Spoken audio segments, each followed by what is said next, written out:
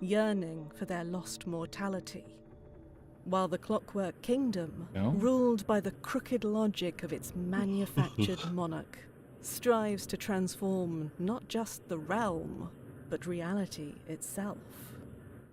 All these regions have their part to play in this unfolding story, but it begins fathoms below, in the Underlands, a ruinous wasteland where none can draw breath for long. It is here that a secret waits to be uncovered by someone whose dreams burn brighter than any. But will those dreams kindle into a radiant destiny, or will we burn in the folly of delusion? The second one, almost certainly. Alright. Welcome back, everybody. Some more Dread Delusion. We were hoping to finish it last night, but we did not do that. Because I didn't know there was going to be a whole Underrealm, and then Vela Callose was just going to fucking murder us in the cutscene. Then we'd have to go do it all over again.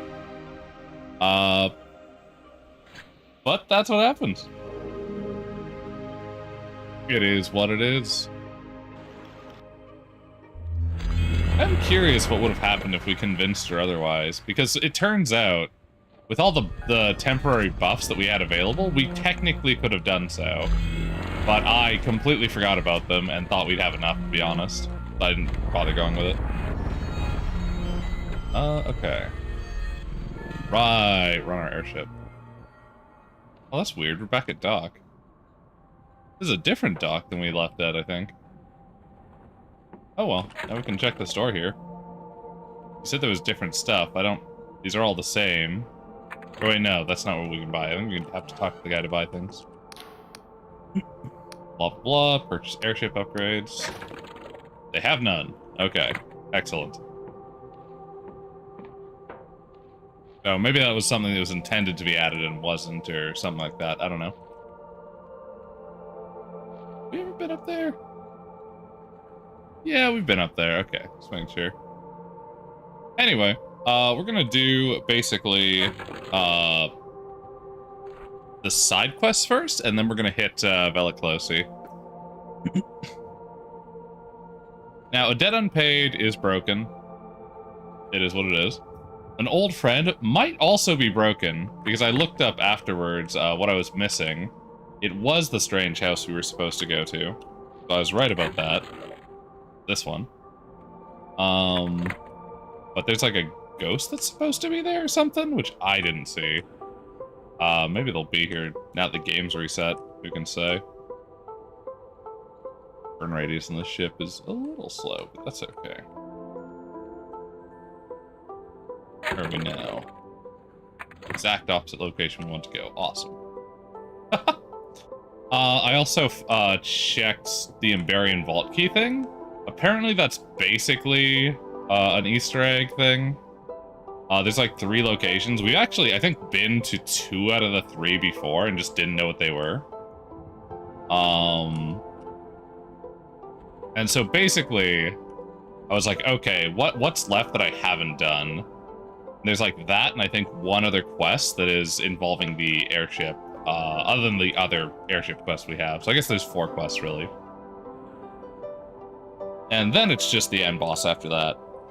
So we're gonna run through those quickly, because I pulled up a guide, since I don't want to spend 3 hours looking around the map trying to find the stuff. And I didn't take notes, which if I was playing this by myself, I would have done so, but as I am streaming it, I did not do such. Really wish this thing came with a compass on it. Okay, at least we have a compass. That's not the worst. Da-da-da-da-da. Looking in the wrong slot. There it is. The wrong key. If you touch the tilde button, it opens, like, the command prompt or whatever, so. Actually, can I unset that? Since I do it enough that it's kind of annoying. Just tab as inventory.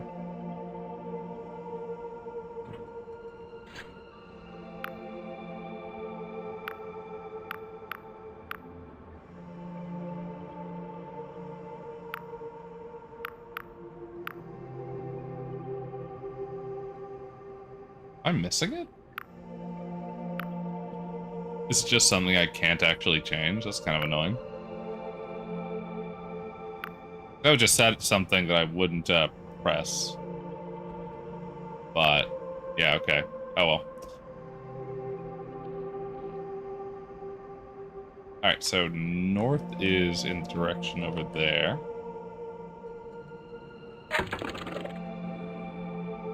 Right, Vela's fortress is north, that makes sense. Giant fuck-off landmark, don't know how I didn't think of that. North, east, southwest. Wanna go southwest. So, directly away from that, so somewhere over there, I think? Towards Quill, right? Yeah, we just go in the direction of Quill. Okay, I know where I'm going now.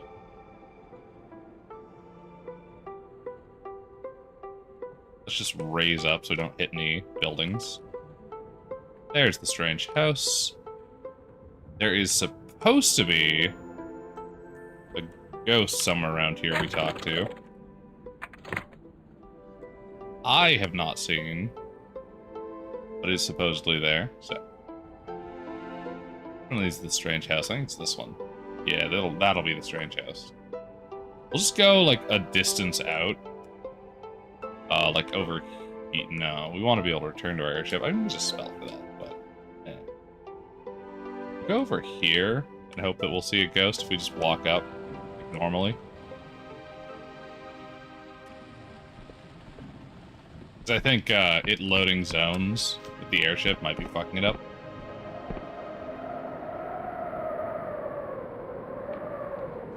Obviously, we see this friendly little guy. But there's supposed to be a ghost over here. I sure don't see one.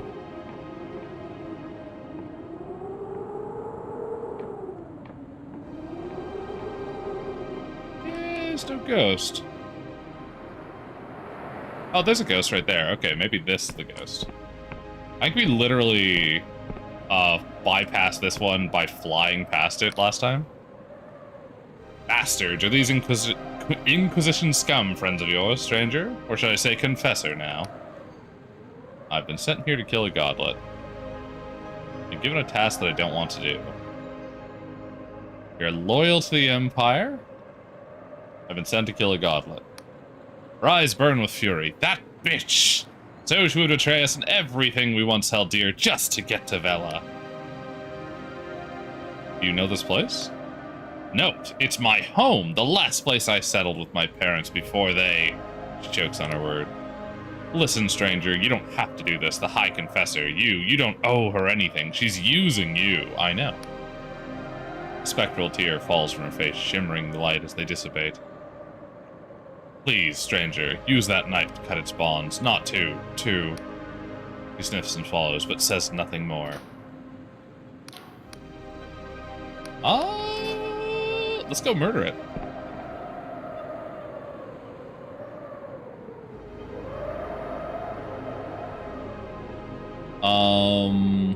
Very sad for a cultist lady, but we personally, as members of the Empire, watch out for the hole, believe that the gods are nothing but evil and only cause ill.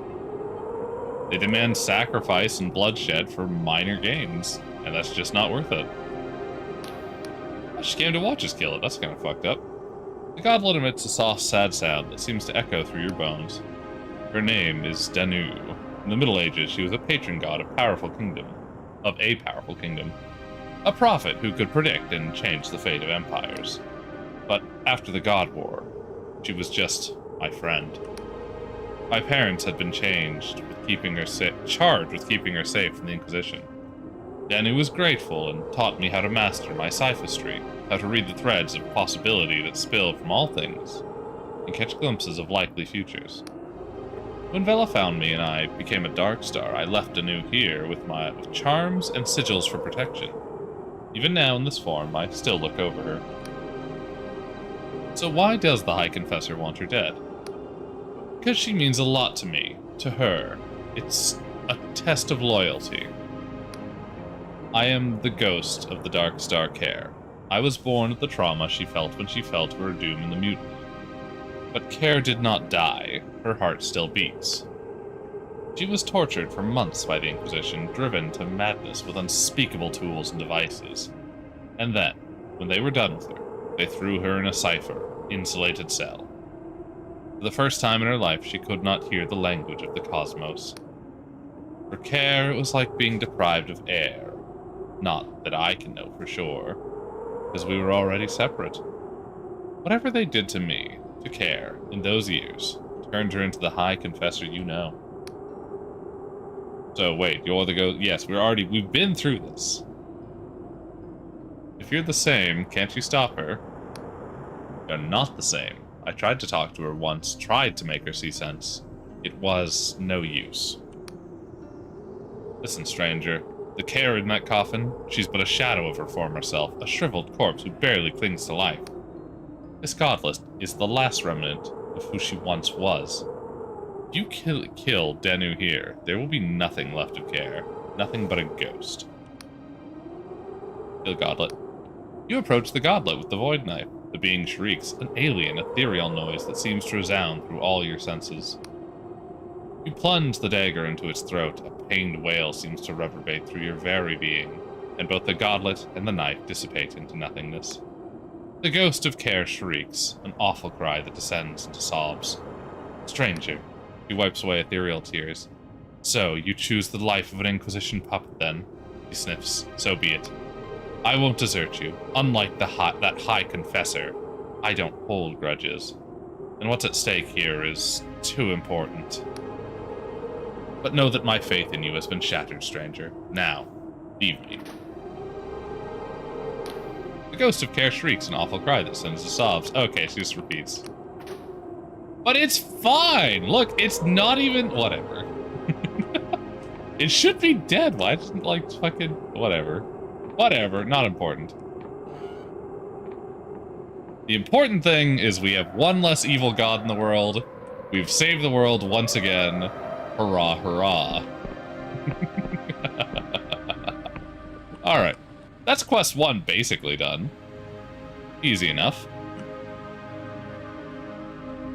Now, as for the other ones, the places that the key unlocks are in, like, the Quill elevator, which is around here. We've actually been inside that one. That's, like, one of the ones we actually did find.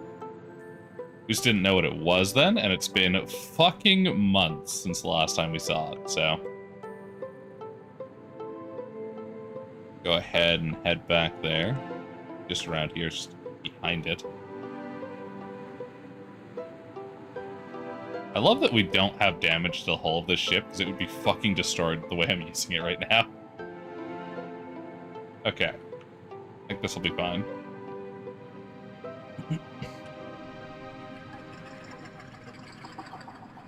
Alright. It should just be behind the elevator back here, if I'm remembering correctly. Yeah, this thing. These are the vaults. There's like 3 of them, apparently. We've seen 2.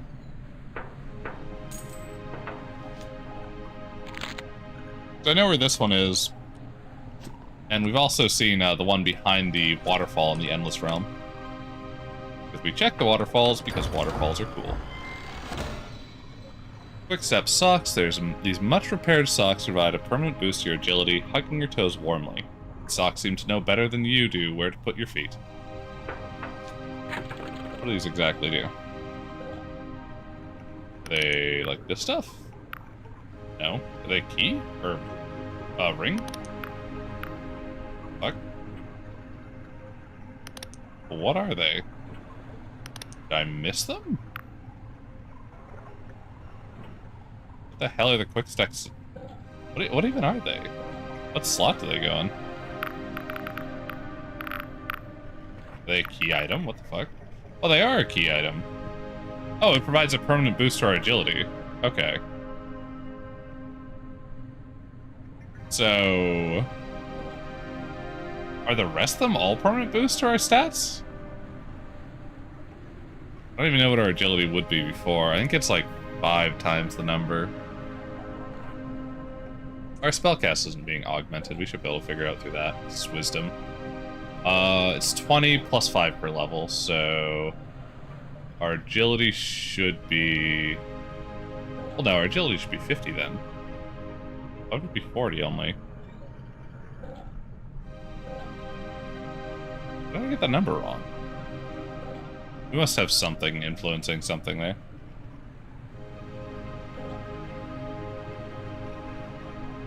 Maybe one of the things that's boosting our spellcasting isn't counting. Because it might just be 5 times the number, since Barter is 30 and we have 6 Persona. In which case, we would have plus 10 to our agility. Which I think is probably about right for these items. This is just me estimating, just guesstimating, because I didn't check beforehand, but... I think the sock gives us plus 10 to agility. Not important.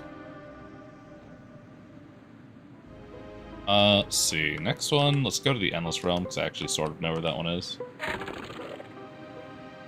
don't have to actually look at a guide for any of that. Should be in one of the waterfalls. Around here, I think. I think it's this one, but I could be wrong. One of these. Da-da-da. Endless Realm was what? This way? I think it's this way.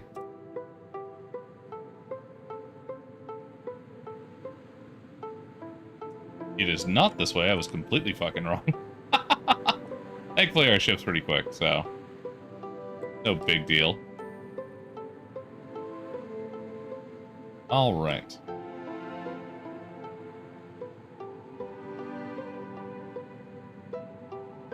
Oh, there's a waterfall.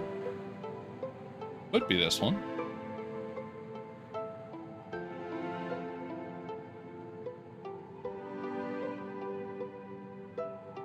We'll quickly go to check, why not? It's just behind one of these waterfalls. Okay, not this one.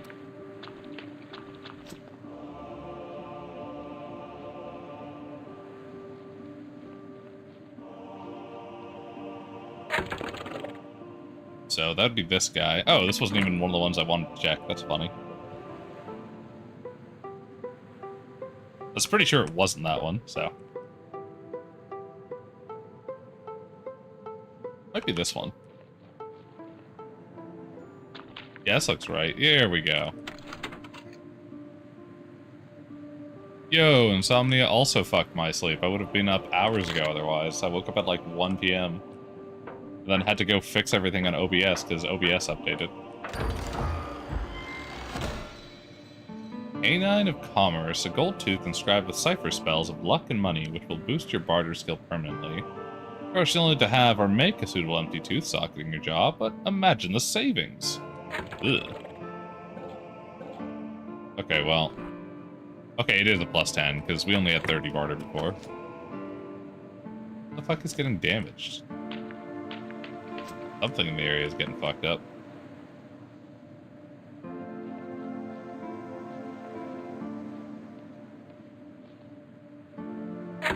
Okay, the next one is Mechanical Kingdom. Just quickly check the guide. Yeah, okay, that's pretty easy to find. Like some cave or something. Over here. Okay. Easy as.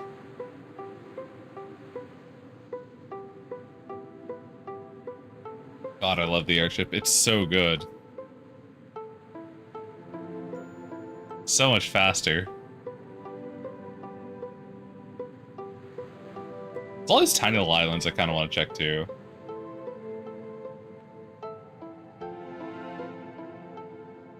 Okay. Check from where we are. Oh, more south than I thought. All right. Around here? Oh, went too far north. Oopsie. Thought we might be. Yeah. I mean, with how easily you can transverse everything, I guess I can see it. I was hoping, like, in my head, right? If there was a third. Like, if we got this, basically as soon as we got to the last continent, it would have been nice, but I mean, we sort of did, right? If you consider, like, assuming the underground is the last continent, it kind of makes sense where we got it. It would just be too convenient elsewhere.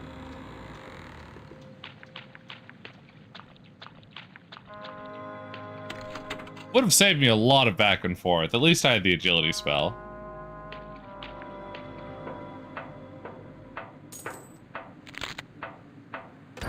Alright, what do we get here? Arcane Accumulator. Intricate piece of enciphered machinery that permanently boosts your spellcasting ability. The scribing of metacipher. Cipher that enhances other cipher is perhaps the most abstruse and elevated of the magical arts. Okay, so that'll boost her spellcasting by 10? That's pretty sick. Can we go above 100 then? Because we have like, what, 80 spellcasting now? Yeah.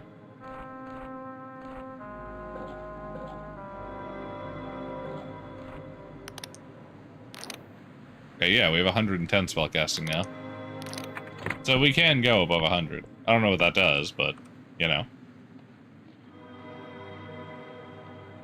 Alright. That's that part. Let us bring this all back to the High Confessor so we can finish her quest, see what that gives us.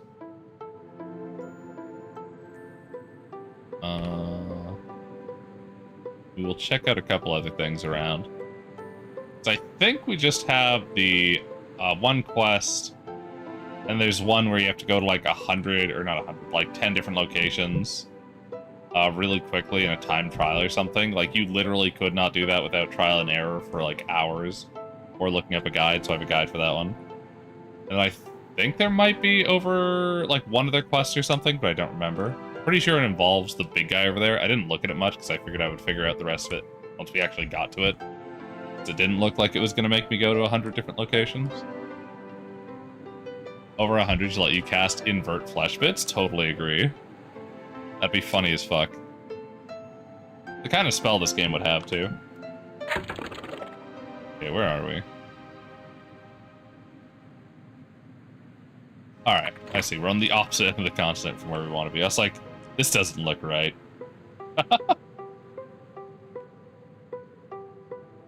We want to be, what, over... Not here. This looks like Sepulchre. Okay, now we're going the right fucking direction. We're just staring at Sepulchre as we do it. We want to go this way. Yeah, there we are. Okay. Sick.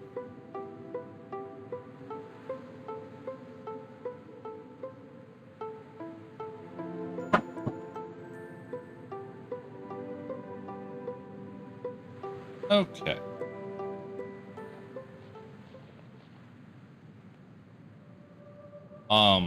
Fuck. Yeah, not quite. Okay, fair enough. This is why you need to have that shit always on you, man.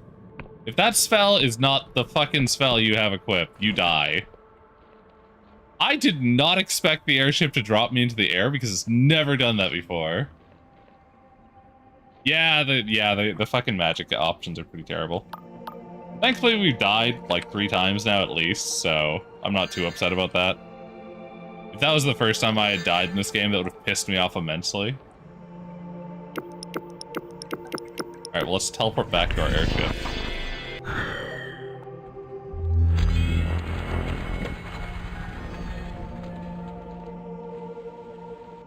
Our airship just returns to dock. Okay.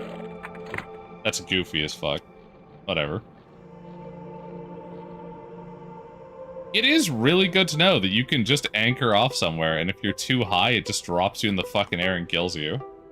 I was not aware that was a thing it would do.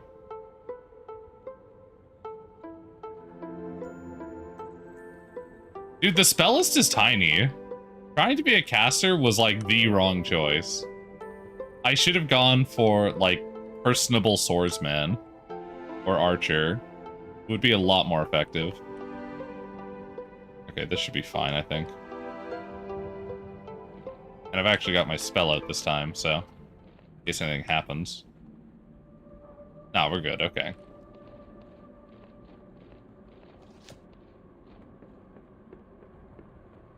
There's a few quest spells? Yeah. Heard a report. The Godla is dead. She sighs. Thank you, Confessor. I found. He slams a mechanical limb onto the ground. I do not want to hear the details, Confessor. I am grateful for your assistance, and that is all. Let the silence hang, but as you turn to leave, except for one thing. That damned ghost, was she there? She was there. That accursed spirit has haunted me for years. I suspected that she might try and stop you. Ghosts are nothing but vestiges of trauma. Singed upon reality, she is but an echo of my former self, trapped in naivety and idealism. She sighs. When I sailed with Vela, I wanted to use my Wiccan magic to heal this broken world. I thought there was always a compromise to be found. But it took months of Inquisition torture, and many more confined in an anti-cipher chamber, for my shattered mind to see the truth. I'm glad it finally did. There is only one thing, myself, and that spirits agree on, that Vela must be stopped. But only I have the guts to see it through. Breaks into a coughing fit and settles into wheezing. We did the right thing, Confessor. We are doing the right thing. I agree with you. 100%. The ghost's in the wrong. All the gods are evil. We should kill them all.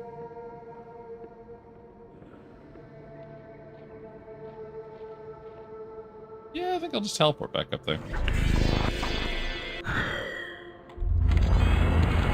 Huh. Doesn't cost any fucking magic to teleport to this fucking ship. That's neat. Also, my stamina is going down for the first time since I've been in the underground realm. I don't know what that bug was, but that was certainly something.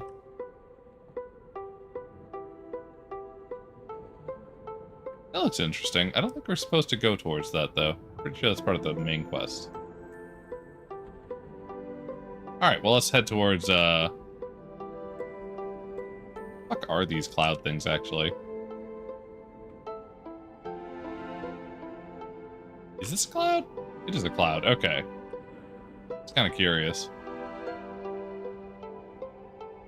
We're just gonna slowly make our way towards the giant mollusk. As I look at a couple other things. I think this is like the Wiccan retreat area. Yeah, it is. Okay. Definitely a case of overcorrection for how powerful magic can often be. Oh, 100%. Like, magic is super weak in this game. Especially considering the setting of the world. Like, the world setting implies the magic should be incredibly powerful. And then it just isn't. Okay, what the fuck is this?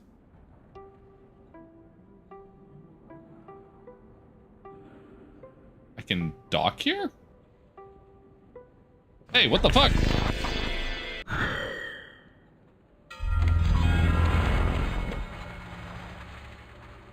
Another fun bug. The airship seems quite buggy. Apparently summons are quite strong. Yeah, I got that feeling. That I was just going the wrong, like going blaster was just the wrong move and that summons were broken. So I kept seeing them and being like, damn, this looks really good. What the fuck?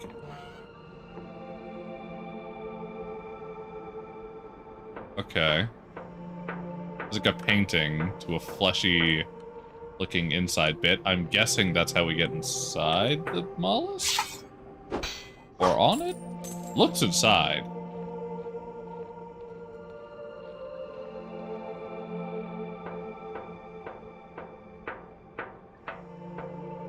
Okay, well, let's use the painting. Step to the mirror and appear somewhere else. Oh, you. Yeah, this is the inside. Gotcha, okay. You can see our ship from here.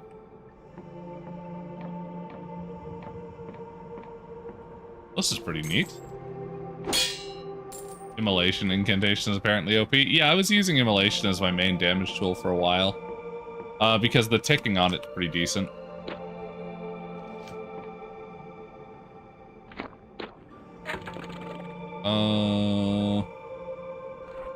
Let me see.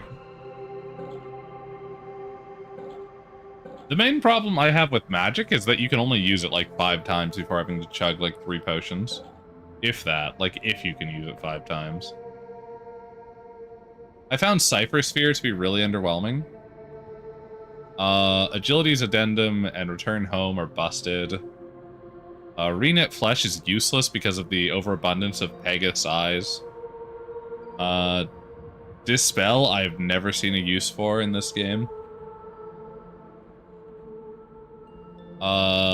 Advanced Time is sort of useful, but a bed does the same thing with better stamina. Immolation Incantation is decent. I'm pretty sure that's our other attack spell that isn't just Ethereal Flechette, which is super quick attack spell. Slow is okay. Spectral Shield is... like... if I was using these two, I would just be going melee. Summon Skeleton Mage, which I just got this late in, is basically an endgame spell and we haven't used. Yeah, Dispel removes basically any status condition. The problem with that is I've never been hit by a status condition that mattered. In the entire game, pretty much, except for the -1 to everything. Like, if this removed the curse and it didn't just reapply immediately, then it would be okay for that area alone. But, like, I haven't seen a status effect that's actually been a problem. Summon Skeleton Mage might be really good. I don't know. I haven't used it. And Entice, I haven't done an Entice build. It might also be good.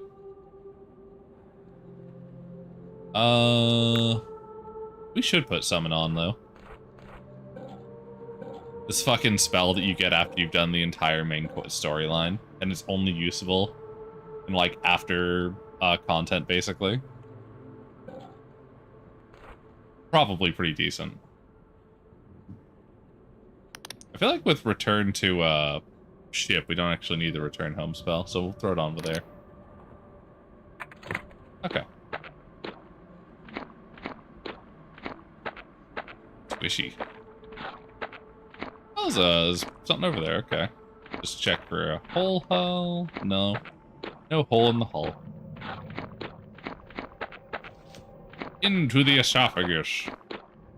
Hey, there's a guy over here. Crude notes found in Cephaloc's throat. Luca, I am right in this, just like you taught. I'm sorry if my words are bad. You should be sorry. The big squid is dying. We all know it. The shrooms are rotten and the harvests are fucked. The air's getting thick, hard to breathe. The Wiccans don't care, holed up in their castle, lording over us in Dredgetown. We told them the mines were empty, that the squid is dead, and what they do, they just make a magical pickaxe and up our quotas. Well, I'm not standing for it anymore. I'm leaving the big squid. I've been here all my life, just like my dad and my dad's dad. I never breathed air from the big empty, not till today. I'm going to the tongue, Luca. I know you said the fresh air would kill me, their lungs are wrong, but I don't care no more. I gotta be free. Biddle. More proof that the gods are fucking evil. Their servants are just out here making an entire species of people who exclusively live inside a giant squid and mine it? What the fuck? There is nothing okay about that. What the fuck? Okay then. Ugh.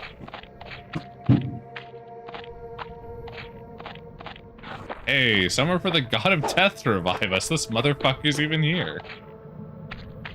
Okay.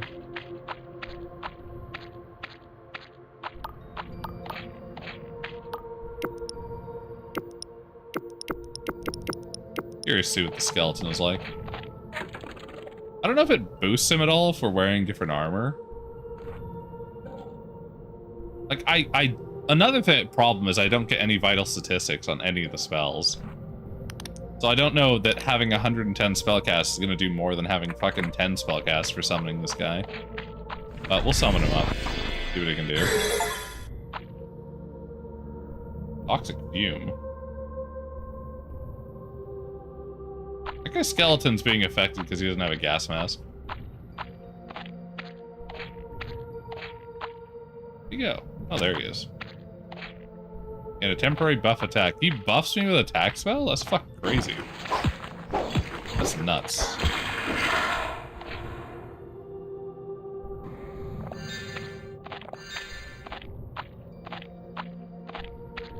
Yeah, like that bleed there doesn't do anything. I have a health potion.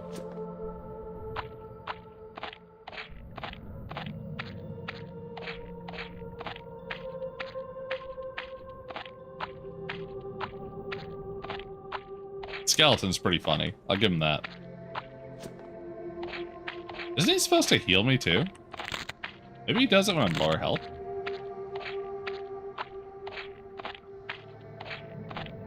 So squishy.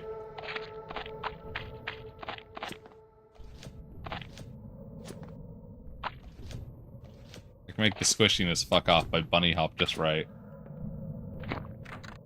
Where's Bard from the other side? Okay then.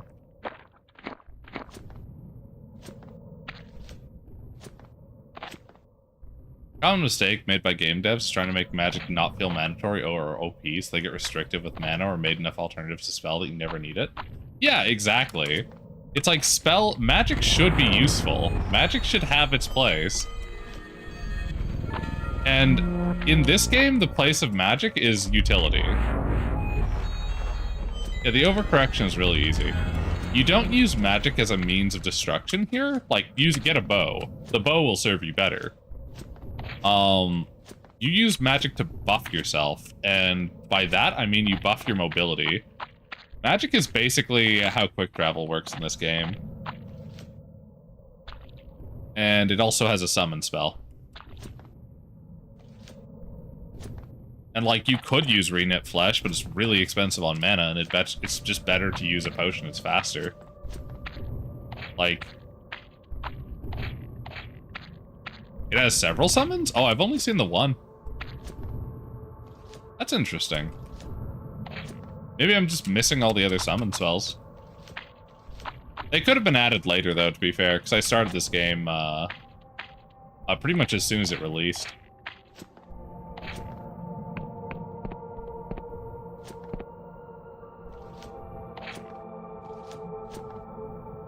You have only like 2/3 of the list of spells total? Oh, okay, they probably just added more spells afterwards. We'll go around and pick up the rest of the spells and test them out, I guess, then.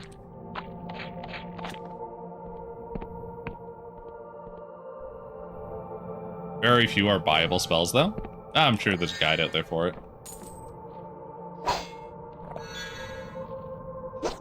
Like, we've been basically everywhere. Unless it's on one of the, like, islands, in which case... Oh, we need 6 might for that. That's annoying. Do I have something that buffs my might?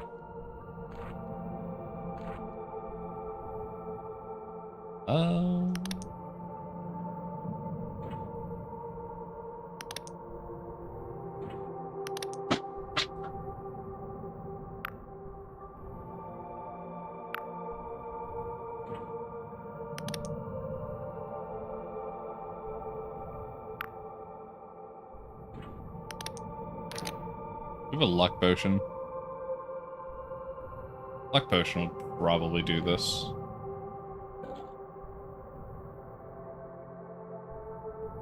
Oh, the Endless Loyalists also love us. I didn't even know that. That's funny.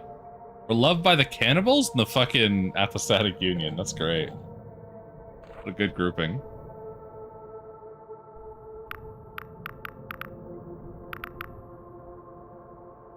That's an elixir of regen, not an elixir of luck. Sag.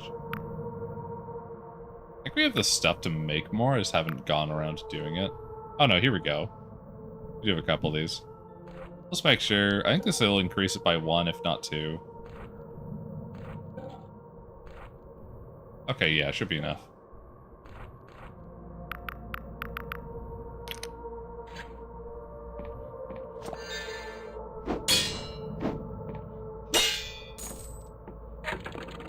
So we have the ring that buffs the effects. It increased by 1 or 2? Increased by 1 still, alright.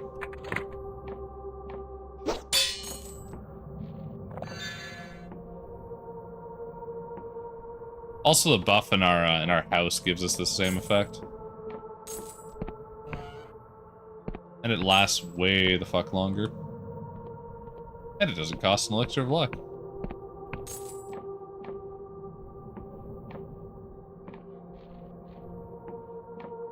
Alright.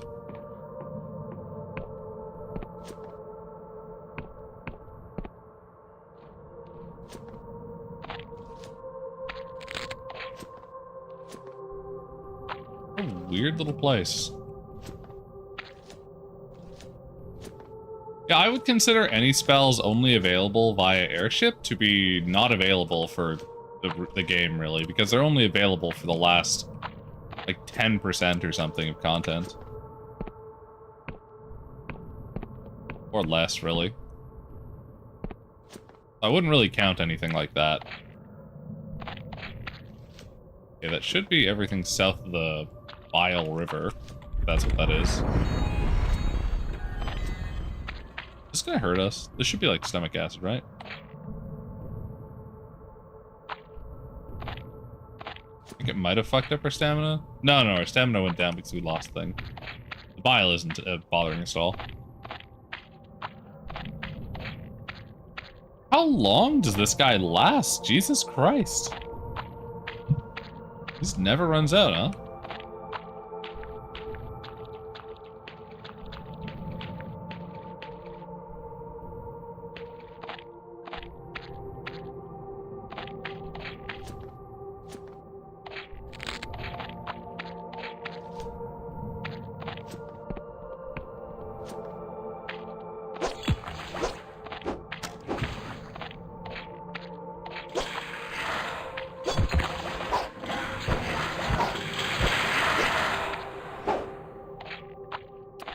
Good job, Skeletor.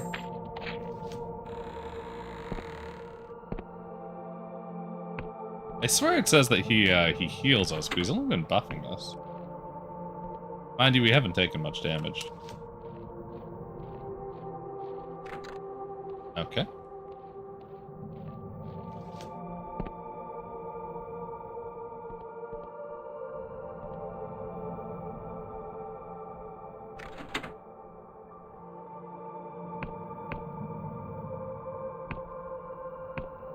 There's our third lore object.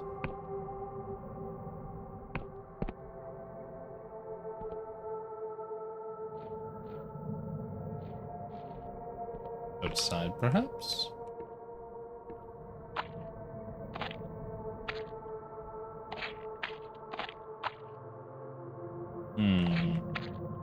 Aha! There we go.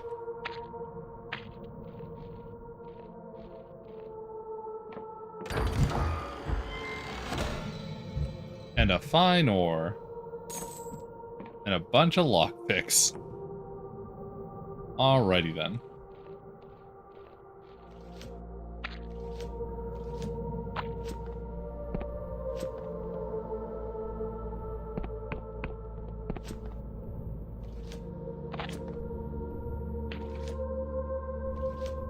I think we've walked down here. We'll just double check.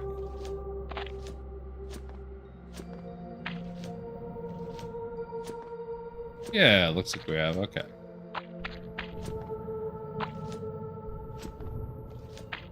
We'll check the other side of the Vomit River before pressing forth.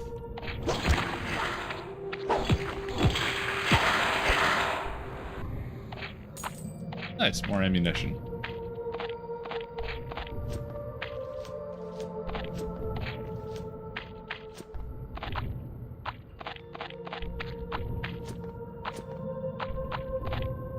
Ah, lovely Vomit River. Delightful. On guard, foul critter. Hey, he hit me once. Good for him.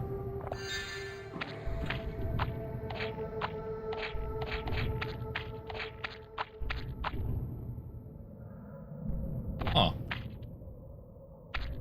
Okay, this goes down then. There's a giant awful frog down there. Oh, that's terrible. There's some kind of town we can go into on that side. We'll go down first. Why not?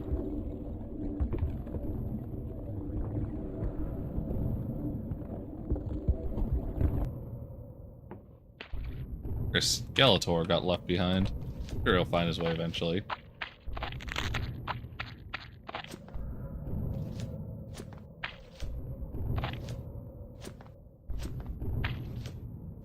Can't believe this is a wholly missable region. I mean, it's a giant fucking mollusk. Like, who's gonna miss it? But still. Oh, found a secret path. What the hell is this? Shielding potion and an Iosic bomb. Door.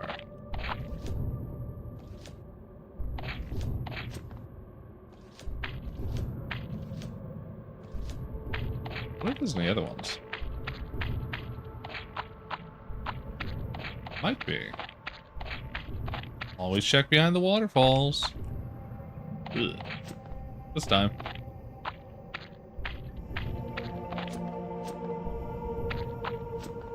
Okay. Hello, horrible frog monster. Eat fire.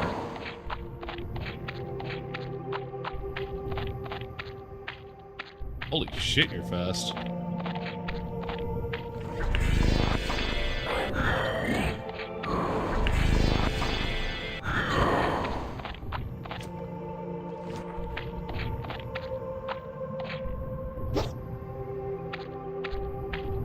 There you go. $5 whole. Wow. That's almost worth the mana potion would cost to pay for the spells. Not. Oh, we found a landmark.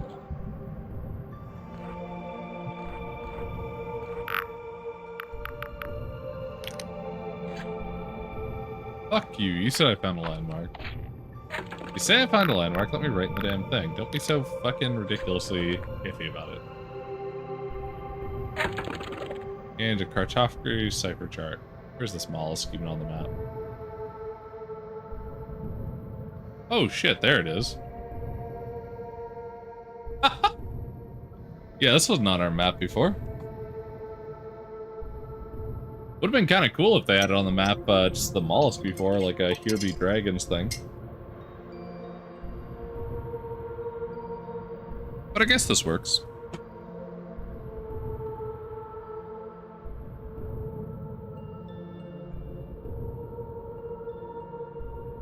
Oven of the Mollusk Castle. Oh, we're gonna be killing more Wiccans soon, I guess. Oh well.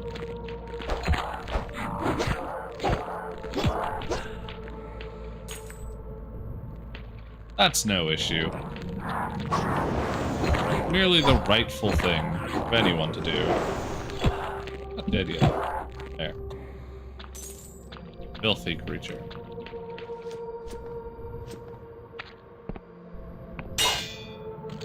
Wow, we need Might 8 for this.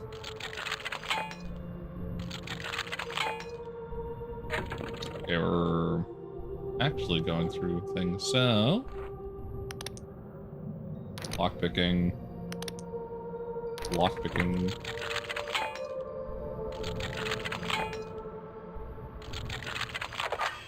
There we go.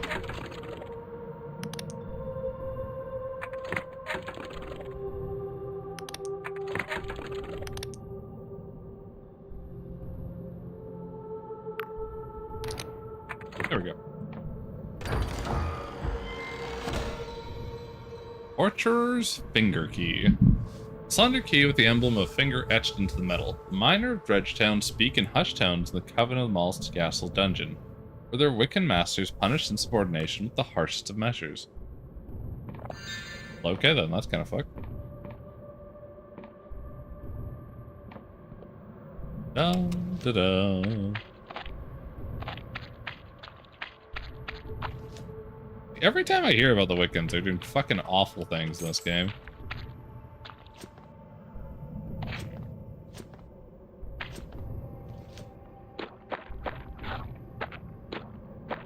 This looks interesting.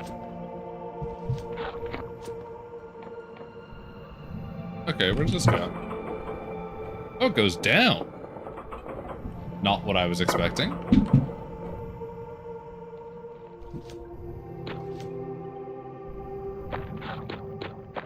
I almost missed that. The fuck? This vein was depleted long ago. Oh yeah, look, the Union definitely expanded the join us or die mentality, okay? 100%. You're totally right on that, okay? So, that is a thing, for sure. We're in a mine. Yeah, I'm not gonna touch you for now. We'll come back here. I think we check out the town first. Pretty sure the town will be pissed off at us if we try and kill these guys. They might be like Wiccan cultists though, and just immediately, even though they've never heard of us before, because we're of the same, you know, grouping, attack us for no fucking reason.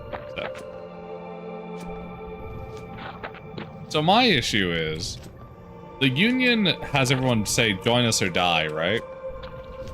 But the reason they're doing that, like, ideologically anyway, the way they claim for it, is because they're trying to get rid of all the gods, and if you're worshipping the gods to make your life easier, at the sacrifice of other lives, then you're fucking evil.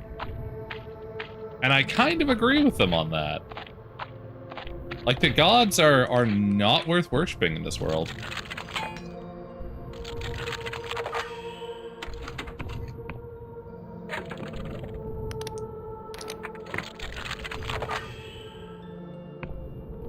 So while they maybe join us or die, they're kind of the right guys regardless.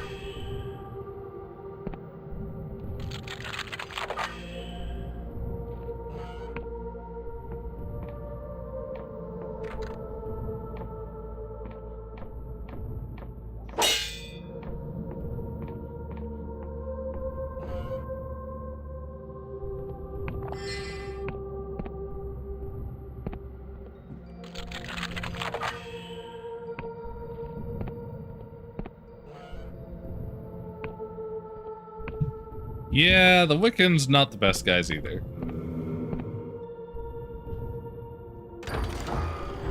We're already full of delusion, so we can't use that. Sadist Club. The world is just shit. Killing the gods is as bad as serving them. The world is shit, okay? That's true. The world is shit. But the gods are just cipher magicians that demand blood sacrifice to use their ciphers. Like, that's really all they are.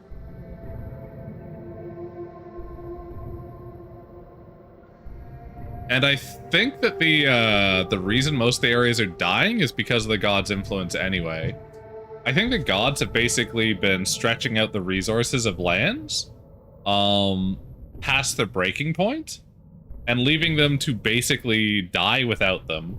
So it's like, you already used me to make your harvest better, and every year afterwards your harvest will be worse. And I can solve that problem for you, but the next year's harvest will be worse if I do that. And the price? Give me your firstborn son every year. Until eventually they get fed up with it and say, okay, well, we can't do that anymore. Too bad, Godling, you have to die now. And now the land is ruined. It's irreparable. It's fucked forever, because the gods have been draining all the nutrients out of it to try and, like, forcibly make it fertile for you. The world is literally dying without them, and the Union isn't able to implement them. Yeah, I think the world is dying because of them, though. So, I think it's kind of a, you're fucked if you do, fucked if you don't. I think this is the last chance for this world, regardless, to just slay all the gods. Was that the gods doing that? I think it was. It is my headcanon. I have no conclusive proof. From what I can infer from what's been happening in these areas, though, yes, I think it is the gods doing that. Everything I've seen about how cipher magic works and about what the gods are tells me that the gods have just been taking sacrifices to fulfill evil wishes, basically, to be like, hey, we'll help you, but it'll sure come at a cost, and we're not going to discuss that cost. I saw no evidence the gods putting it in motion. I think they were making it fertile. I think they were making it fertile at all. Well, you have to look at it, the fact that we're like 1,000 years into people sacrificing shit to the gods to make it fertile. So, like, we're already well beyond that point. A sadistic glove designed to make physical attacks more painful. That is busted. Plus 25 attack is insane. After the sectarian schism and their defeat in the God War, the radical Wiccan denomination adopted increasingly brutal attitudes towards discipline. Like, I think our sword isn't even plus 25 attack, and it's a max-ranked fucking Emberian sword. But yeah, I think the gods are basically leeching all of the life out of the land to force it to have a fertile harvest again. And anytime you're requesting, what the fuck, their aid, you're exclusively screwing yourself. I can't use this.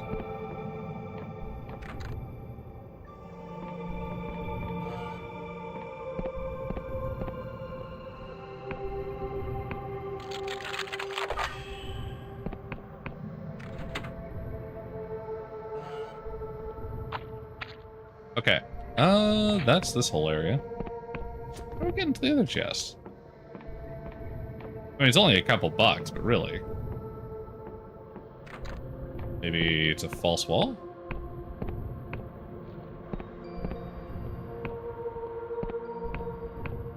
That doesn't look like it. Okay. Let's check these as well. No. We definitely need to contrast this to the playthrough where you side the Wiccans. Oh, 100%.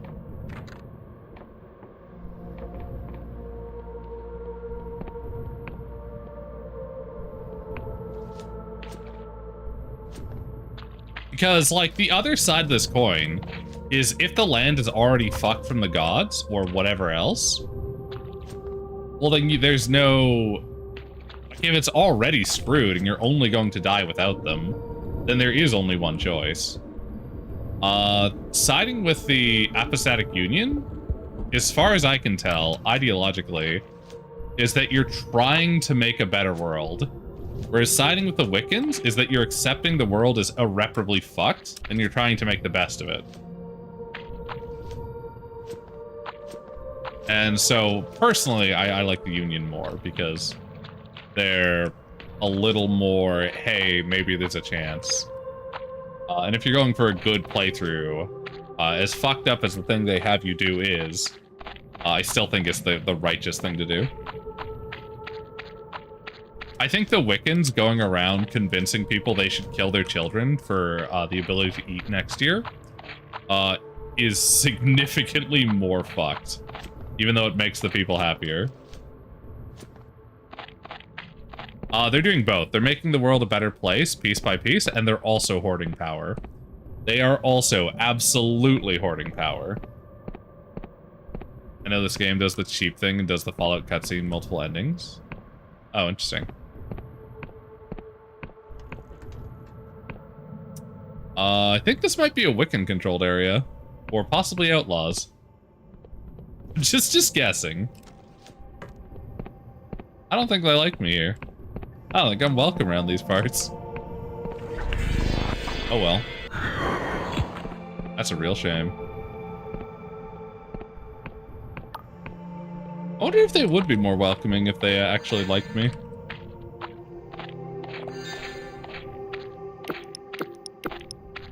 Next time we'll have to try and befriend all the goblins and all the gobbledygook. Wait, I can summon multiple of these? What the fuck? How many can I summon? What the crap? Yeah, this is busted. 'Cause these guys are basically permanent. 2 normally, up to 4 with certain items. Okay, well I've got 3 already. Can't summon here. Wait, I can't summon here? How do I go down here? Can't summon here. Okay.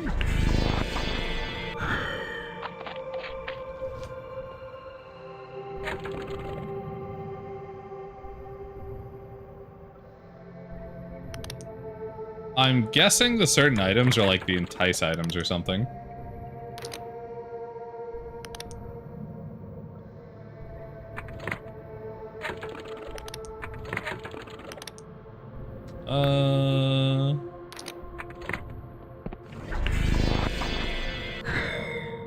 No? Yeah, because there's a spell that's just entice, so I was like, maybe. Doesn't seem like these affected, though. We actually probably want the Learn Perfume. Even though I doubt these guys are gonna let us talk to them. Either way, we'll just take our Skeletors through town. Causing mischief, as it were.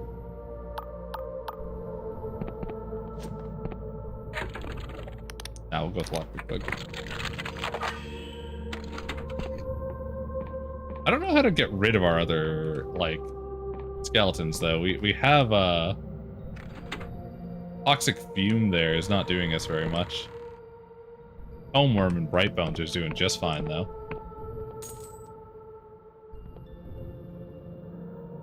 Oh, okay. Dispel cancel the summon? I see. That's interesting.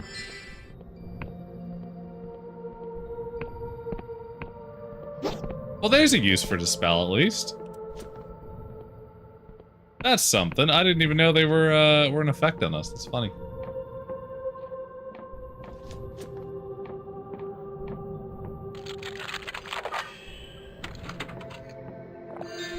Elixir spellcast. Yeah, summoning is clearly the most powerful. Oh fuck, they're gonna block us in. Summoning is clearly the best of things. What are you gonna do now, boys?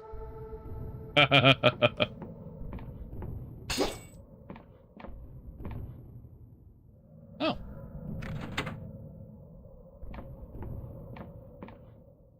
It's just fucking waiting for us over there. Come back, master. I don't know how to jump a fucking 2-foot jump. Help. Help. Oh shit. Apparently they do know how to jump it. Alrighty then.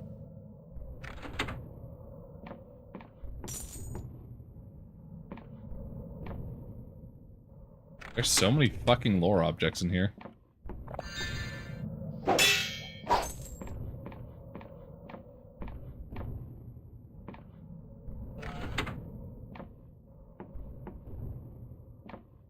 Okay.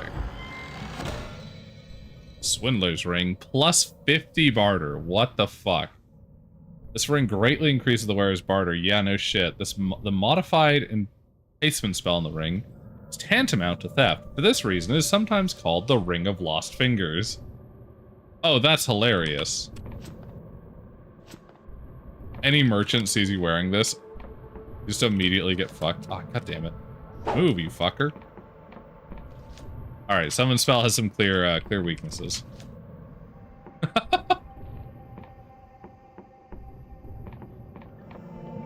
It's a good thing to spell cancel the summon. You should definitely get that before summoning. Unless you want to get soft locked somewhere. Bring mana potions.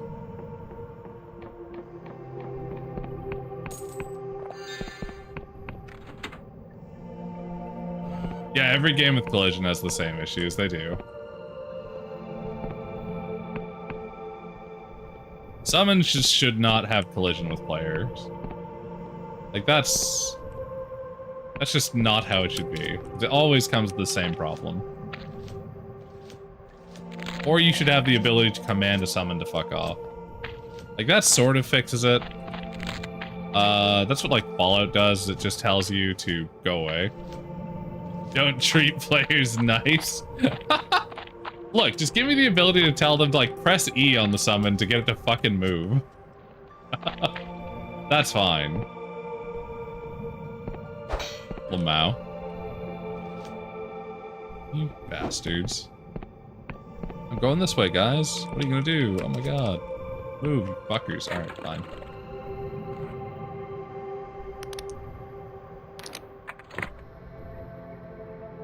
I've never had to use this spell before. It is only needed to be used for these guys right here. Die. That's what you get. Don't fucking block me in.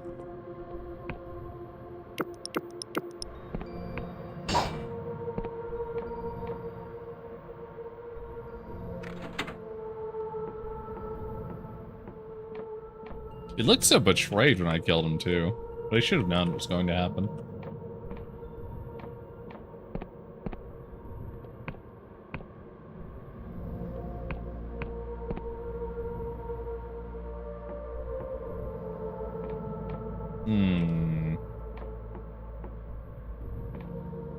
Where, oh where?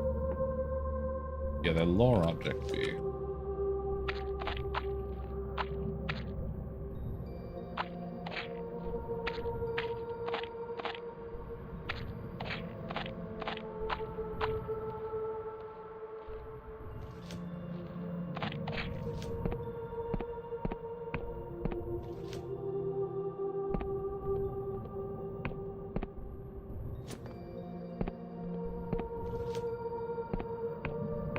Huh.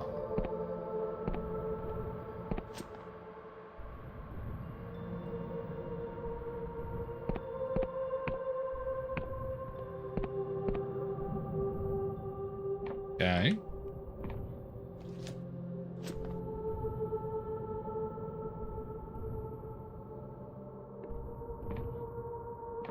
Must be really far away or something. Normally they're pretty localized.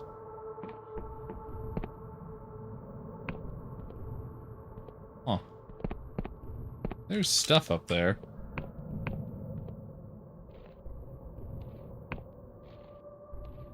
Stuff I might want. Okay, I can jump to it from up there, I guess. So I can just jump on top of that house. That shit lighter. That's probably where the lore object is, too. Oh, there's a ramp up here. That'll work.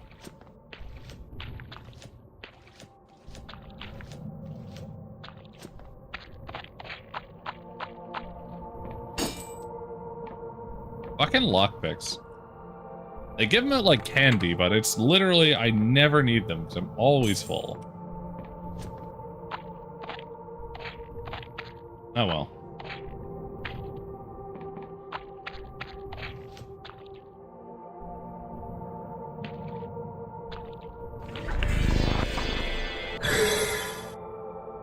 They're so expensive on their magic, too. Alright, Blaster. Your job is to be in melee with these. Immediately fucking killed it. This is why the bow is broken. Like, they don't even... The AI doesn't know I'm here, and I can just fucking kill it all the way over here. The gloves that increase my attack by 25 also add to that. I'm kind of curious. My attack is only 25. This sword adds 24. These late game gloves add 25. Now I have 50. Oh, I think... Wait. I think the total damage goes up based on my attack. So it was 24, now it's 27. So maybe the attack doesn't do anywhere near as much as I thought it would. Okay, maybe it's not as good as I thought. Attack fucking doubles, goes up by 3 damage points? That's crazy. Okay, there's that house.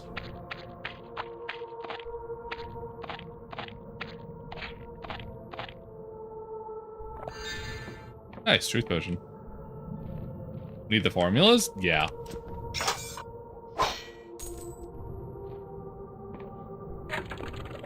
I mean...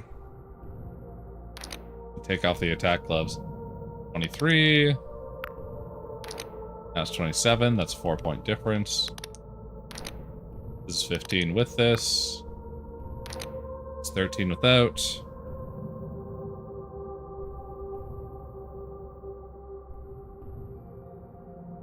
If it rounds up and the base damage is 10, then it would just be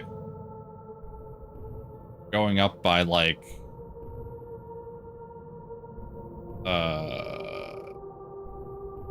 a percentage, with attack 100 being double. Because if it's like times 1.5, because my attack is, you know, 50, that would make sense for this. Sword does, it gives us the base damage, okay? So this is 10. It's now 15, because I have 50 attack. This is 18. It's now 27. That fucking makes sense to me. 35. 17.5, but it's rounding up to 53. Yeah, it's just rounding up. The attack, the formula is literally 100%. Which is just, you know, times 1. Plus whatever this number is in percentage, rounded up. At least on what it's showing. I don't know if it's actually doing 52.5 damage, or whether it's just showing, you know, 53. But at least for attack, I think that's what it's doing.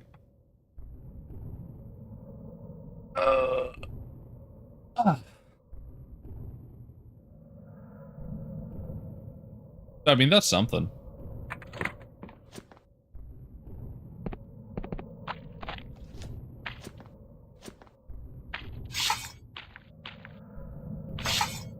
Using the bow is still just better because its attack number is so fucking high. What is the temporary buff giving me? Yeah, I guess it's gonna be plus 10. There's a 10% increase over the base damage. Double checking. Yeah, that's what it looks to be. Or is it? Wait. We currently have 60 attack. This is 18. It's fucking...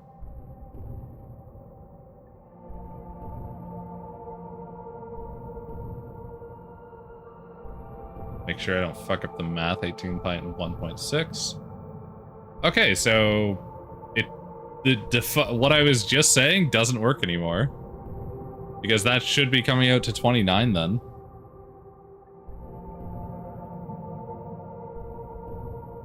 $35 times 1.6. This should be 56. Does it have diminishing returns after you get to 50%? Game doesn't expose the right numbers yet. Shows so. Yeah.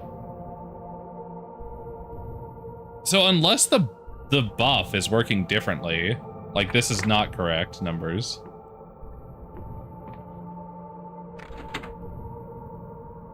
Yeah, it shows so many fucking numbers, but it doesn't show the ones I actually need or want.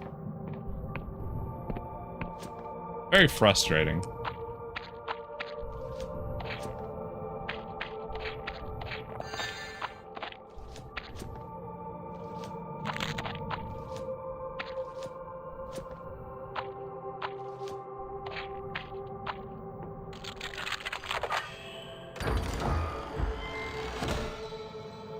Arianor.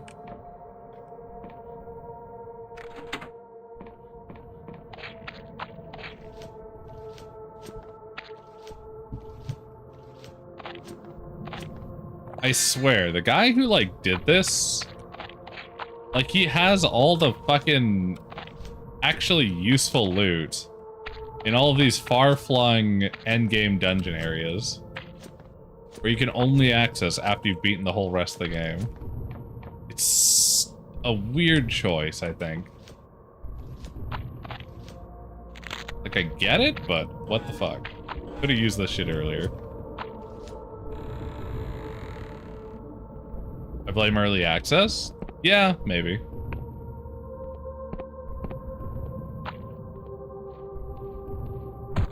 Ow.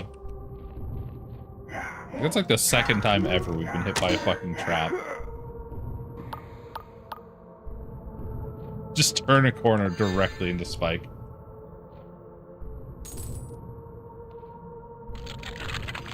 Early access encourages the progressive implementation of content. Yeah.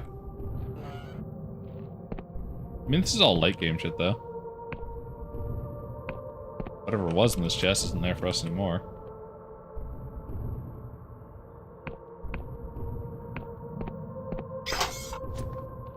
Huh.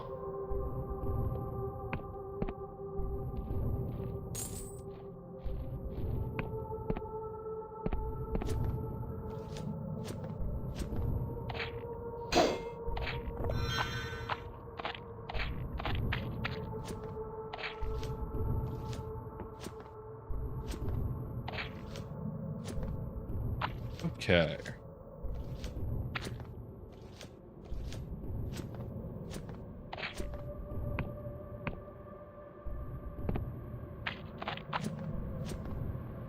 He knows this type of stuff was needed and he tried to address it due to the way early access works and pressures developers due to people already playing the game. He's kind of pushed towards adding into whatever content he's adding next, not overhauling earlier areas too often to correct it. I agree with you. I do agree with you.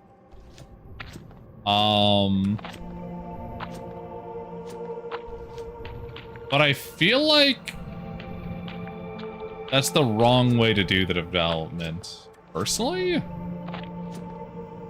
Like, if you're doing early access, right? Early access is bad for games in a lot of cases, sure. So, if you're doing early access, I feel like the correct way to do it, with mind to content coming later. There's one right here, too. Ah, that was the last one we did. You shouldn't, like, throw people directly into all of the content you've made for them. You should probably skip areas, as it were. What the fuck? Just a bugged little chest, isn't it? Sky snail sails. The dangling limbs of a sky snail enchanted with cipher magic to operate independently of their body. Though lacking the potential speed of traditional sails, these steady limbs help any craft achieve greater handling. Oh, that's cool. We can upgrade our sails with that. Also, it kind of feels like there's somebody here that I can't see, so I'm just going to use a truth potion. Nope.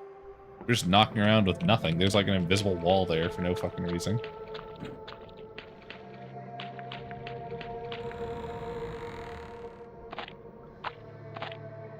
People who skip-ode on content, skip over content that have planned or have finished early access usually actually do even more damage to the game based on actual empirical evidence from lots of people who attempt that. Interesting. I would have assumed that, like, if you're only showing people every other area or you're showing them, like, distinctly different areas, then you would be able to do the proper implementation of design in those areas you're not showing. And that would make up for the damage you're causing in other areas to gain interest. Most people don't make new saves when 1.0 releases. Fair enough. I mean, I don't think I did. I'm pretty sure I came in on this on like 0.88 or something.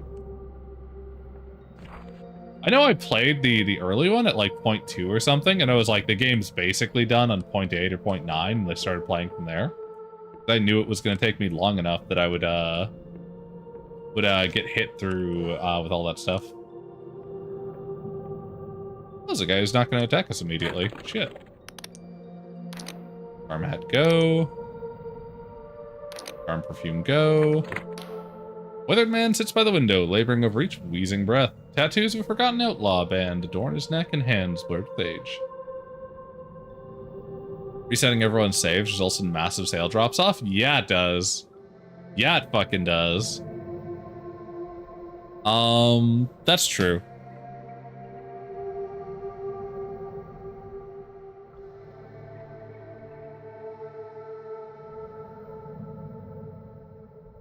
Like, okay, so early access, the intention of early access is to get more money to the developers so they can afford to continue developing the game. And to bolster interest in your game, right? Like, these are the two benefits to early access. And so there's adding content behind the pack? Really? Interesting. Huh.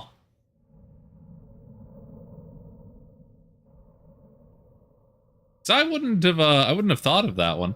I know changing already implemented content would annoy me, but adding new content wouldn't really bother me. I would just be like, oh, I just have to go back there and pick it up or whatever. Early access does not bolster interest in your games. It actually has been empirically shown to the opposite, because you only get one launch. If you launched in early access, you basically spent that first launch hype on the unfinished product. That's fair.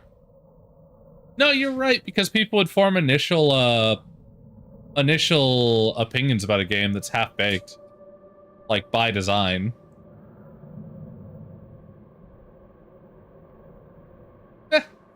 Such as it is. So I guess it's, the only benefit is the increased early capital. You're basically gaining the early capital at the cost of later capital.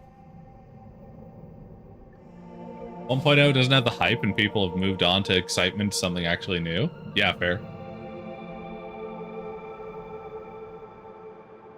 You know where early access definitely does help the developer?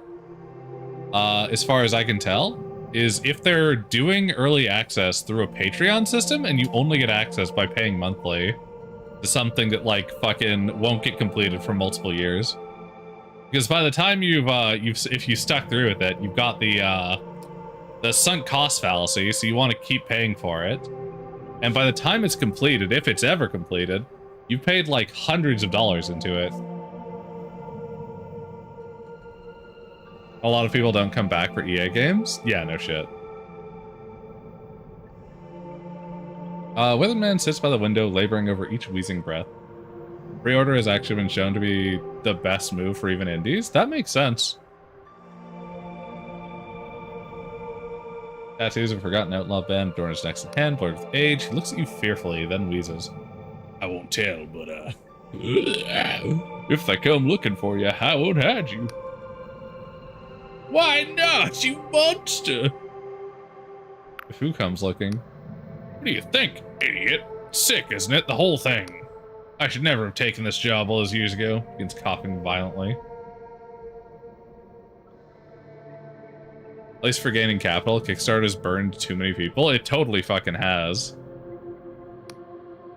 Like, Kickstarter has burned so many people. Because it's basically, hey, we have a fun idea. This is our concept. We need way the fuck more money than we're gonna get, and the money you are gonna spend, we're gonna spend and not give you back. And if we don't reach that end milestone, or it's more work than we thought, or it's gonna cost more than we thought, then you're gonna feel burned, and we're probably gonna screw you. Like, it's just so unprofessional. Nobody's giving enough oversight in a Kickstarter project. Sometimes you get the good games from that, though. Like, shit does happen, but quite often it's just you get screwed. What kind of work were you doing? Just like me, you know. The mushrooms are growing and her body can't fight them. It kills you slow, let me tell you. Those bastards brought the mushrooms here a long time ago. They infected the mollusk because it was useful to them. Over the span of a generation, the mycelium spread while the coven declined, and now it's completely out of their control. Everything outside their castle has fallen apart. Mollusk really is just like me, though. One day soon, she's gonna be gone forever. You know what? The fanatical dreams that were built on her back will die with her. His passion exceeds him, and another coughing fit ensues. By the time he recovers, he seems to have lost his train of thought. I should never have taken this job. Oh, and the other thing is, to actually raise a lot of money for Kickstarter, you have to deliberately lie about how much you need. Yeah, exactly. Claim you need way less because an already funded project is basically a multiplier on how much money you have. Yeah. No, you're totally right on that, too. Like, the objective way to do a Kickstarter correctly is to lower how much money you need by a lot, so that it gets picked up by, like, news or whatever, and you just get free publicity. And a ton of interest in your game. Which is just really unfortunate for the people buying in. What was the job? A long time ago now, they told me it was a manual labor, but the type that gets you hanged by the Inquisition. They didn't tell me the location or the client, and I'd never heard of the Coven of the Mollusk. Supposedly, all I had to do was get in on an airship. Do the work, not ask questions, take the money, go home, and shut the fuck up about it forever. Easy money, I thought. No thieving, no kidnapping, no murder. For an outlaw like me, that's about as regular as work gets. The pay was nice, too. He coughs, clutching his abdomen in pain. Well, long story short, I fucked up. Nothing here is free. I got into debt and couldn't leave.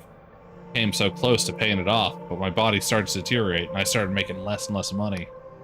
Now I'm in so deep in the hole, I might as well be buried in it. Not that I have long to live anyway. What kind of work were you doing? Vince at you? Mining, I guess you could call it. The mollusk produces shroom weave ore, deep in its womb. That's what the Coven's here for. My work was to move the heavy shit around so this could happen. Sometimes I'd help cut away some flesh where it wasn't wanted, or graft a piece of somewhere else. Everything was so large it took a team of 3 or 4 to do anything. His voice begins to get hoarse from talking so quickly, and he lets out a deep cough. Did you ever try to escape? I dream about it. But they control every airship, check every detail, and if the Coven caught me, I'd be... Coughs violently. You wonder if he's gonna throw up? I see. Should never have taken this job. I love that we could help him and we're just like, nah. I mean, to be fair though, I don't know that any help we would provide would do much for this. Poor guy. Oh well, not a problem. If he really wanted to leave, he would have given me a quest to help him.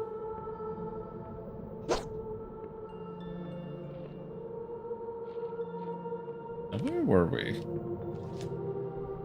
That's right. You know, he should never have taken that job. It's a poor decision. From a poor old outlaw.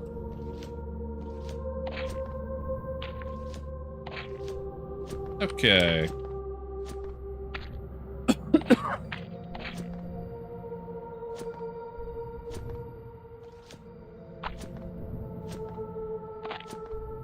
Fun story about one of the first early access series? Sure, lay it on me.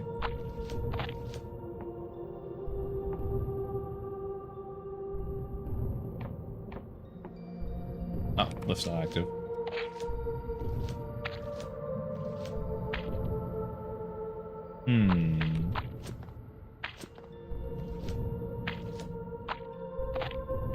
Are you familiar with a little indie game that almost nobody has heard of called Darkest Dungeon? Yes, I am.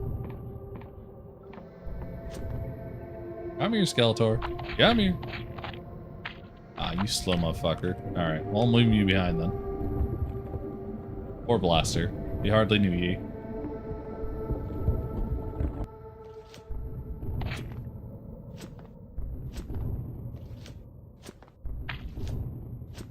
Yeah, I've played Darkest Dungeon a bit.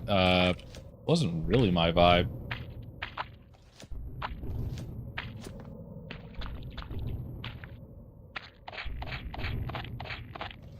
There we go.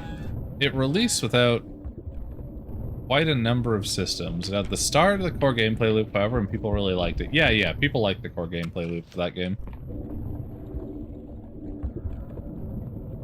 I found that it had the same problem that every multiplayer game has, which is if you don't play it enough, you get left behind by the experience of those who are playing it more often, and then you get fucking wiped constantly.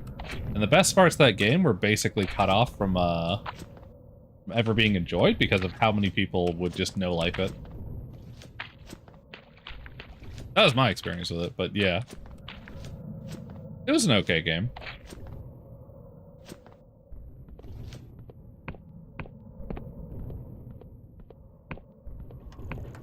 Darkest Dungeon? It's not single player. Wait, I'm thinking of the wrong one. Give me a second. I'm pretty sure I am thinking of the wrong one. I'm thinking of Dark and Darker, aren't I? Yeah, I'm thinking of Dark and Darker. Okay, I know what one you're talking about. You're talking about, the fucking... I'm pretty sure I own this game. Yeah, this one. Okay. No, I know what you're talking about now. Darkest Dungeon is a whole fucking... Sorry.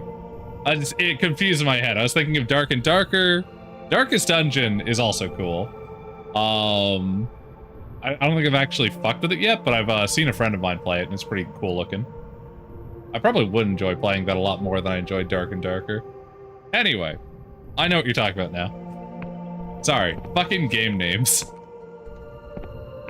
Fucking Dark and Darker, Darkest Dungeon. Motherfuckers. Whatever. Continue. That's so funny.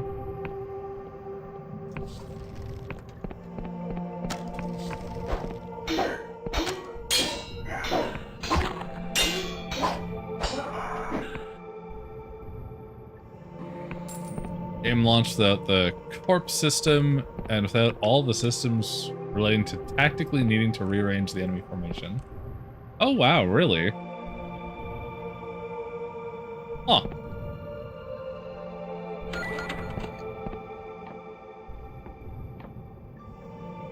Also launched a lot of the negative effects that can happen from not properly taking care of yourself, and most of the traps fully implemented. Wow, that is not a lot of it. And they add the stuff in, they add in the boss fights, they add in the high level content, sure.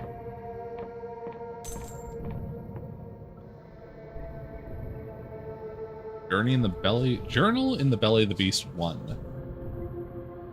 Diary entry number 17. A lot of things are number 17 in this game. Date unknown. Adding it in results in a massive drops of bales? A huge backlash almost killed all their financial momentum. Oh, drop of sales. Okay. That is fucking ridiculous. Okay. Everybody just immediately like, fuck this shit, alright. Anyway.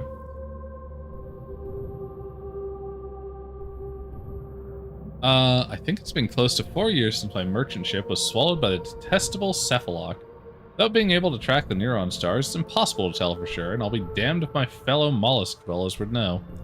I think just 4 years ago I was sailing back to my luxury suite in Ryova, where my husband would no doubt have prepared a delectable feast.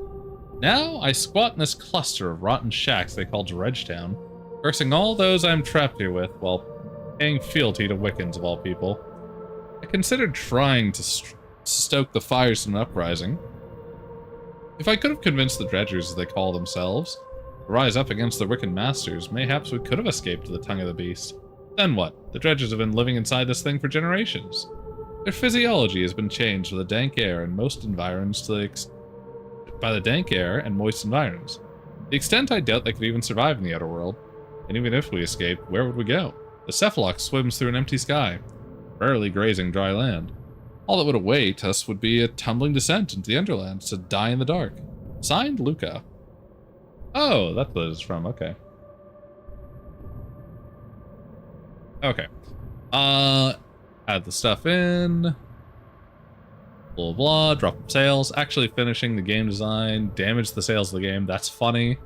Not only that, but the 1.0 release results in a massive drop-off in community support because they just assumed that now that 1.0 was done, they weren't going to get any more updates. There was no reason to buy a game not being updated anymore. What the fuck?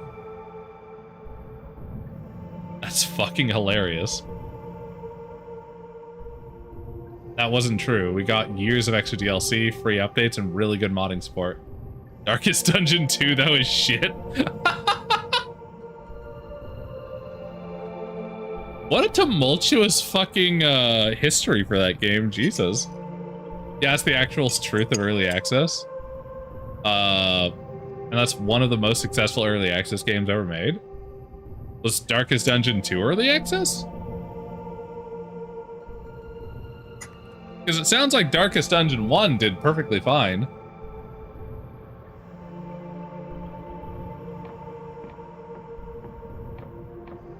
The first one was, I don't think the second one was. Well, now how come the second one was shit? Is it just like half-baked? Did they never go back and fix it? What's wrong with number 2?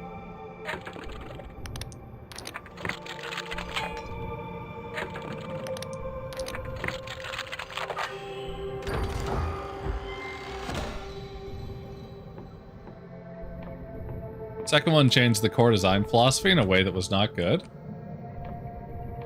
Can you elaborate on that, or like...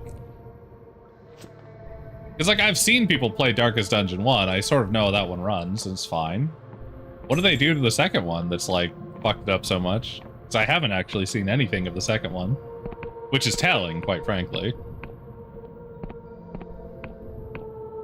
Getting into why it would require a massive essay compare. Okay, you know what? I don't need a 100-page document from something that I could get by touch and feel just playing the game for a couple hours. I think I'm good. Good to know, though.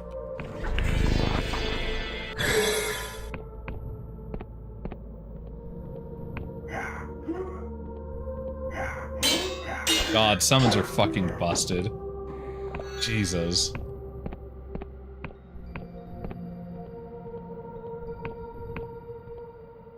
Been through that house. One of those things that they change the way the progression loop works, and they change the way you gain things to the game, the way the pacing works. I see, okay. They fucked up the pacing of the game. That makes sense. That's a pretty easy thing to do. Who are you fighting, skeleton?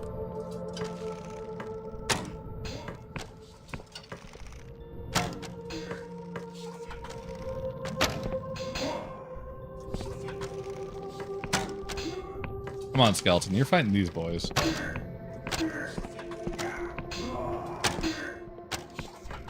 Fuck, you died. Oh, this one drank a potion. Fuck her.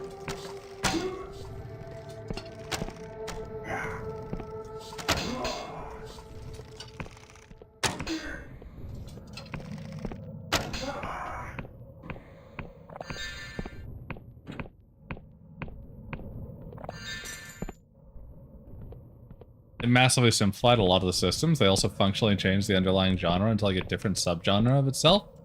In a way that when you play it, you can definitely feel they're not the same thing, but putting into words is hard. Yeah, fair enough.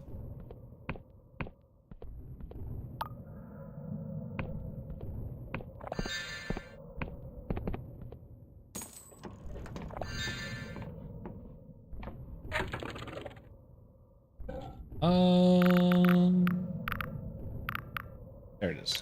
Maybe I had a couple of these left. There. Good old stamina potions.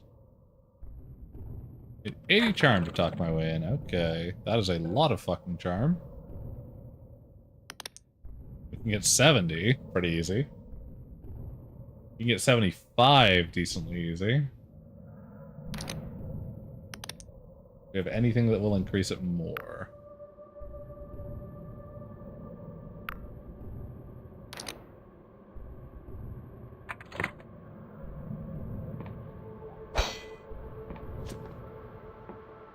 I think it's just a delusion, too.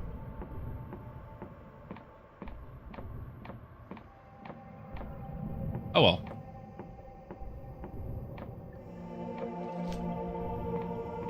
It's like when you look at Halo and Call of Duty and you know that beyond just a difference in military and sci-fi, there's a difference in the genre of FPS there, but it's hard to give a word without knowing a lot of jargon. Okay.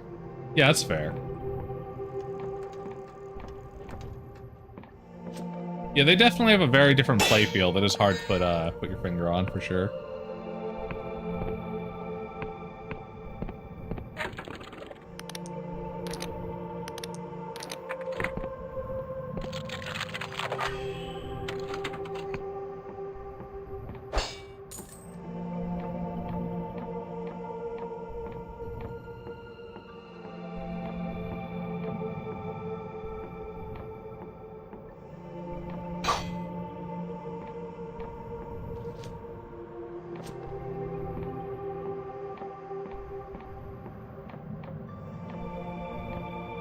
I mean, we have a luck potion. We can use that here.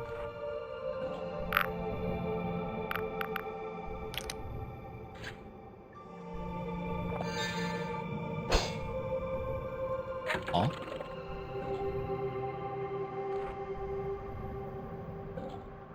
Ah, fuck. Thought we had Might 6 normally, not Might 7 normally. What a waste. What a fucking waste. Oh well. Shit.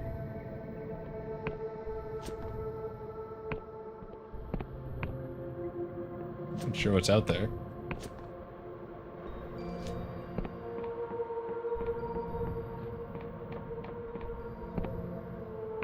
oh wow, look what we use that fucking light for. We could just walk, there's nothing here.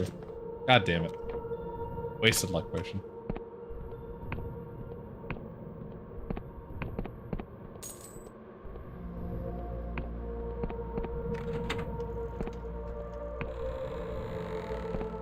Now, Red Hook, the developers of Darkest Dungeon, have actually talked a lot about what they think would have happened differently if they had gone into early access much later, or not at all. Based on their internal analysis, they believe they lost about half of the sales they could have otherwise had. Internal analysis determined they got maybe 20% of the sales. Wow, that's crazy. And they did not need early access sales numbers. They actually had enough money to start. Well, shit, that's fucking terrible then. So what you're saying is early access is basically shooting yourself in the foot as a developer. Is there a time in which you would suggest early access? Okay, I'll only charm 60 for this fucker. I can do that one.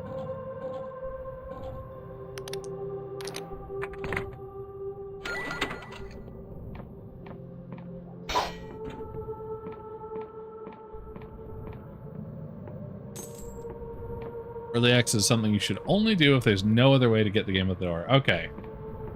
That makes sense. That's kind of what I was thinking, what you were saying.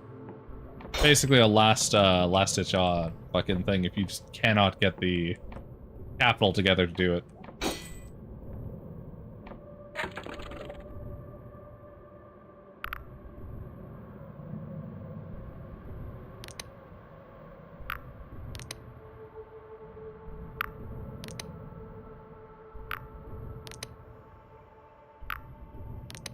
What does this make? Oh, this makes Elixir of Luck. Okay. I'll make a couple of those. A good dab around. Sky Snail Cabin. This majestic shell has been renovated to use as a ship's cabin. Even before the world's end, it has long been a custom of the Skyrim to hollow out sky snail shells to use as shelters. That's fucking cool. Journal in the Belly of the Beast 2. It's one of those things that's been heavily watched by the entire industry because if it didn't come with negative sales consequences, it would actually allow for adaptive scope development. Yeah, that always seemed like the best part of it, is that you could adapt around what the community wants. But if it loses you like 20% of the fucking sales, that's garbage. You could scope the game based on interest in actual sales? Yeah, exactly.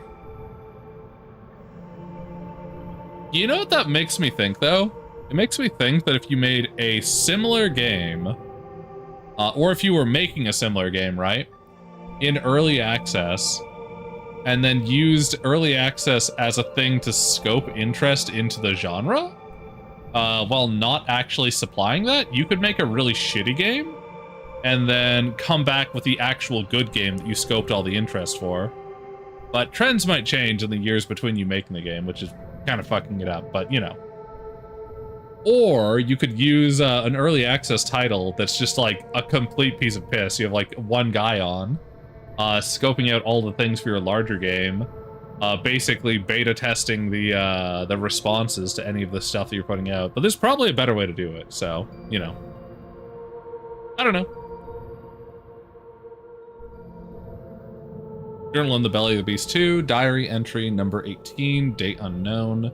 There's talk that the Cephaloc, which the locals call the Big Squid, is dying. To me, its innards look and smell just as awful as when I was shipwrecked here. But apparently they can tell something is amiss. They say the Wiccan magics are failing. Magics that have kept the Cephaloc alive since the Middle Ages and fill its bowels with rare minerals. The beast is rotting from the inside, and the mushroom yields that we eat are shrinking every month. Further proof of my hypothesis. There's also the burn genre effect you need to be aware of. Yeah, exactly. If you're releasing things into a genre that people are taking a chance on, and then it just burns out, and people are like, this genre sucks. This genre is a piece of shit. You're just proving a bad point there and kind of fucking up your other game. That's fair. I learned this from Biddle, a bright young lad who I've been teaching to read and write, seeing as all the non-Wiccan residents of the cesspit are completely illiterate. He may be the first of his lineage to hold a pen to paper. Of course, he can barely string a sentence together, but it's a start. Maybe in a decade he'll be writing poetry, though seeing his kin base their most important holiday around the Cephaloc's largest gaseous discharge, I somehow doubt it would be of any cultural merit. He also told me of a curious item known as the temporal pickaxe. The creature's innards are running out of minerals. The Wiccans have crafted a pickaxe that can distort time, allowing the miners to dig into the more bountiful past. That's a fucking terrible idea. It is kept far below, deep in the interstitial mines beneath us. Signed, Luca. What the fuck? They're literally robbing themselves. There's no way that goes well. A great example of burned genres, survival crafting games. Oh, yeah.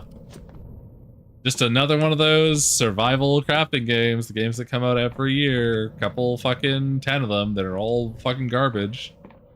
Yeah, I get that. That's fair. Everybody and their dog making a shitty survival crafting game. Need to be really lucky with your release windows? Yeah.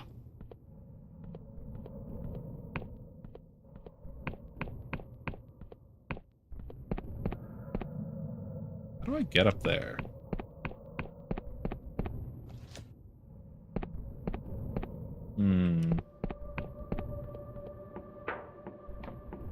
Need to be one of the first ones out in that window where people are willing to risk it? Yeah, that makes sense.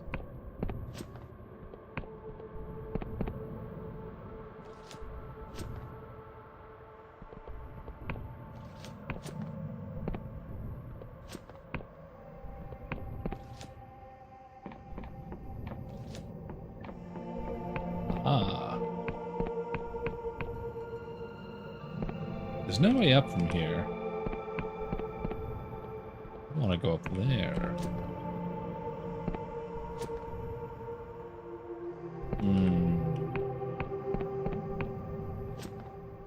Oh well.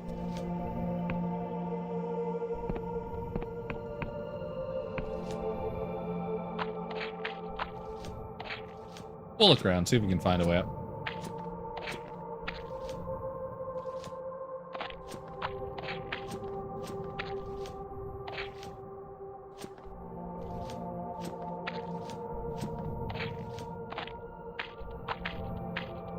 That looks promising.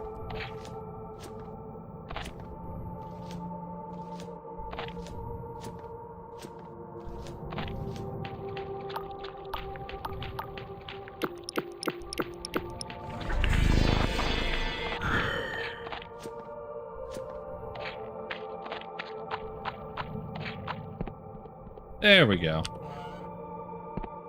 Now we're making progress.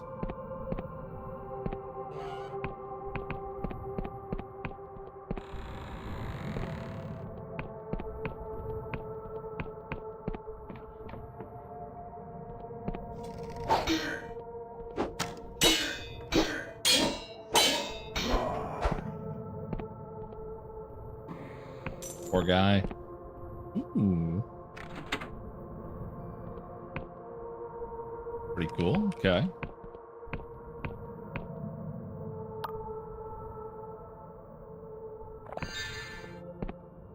Olivia isn't he? She's just sitting on the ground cooing, having movers so she won't get stepped on. Fucking cats.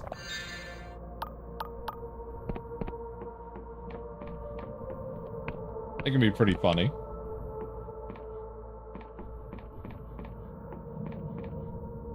This one's bricks wrong. Like, all the bricks are correct except for this panel and this panel here. What the fuck happened? Oh well.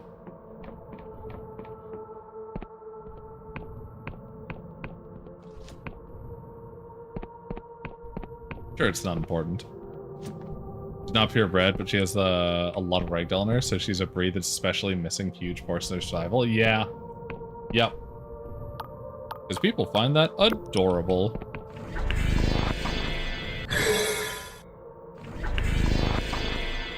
Go, my minions! Attack! Kill them all!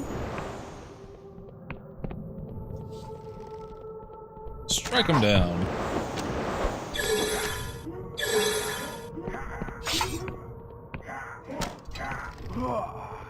song. Why are the Wiccans always blue? Weird colored motherfuckers. Oh well. Money!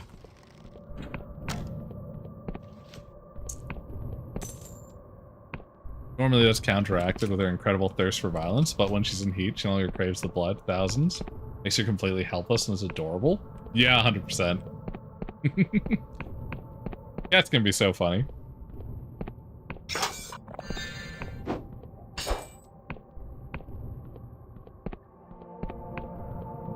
Alright, Skella boys, let's go.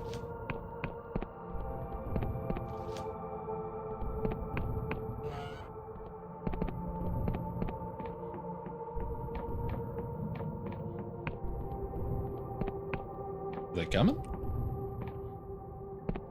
Where'd my Skella boys go?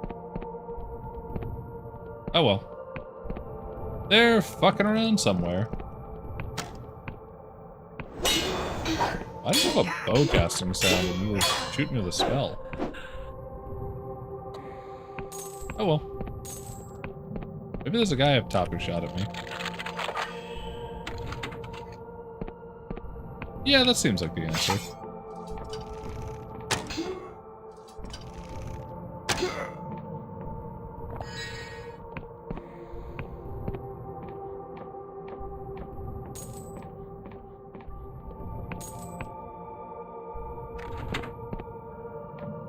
Don't know what I'm opening, but I'll keep using these. Why not?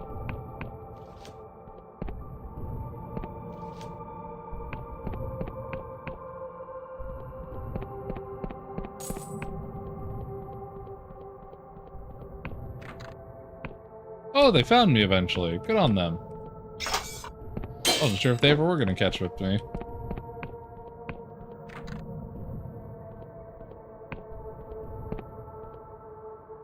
Performing a dark ritual to summon an elder thing? Oh, good. I love doing that.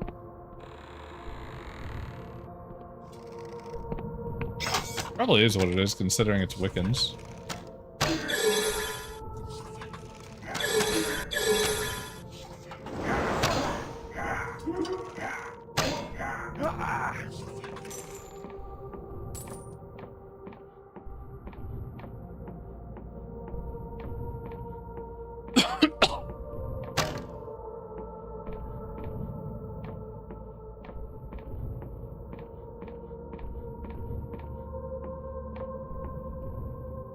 This is a fucking massive skeleton. What the fuck?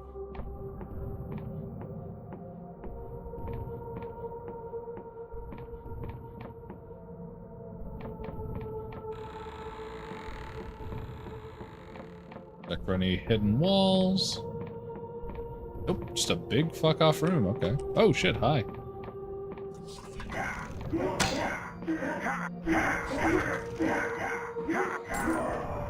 Oh, wow, you actually took up my my skeletons. Good job.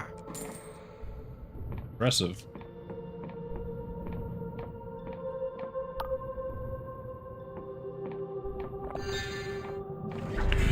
Oh well, summon one more in here. Should be easy enough to navigate around one.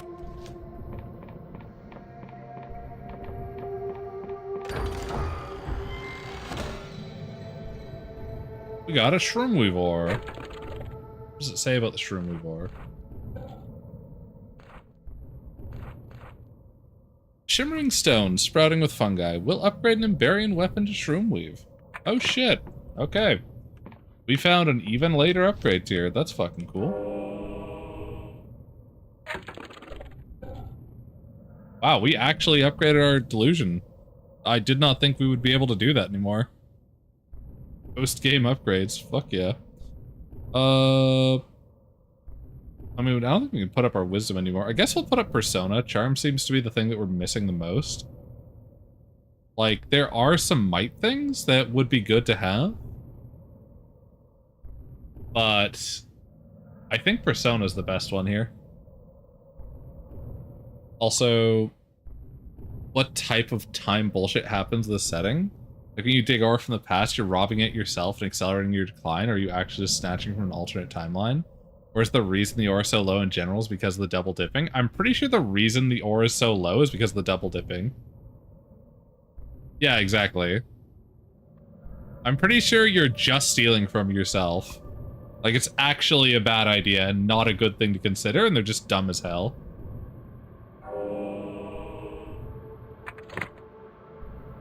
Coven of the Mullet's Sermon. Like, everything I see with the Wiccans, everything that they do is always, we're going to fuck ourselves over, with magic to help us immediately right now. Like, it's always them making some terrible decision. Okay. Coven of the Mullet's Sermon. My fellow brethren, I have heard your despair of late. You think the Coven of the Mollusk, our beloved and infallible order, has lost its way. I say you are foolish. Did our forebears not rear this mighty cephalok from infancy all those centuries ago? Did they not prove their worth by building an entire castle within its shell? And did they not mark themselves the most accomplished of the Wiccan covens, when within these very walls of stone emerged the flesh of mortals and gods? That's interesting. I concede the Council of Covens deemed us traitors, for they feared our mastery of cipher. They banished us to the fringes of the Sky Realm, where we drift still, in the cracked shell of our dying mollusk. But now is not the time for despair. From our folly comes opportunity, a chance not only of reversing our luck, but of revenge. I have changed the Cephalok's course. We are bound for the Oneric Isles, home to the detestable Coven of the Worm. They and their putrid god were the first to denounce our art all those centuries ago. And now, finally, they will face our wrath. For with the temporal pickaxe, our faithful servants have unearthed the rarest of minerals, once thought lost, shroomweave ore. With this, we may fashion weapons to hone our mastery of cipher magic. Even that damnable Pagoth will not be able to withstand us now. So rise up, my brothers and sisters, soon we will have our revenge. I wonder why it was once thought lost. Where did it go? What a mystery. I don't know. That's crazy that it just suddenly disappeared one day with no reason why. I mean, they did just lose a war. They're in desperation mode. And the war was about 1 or 2 generations back. Oh yeah, no, they definitely lost a war just recently, and they're scrabbling to survive, but I still think killing off any opportunity for a better future to make the current now more palatable is pretty short-sighted. That's all. I think they're just clinging on to a tradition that's currently holding them back. Oh wow, iron ore, wow.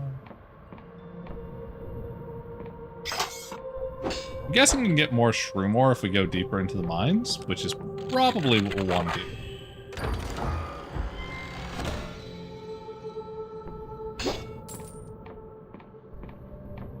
Not sure how much exactly it'll take to upgrade our sword and bow. We're gonna upgrade the bow first, because the bow is so fucking broken. But the sword could also be cool.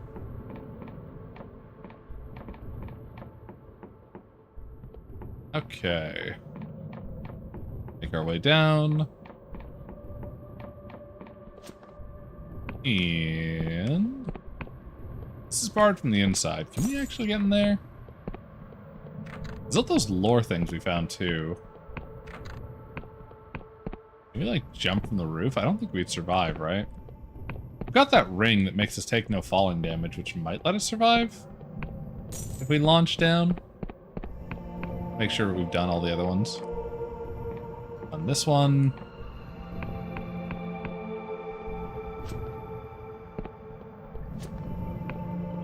Pretty sure we've done this guy.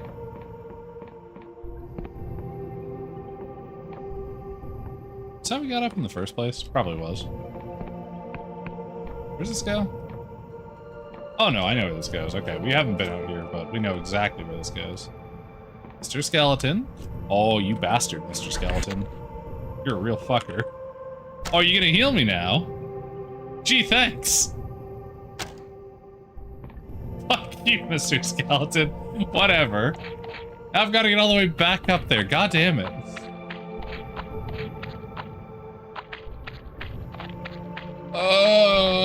Fine. We should probably put on the ring with jump protection. Where is it? Is it an actual ring, or what is it? Was it one of these? I forget. Poison. Bullshit barter. Feather foot. Prevents damage from falling. There we go. There's no point to jump this, we have an elevator. You think if the gods are just cipher constructs, arguably the gods aren't even making the deals. They're just living spells awaiting the reagents they were designed to accept.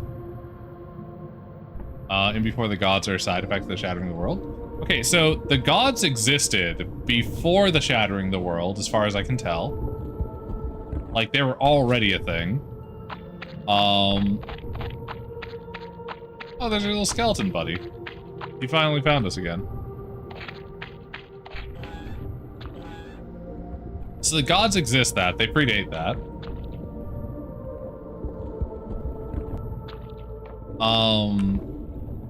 They are cipher constructs. Because we see from their, like, creation,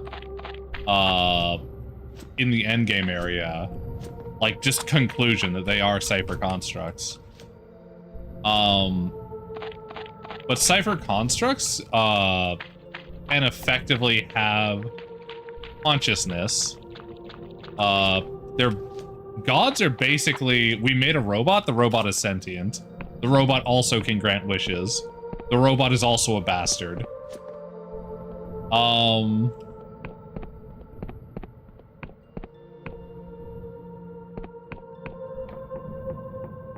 Because basically all of the gods are trying to grow in power. Are they broken constructs, though? They might be broken, I'm not sure. I think they're doing exactly what they're designed to do, which is basically accept sacrifice in return for wishes.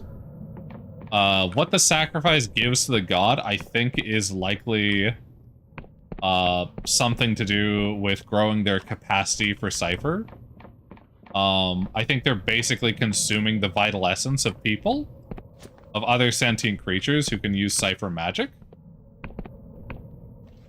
In a lot of cases, I think that's why they are requesting these sacrifices.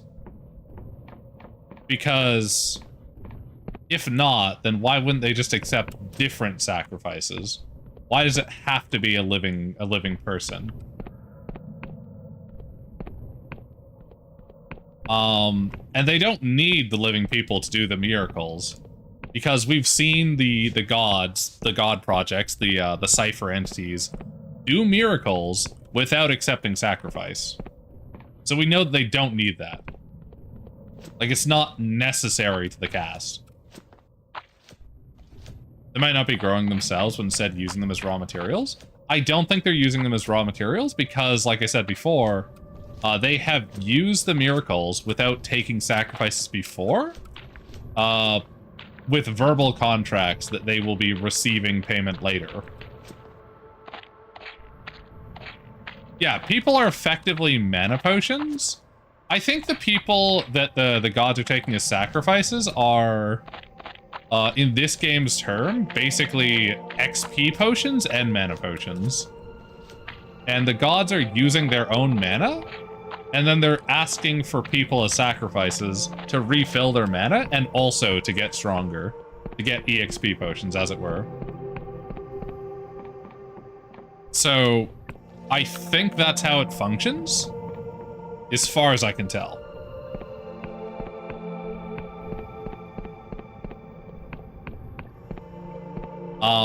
And so they, instead of just taking mana, they're also demanding growth, which is not phenomenal. I don't think that's the source of XP. I think worship is XP.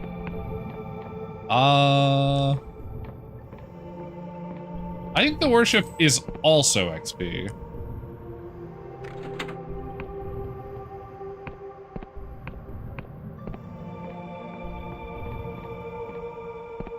Or it could be that there's like a second channel of mana that is required from people's sacrifice. I'm not certain. Because, for example, if you die in the game, or almost die, the God of Death, who is completely constrained and basically has no worship system functioning, other than people's fear of death, if that's even giving him anything, because he's certainly not responding to any of those calls, need to find time to do Wiccan playthrough? Yeah, dude, that's... Like, after we do this, my next thing is probably going to be a Wiccan playthrough, or maybe I'll do some of the other games I partway through and then do a Wiccan playthrough. We'll see. Or I might just start cutting it through, there's a chest back there, I want that. We'll see. Anyway. Basically, the way that the thing works, as far as I can tell, because the God of Death is there, and they're pulling you from the brink. They're cut off completely from worship. They're chained and bound in a room. They have no way of regaining their mana. And yet they're able to do it repeatedly. I haven't tried jumping off a bridge 100 times or 1,000 times to see if it keeps working, but there seems to be no end to their power there from pulling you from the brink.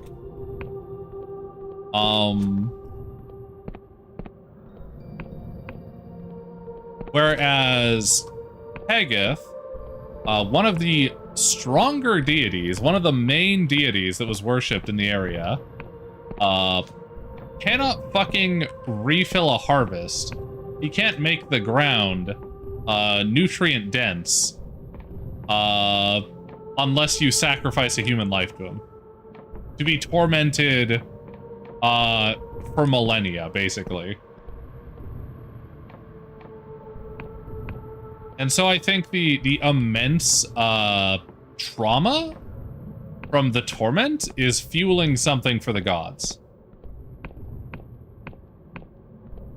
He might be. I'm not sure.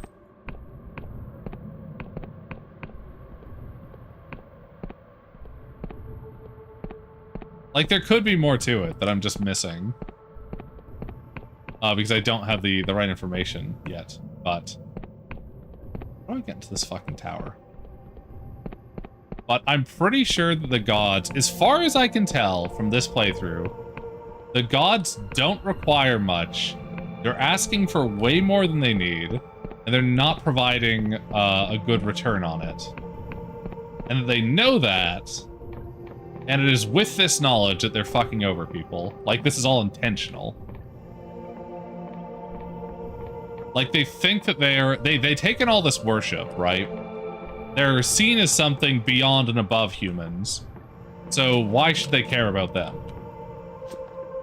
I think they're constructs made with this thought process in mind and reinforced by the worship of their servants. And so with this knowledge, there's one up there. Can I jump to that from here? Is there a better way to get down there?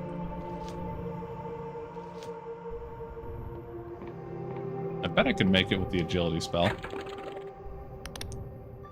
As long as this doesn't kill me from the fall damage, this should be fine. Double check I have the ring on. I do. Okay.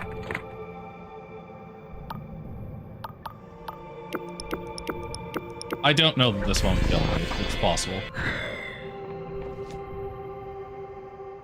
Okay, sick. Probably not the right way to get in here, but I wanted to find a way in. Nice. Open sesame. Let's see if there was a right way to get in here. This one was barred. The bomb back there. Boink. Okay, there's another level down. The fuck does this connect to?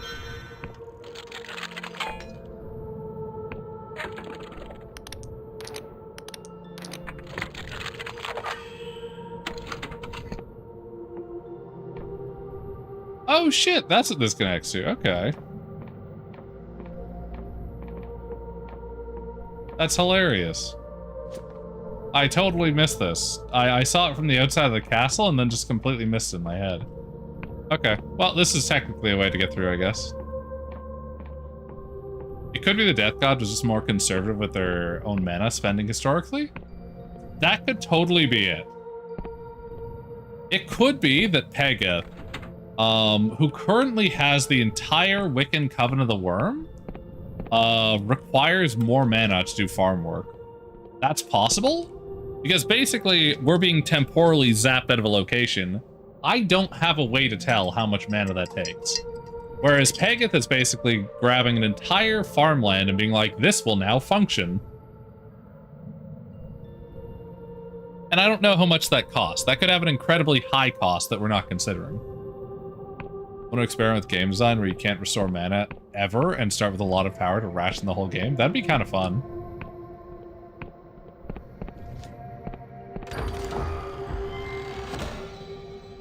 Charm of the Dead God.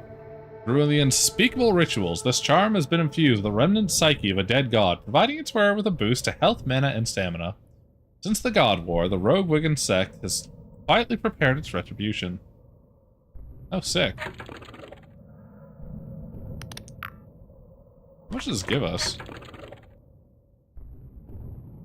How much hit points do we have?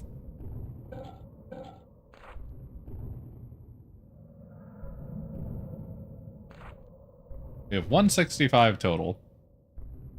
165, 200, 156. 165, 200, 156. 165, 200, 156. Oh, wow. Oh, it just goes up by 40 in each slot. That's a lot. Yeah, holy shit, look at that. Do we have a ring that also does that? What is our upper limit? We're wearing the one that boosts the health of us. Let's boost stamina. That one item does the same as, like, 2 times these rings, but for each slot. That's fucking crazy. Okay, well. We still would rather be faster, but still cool.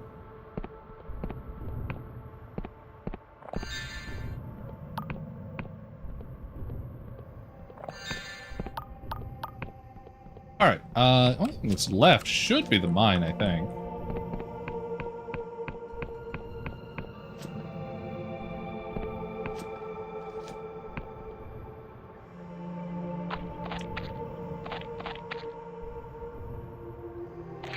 I'm waiting for eventually, a load screen thing in this area to just kill us instantly for jumping down.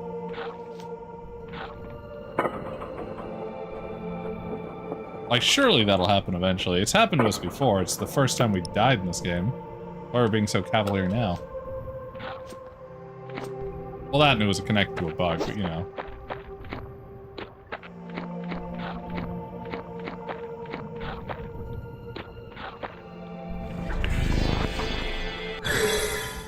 Get him! Blaster? Apparently. Yeah, buddy, fight me with a skeleton behind you. Good plan. Smart plan. What is this? Ugh. Lumps of fucking flesh, Jesus. Okay, will this hurt me? No. No, it will not.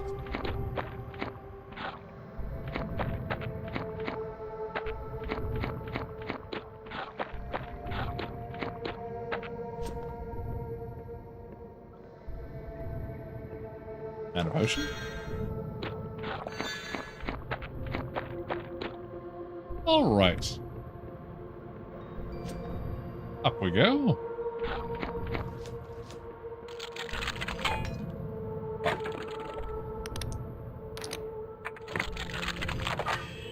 There. Easy does it.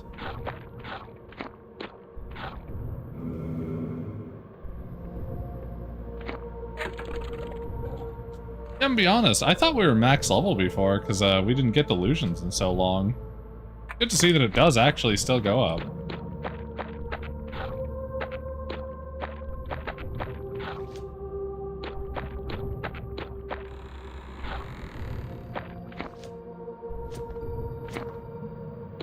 I think this segment is just loot hoarding power building for the boss. I think so. But she killed us in a fucking cutscene before. I'd like to actually win this time. So I'm okay with that.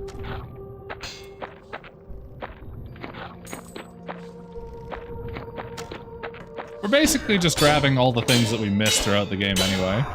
And then just going for the boss fight. That's the current plan. There's like 2 more quests after this area, I think. And then final boss.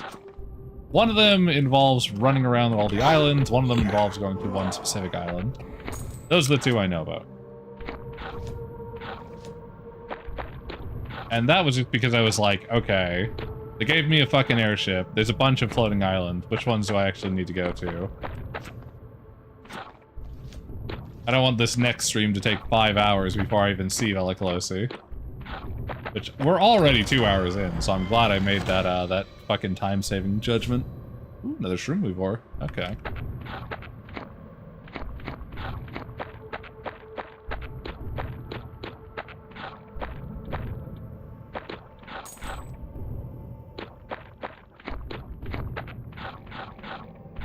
A weird location. There was so much more to this game than I thought. Like, ridiculously more.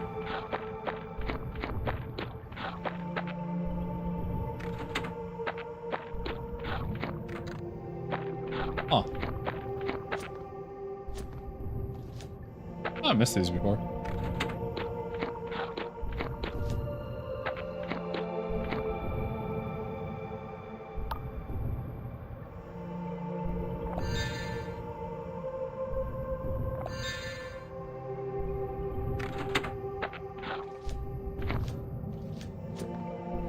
Plus, I kind of like the airship. It's neat to fuck around with.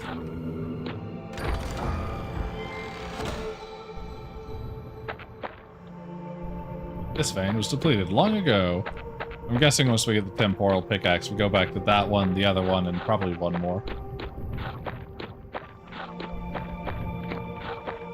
Which, like, we're not using this mine, so I'm fine with that.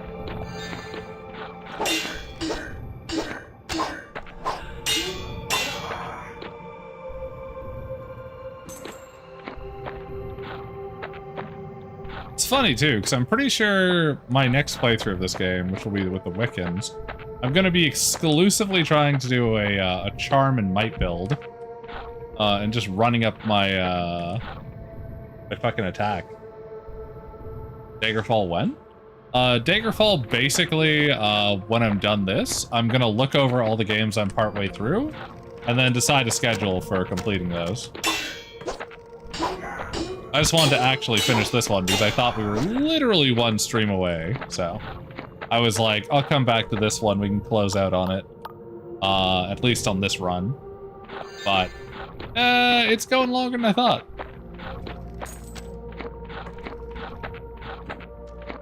So, likely Daggerfall next week or the week after, if I had to guess. We'll check that other channel first, I think. So, where was it? Was this the way we came? And I'll run around this fucking mine. Okay, yeah, no, we did go the right way.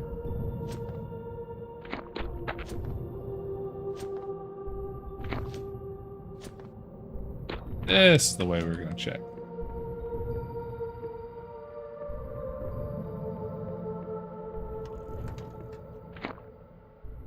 $90 fucking charm. Are you insane, sir? No, I don't think so. Good lord.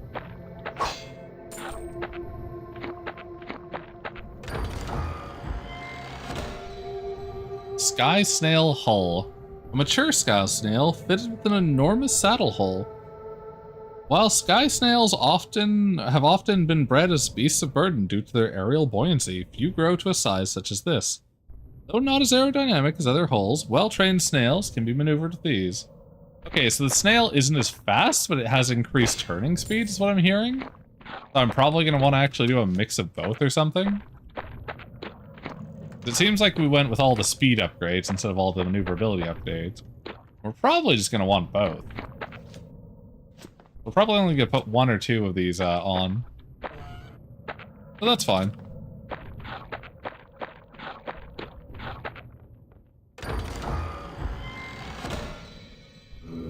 Temporal pickaxe, we got it. Mining really is a form of time travel. You descend into the earlier layers of the earth and extract them. Curious pickaxe just makes the process a little more direct, allowing the mining of what was once there as well as what still is. That is fucking ridiculous.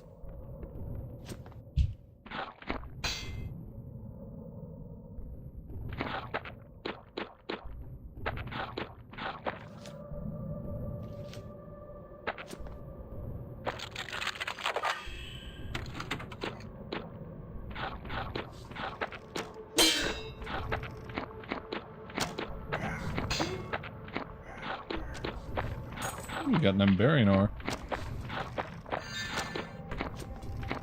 Being shot at from above.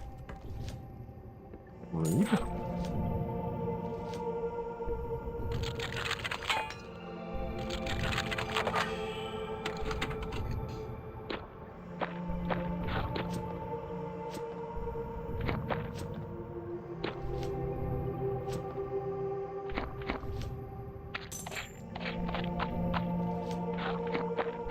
We'll also probably try to do a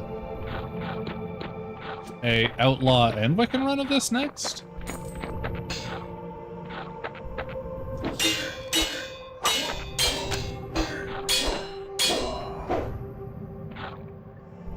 Which, like, we tried to do an Empire and Outlaw run, and that didn't work out well.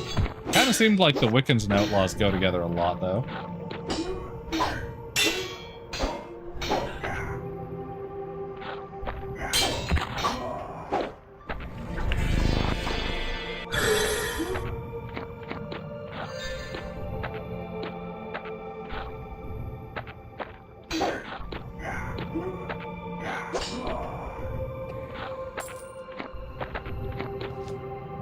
Summons being the best way to deal with people with shields is kind of funny. Remarkable treasure. There's so much fucking shit in this mine, Jesus. So many different pathways to go. Absurd.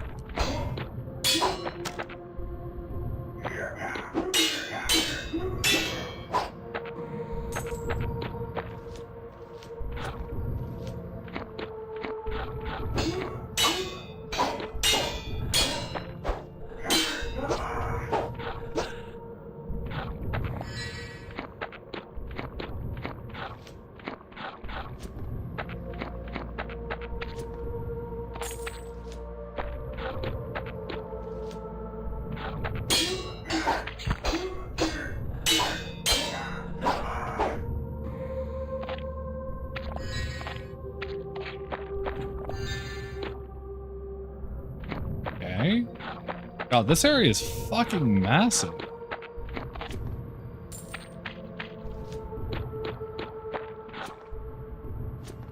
I don't know, miss anything, and it's like, fuck me, dude. This place is huge.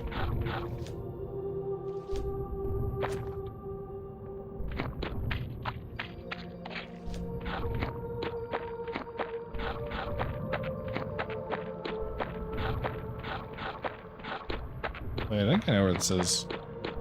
Yeah, I totally do. Okay. Thought so. That's a big fuck-off circle.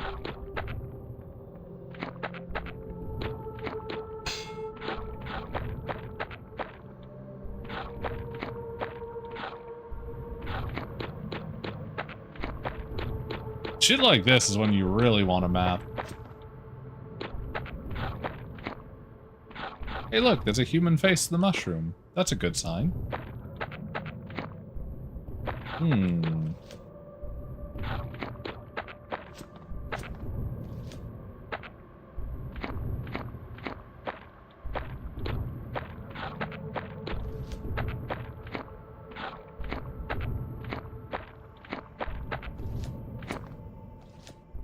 Alright, so what was in that depleted ore this time? Invariant ore, okay.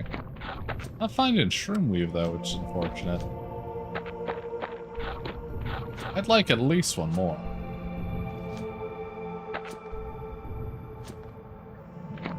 We've been across there, this time we'll go through here.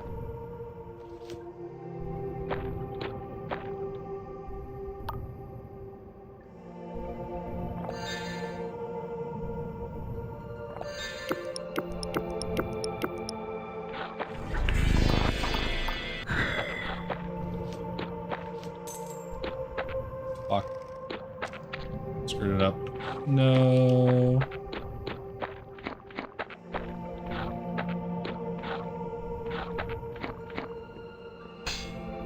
Oh, then goes through here earlier.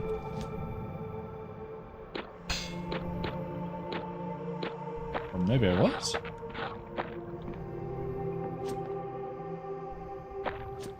Where does this fucking go? Goes up? Is this how we entered the mine in the first place?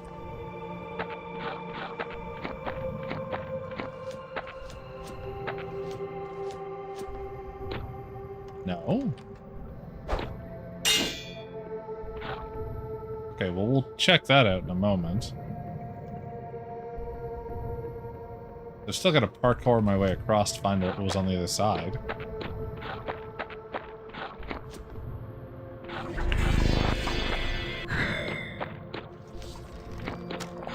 Oh, it was an elixir of regen, okay.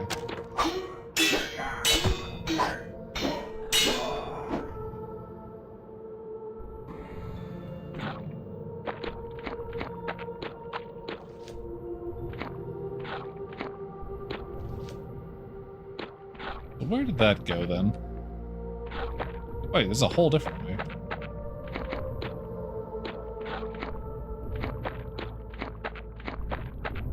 Oh, we haven't been here.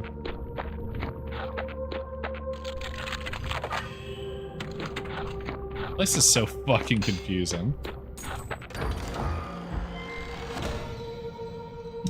Ring of Iron Skin. Enhanced ring greatly increases the wearer's defense by hardening their skin. Intricate details of pure Emberian ore seem to have been added to the ring by some long-forgotten craftsman. Fucking based. Alright.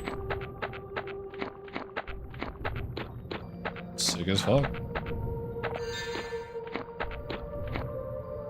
We're gonna have to go through this place like a goddamn labyrinth at some point.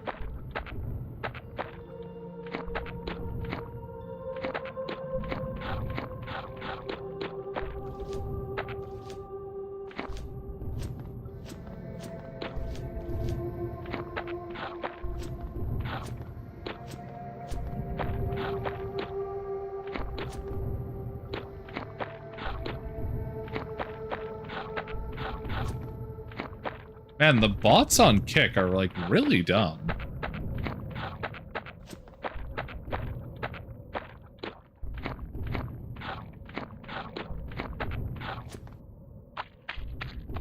Like, they're way dumber than the bots on Twitch. Can't imagine anybody following for that. Or falling for that. Jesus.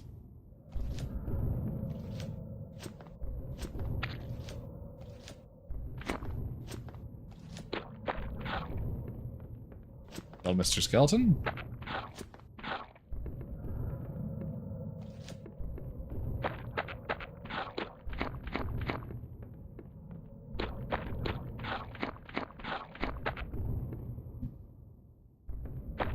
Okay.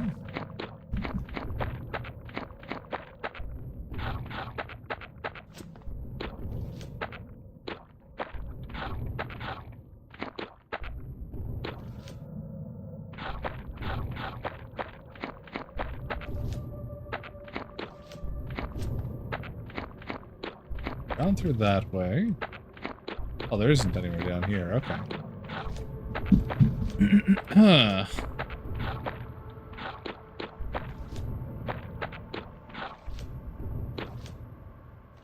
I think we've fully explored this path. I think there pathway basically goes this way as well.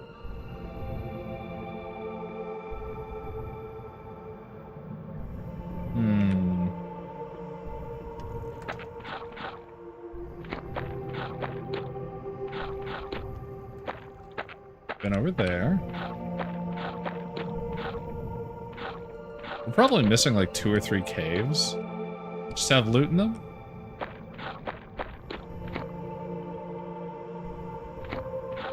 Ores do not grow back, game. That is not a thing. Maybe they do in the Sky Snail. I don't know.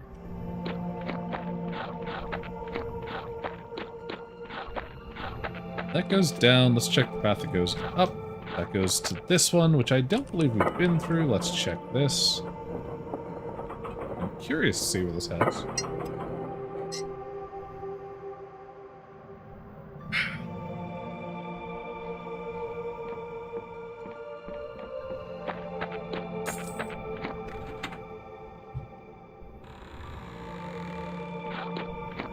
Aha!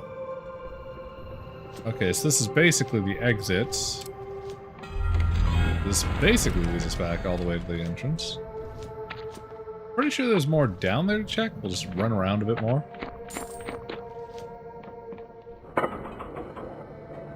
But at least we know the way out now. Mind you, we can always just teleport back to our sky ship and then we'll be good, but... you know.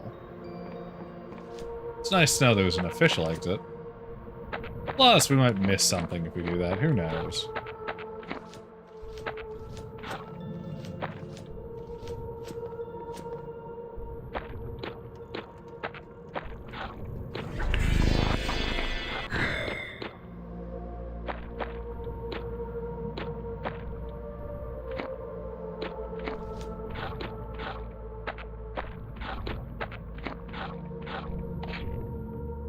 Okay.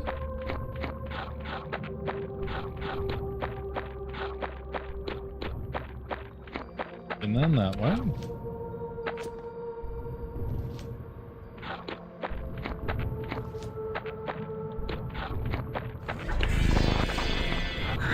Gone through at least some of this.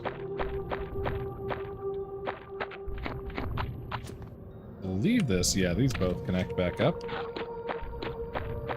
Down here. I think there's the original way we can go. There's the iron ore.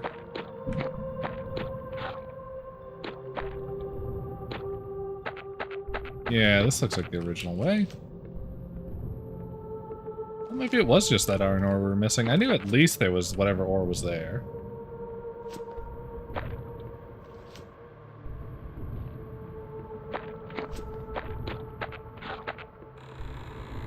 All the doors have closed because we've left this area once.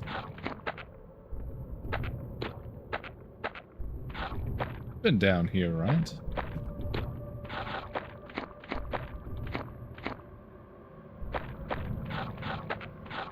Checking, so only we were falling down here. Yeah, that's the lockpick, okay.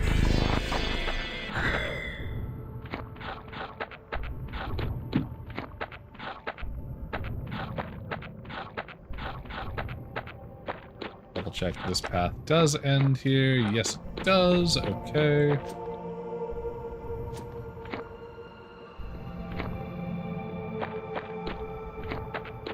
I think we have actually fully explored this then. Alright. Let's make our way out then. What is this? Okay, we know what this is. Gotcha.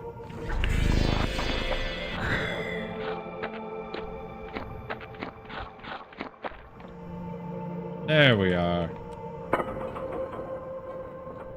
Wait, no, go back down. There was a box. There was a box! What could be in it? Probably like 2 gold. Alright.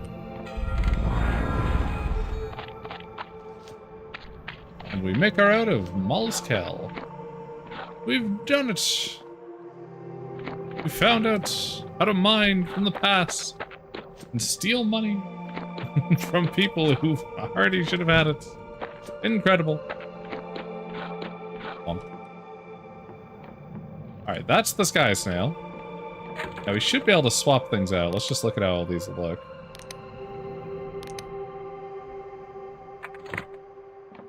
Okay, that does look pretty fucking sick. Not gonna lie.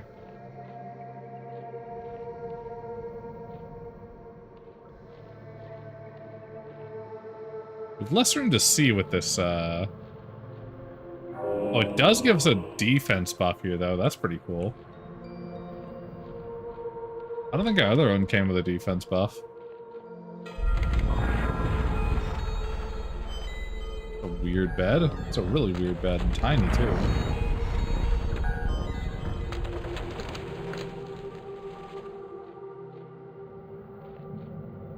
Okay, well, out of curiosity, let's see how this thing handles. What the fuck?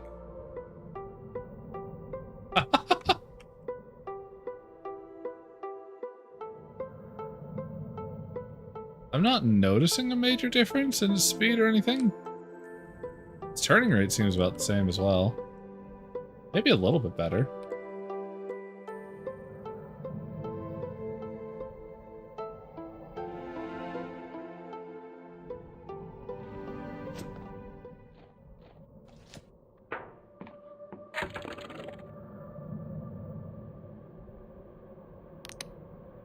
Let's try just having the sloop stuff on. We can get a 1-for-1 judge. I do like how this looks. Yeah, again, there's no benefit here. Oh no, there is this one. We have a barter buff versus defense buff. We can have both of them too, which is kind of neat. So I think our turning radius probably is worse on the sloop. I don't actually think we're faster though with it. The mollusk is basically the same speed.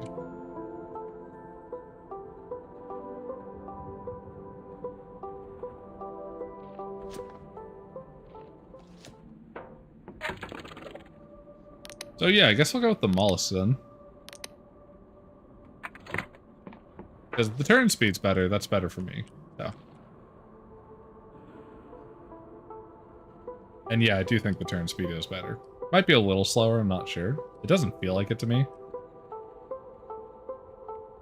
Hello, Mr. Mollusk. It is I, your tiny molluscoid child. Greetings. Boop. Alright. That's fucking cool.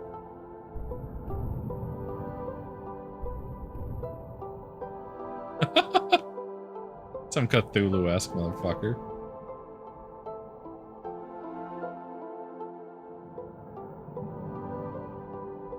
Okay. Let's just go investigate the islands then, because that's basically what's left is going around to different islands and looking at things. And then we go fuck up Vela Callose, obviously. Okay, this is the one we're not allowed to go to, I think.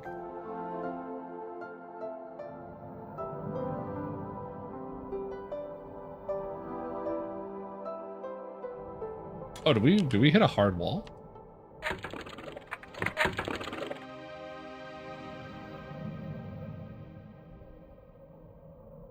Where are we? I thought we were near the sun.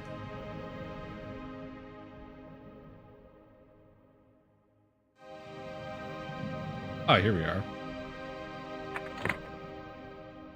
It looks like we can't go forward, so I think this is a hard wall.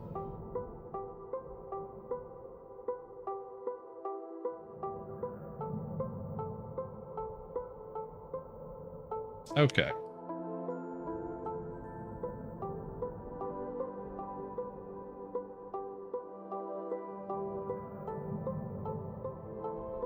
Yeah, we can't go wherever this is. What happens if I try and drop an anchor in this? It's like a shield-looking thing.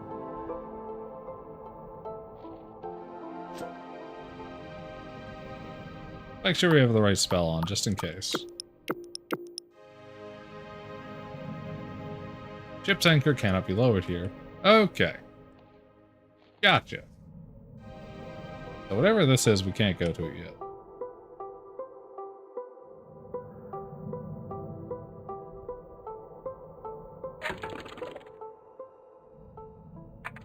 don't know what it is, but we can't go there. There is some just fucking island here.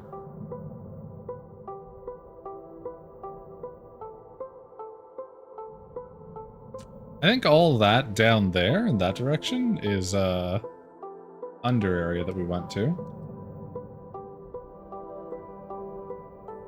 You just sort of need to find different islands. So if you spot one that you want us to check out, go ahead and let me know. I think this is where our house is. It looks all fucked up, but I'm pretty sure that's what this is supposed to be. It does have a port here, so let's check it and see if they sell the gear for our ship. We were recommended to do that.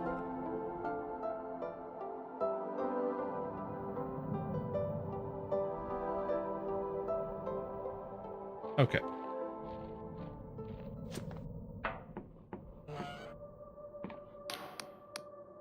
Purchase airship upgrades, and he has nothing. Gotcha. Just checking. I've checked. I guess the towns only sell one. Because he did say in the first one that we should check every single town for different ones. I'm guessing that was cut content or something, or it's not been added yet. One of the two. Okay, this is the vault.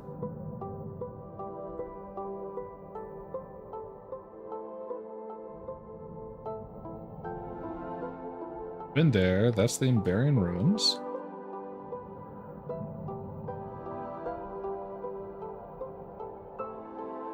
Okay, we technically haven't been to this tiny block of land. We'll just check.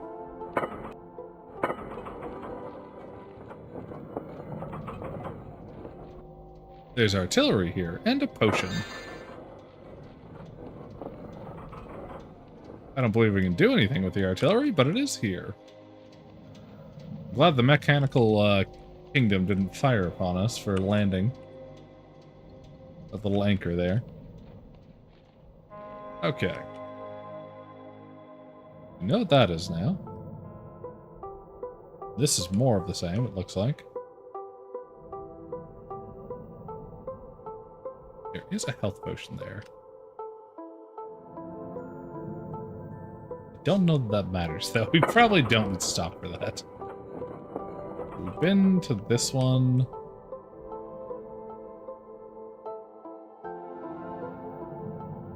Just keep looking around. That's the place the Admiralty doesn't want us going, so we can't go there right now anyway. This looks new. Yeah, this looks very new. Okay, I don't think we've been here. I think this is probably for that quest, being as there's like a god-killing fucking weapon, a dead god or something, is what it looks like. Let's land near the weapon.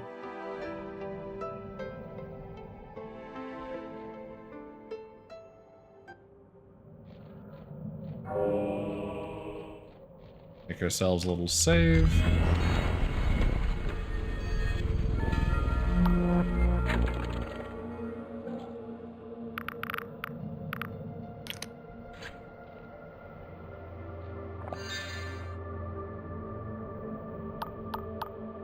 Okay.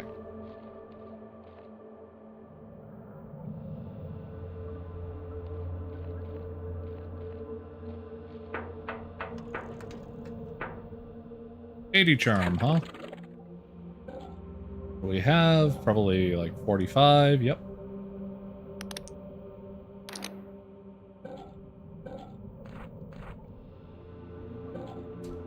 Elixir of luck, go. Where the fuck are you? Oh wait, doesn't this also buff our stuff? What's our lore?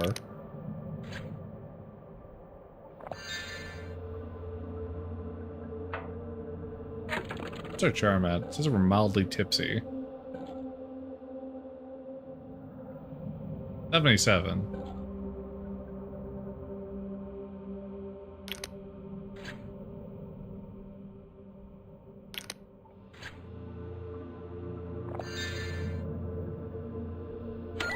Okay, being drunk does improve our charisma. Good to know. Don't mind the fish eye. That's totally fine. Hey there. Gods forgive me. Gods focus. Focus. Can a god forgive you if you've killed it? Can you forgive a god if it kills you? Can a god kill you if you forgive it? Can you forgive a god if you kill it? Can you kill a god if you forgive it? No. Gods, no. Stop thinking about gods. Gods, can you... This guy's a little bit juiced. I don't know what's wrong with him.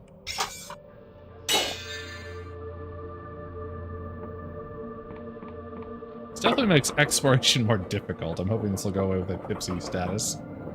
I think it will. I do like that being fucking pissed drunk improves your charisma. That's so stupid. I love when it's in games. It never makes sense. There we go. Oh wow. Look at all that. Iosic Bomb. Goblins here look a little unfriendly.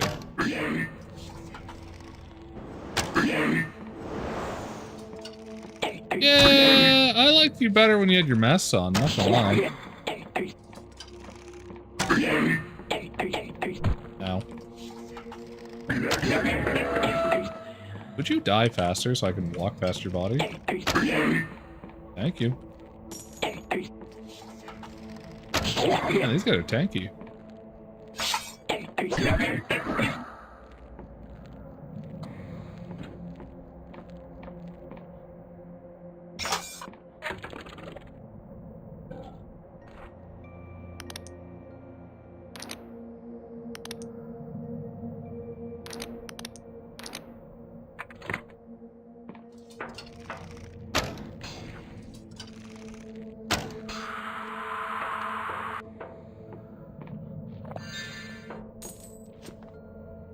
Okay.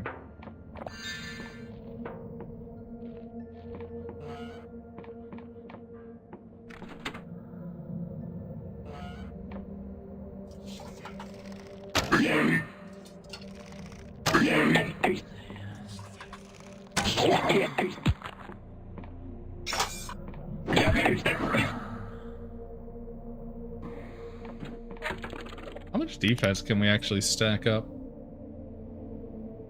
Like, I know we have the plus 20 defense and the plus 30 defense now. That would be plus 50. Our defense is 85. I don't know that it'd be worth, like, smacking it up that high. I guess we'll toss this one on for plus 30 for now. Just have 115 defense. Like, that's nuts. Oh, we should spell all our fucking boys. They're, like, just dying somewhere in Nowhere's Land. There we go.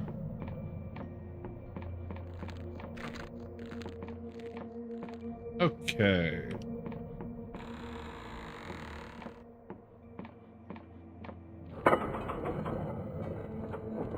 Just continue ascending God as it was. Gods love when you ascend them.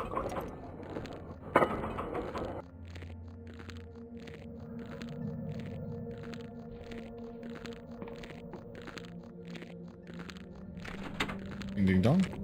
Go lore go.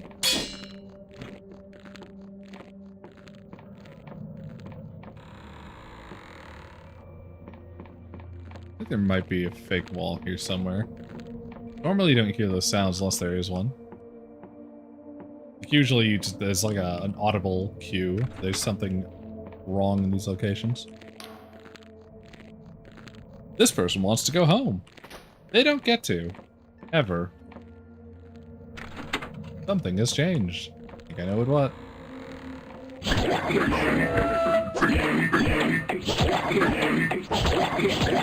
Man, having high defense is fucking ridiculous.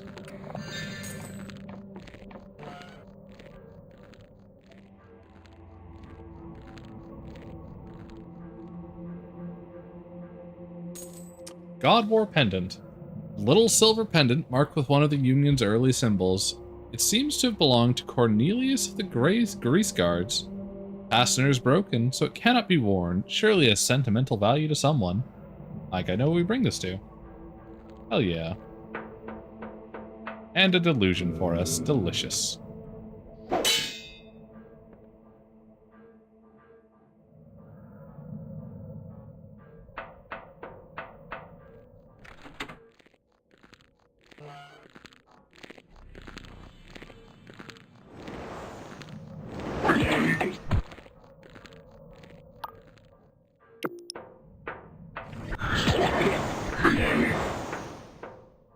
So expensive.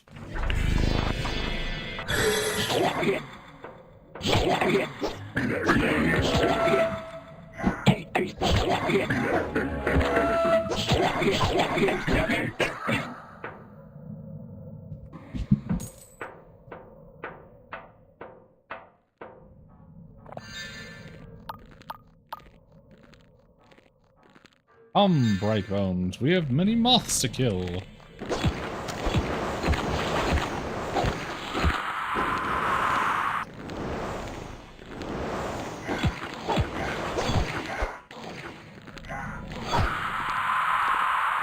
Good work, Bright Bones.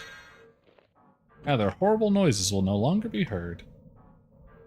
Oh shit, hello there. Onward for apostasy. Death to idols, false and true. Death to death itself. Onwards. Couldn't agree more.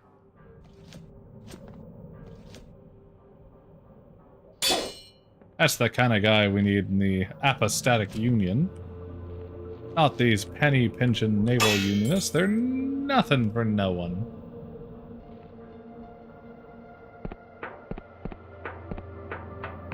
Alright.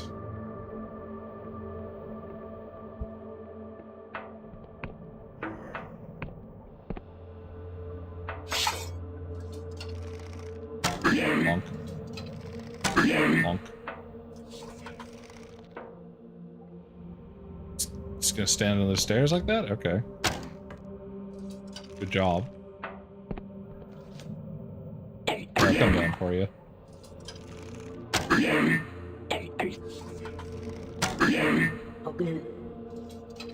Glue time? I've never heard that one before.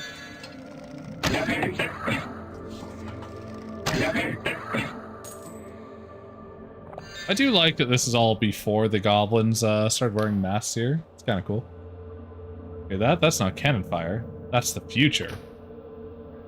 I think it's a little bit of both there, buddy. A little bit of both.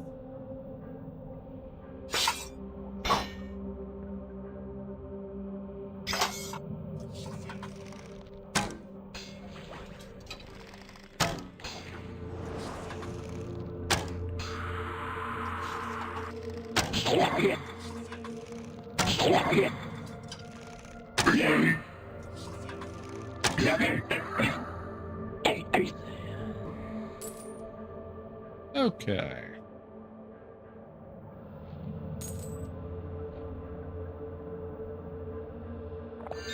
There we are. Fade renders the caster invisible, greatly reducing the range at which they can be detected. Such spells are widely used by the criminal gangs of Lundell and Slev, forcing many shopkeepers to invest in wards of dispel. We already have that spell? Sounds like something we already had, but I'm not sure. Apparently not. Okay, cool. We got a new spell. Fuck yeah. We can go invisible.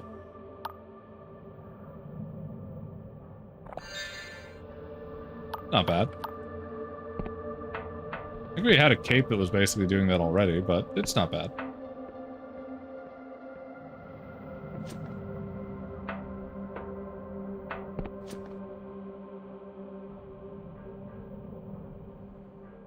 Alright, let's check where that other door went. Aha! To a single treasure chest. Summon Skeleton Archer. Okay, that's a second summon spell that is only achievable in the very late game.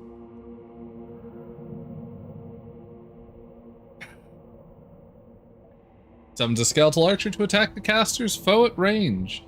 Watching a skeleton aim and loose an arrow with empty eye sockets and fleshless finger bones is a deeply unnerving experience. Alrighty then. Down we go. I believe there's everything in here. I could be wrong. Never know. How close are we to a level up to? We're actually getting pretty close. There's also like 2 levels locked behind getting access to the skyship.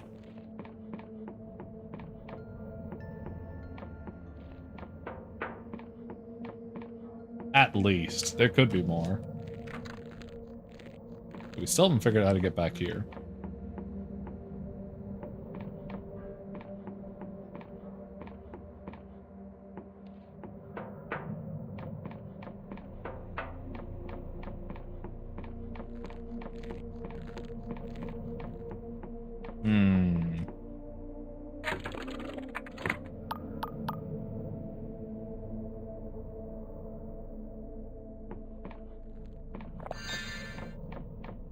Alright, time to run through the true spell. I do wish this was a spell rather than a potion. It would just be more available if it was a actual potion rather than, or a spell rather than a potion.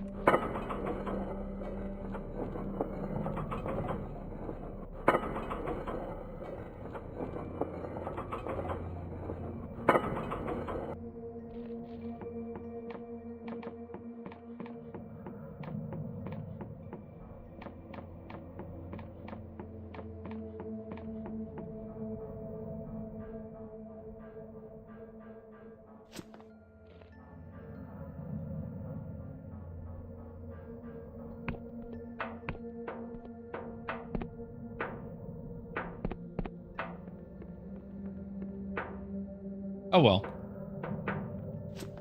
I'm gonna go ahead and say that's probably an alternate entrance in if you couldn't make the speech check. That is probably what that hallway is for. Was worth checking though. You never know.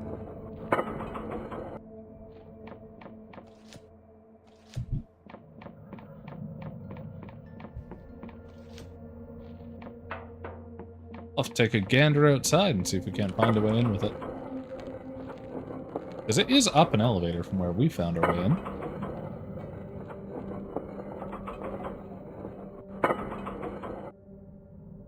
Alrighty.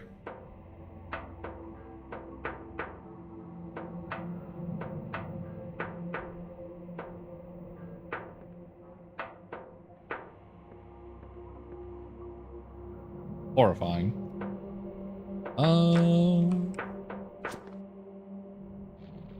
Yeah, it looks like there's a walkway up here. I almost thought I was gonna fall to my death. Go ahead and throw that fucking ring on, just in case. Do not need to be falling to my death here. 1.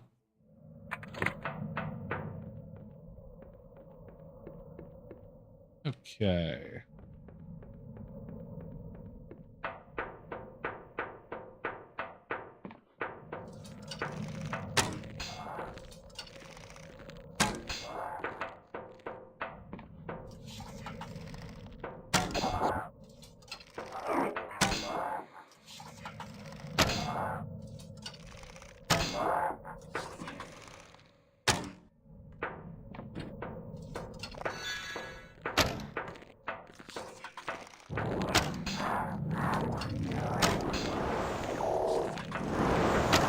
Fuck your guided fly bomb.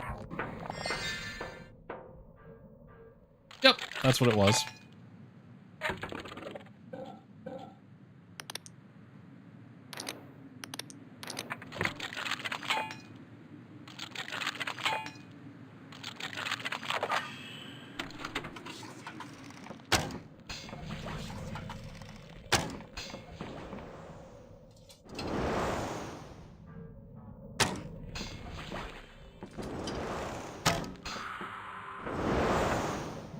I love that I can outrun spells. That's how ridiculous my movement speed is.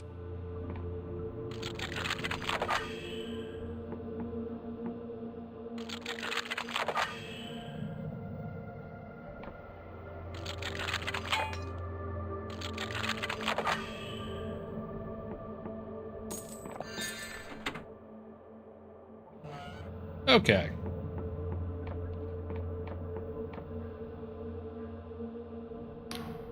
The teeth on that thing, the teeth.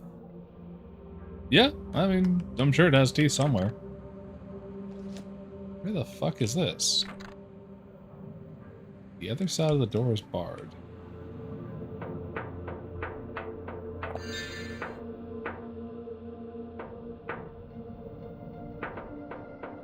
Is there like a lift down that I didn't see on the other side? I think that's only gold, so we don't really need it, but... I think that's supposed to be how we got out of this thing again. That's hilarious. I had no idea. I must have missed it somewhere.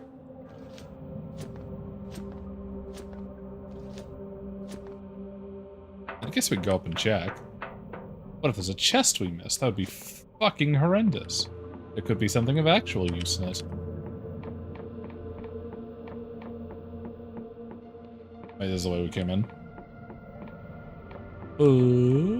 This way. Okay.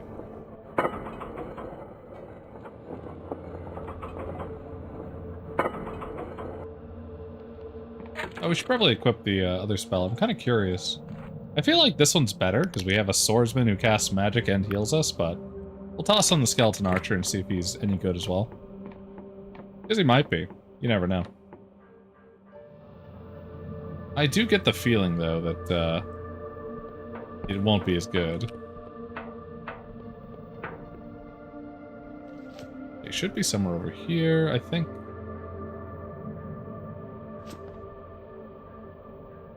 Huh. Yeah, no, I'm not seeing it. I look up here and see something? Help us find it?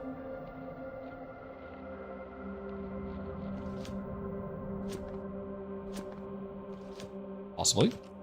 Maybe. I do see something in there.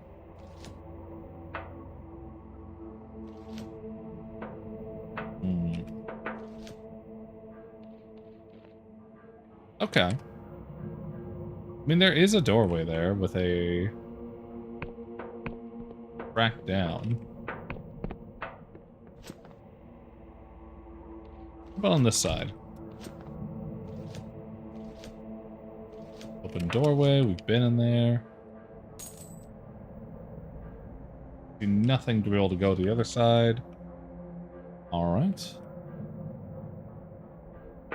We go down here. Is it this? Did we ever go down this? I don't think we actually did.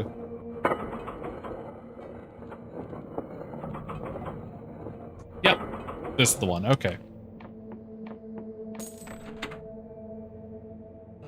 There we go. Now we have been all throughout this giant fucking mech.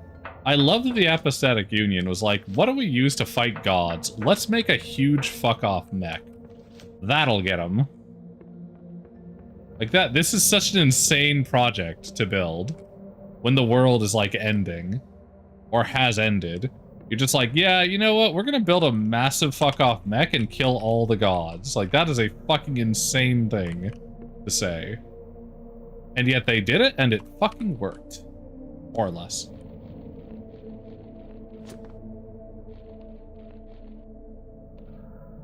Like that's just crazy.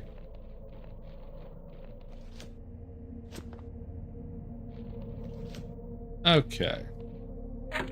Landmark? I like putting landmarks on my map.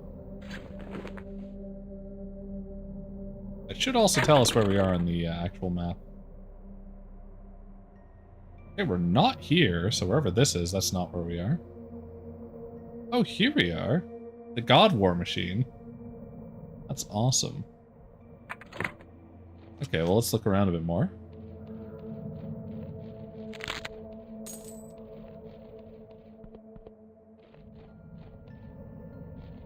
That thing's fucking feet. Jesus Christ. Also, the fact that nobody scavenged any of these parts, like... This thing is massive. You should be able to get a shitload of money off scavenge on that.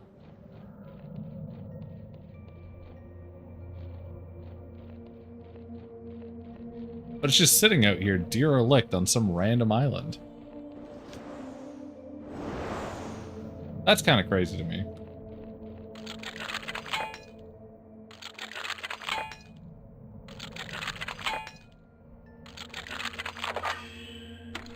Fuck's sakes.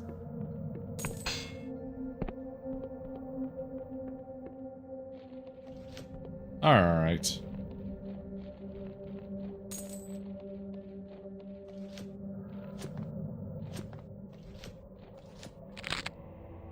Hello, Mr. Corksy. Continue to check everything on this layer so we don't miss something. There could be some incredibly valuable rare item here. I'm just going to ignore the enemies because they don't drop anything of value. They don't give us experience for killing them, so there's not really a point of doing so. This one we don't have to. And we sure don't have to right now. Okay. Check down here. Oh shit, hello Mr. Ghost.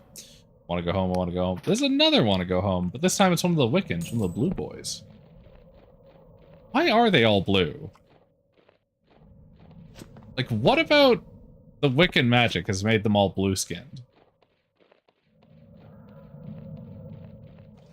I'm not really sure on that one.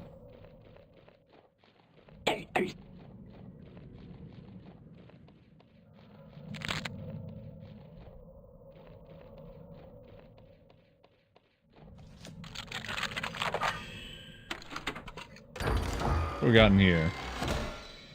Ghost wine, okay. Very valuable quality. For you, Mr. Ghost wine. We should probably not have that spell out first. We want to have... Yes, the return to airship. Shutter won't budge. Must be activated elsewhere. Okay. Run along the sides in case it's a cave here. Ignore the natives. Alright.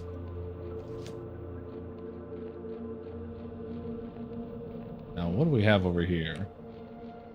It's a possible way upwards. We actually better over here. Maybe not. Look if I can just get onto that vertices, I can maybe get up.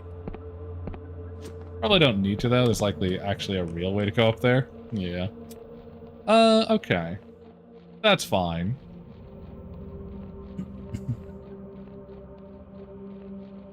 I guess. Some old temple. What do we have here? A mana potion. Don't mind if I do. Endless abyss of nothingness. Okay. That should be everything over here. Except for maybe up this pathway. Oh, there's another pathway over there. Okay. Well, check this first. Once again, ignore the local savages. Perfection. Continuously outrun all of their spells. Okay. We have a lore dump here. Don't know what that activated, but it activated something.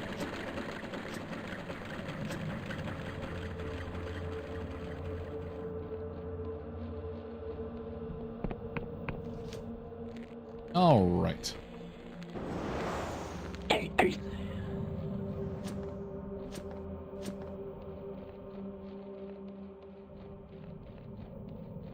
Now we're up here with the dead god. Lovely. I wonder if it has anything of value.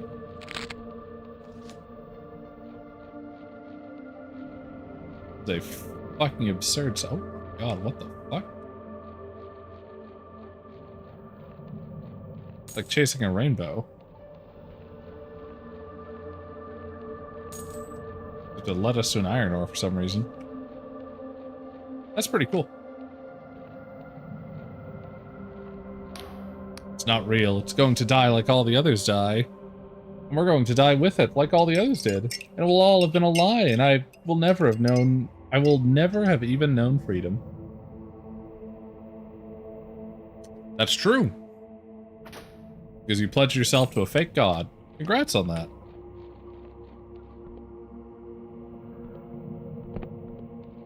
All you shall ever have is suffering and servitude.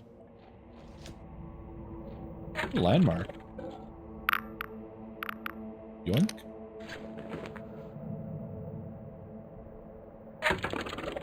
Now we found Skeleton of a God.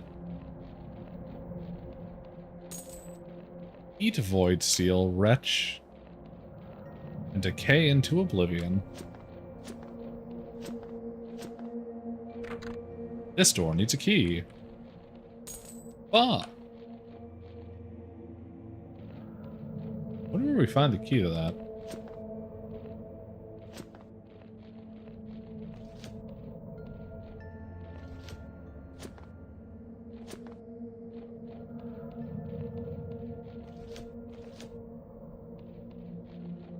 Well, it's probably around somewhere. Oh.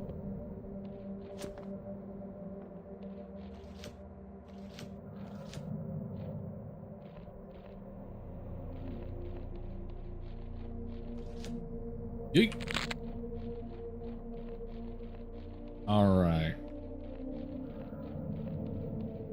Health potion. More ore. Amberian ore, in fact. Very nice. Love to see it. I'm guessing that's what all the pink blobs have been inside that I thought I could mine forever. Is they were just for the ethereal pickaxe or whatever, the time pickaxe. The only reason I couldn't mix them or mine them was because the time pickaxe was added into the game. You know, from a meta level, that both makes sense, as well as in lore. That's kind of funny.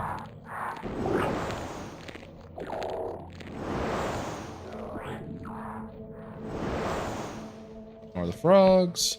They're doing frog things, and we don't like that. Fuck, why is this moss? Whatever, it's fine.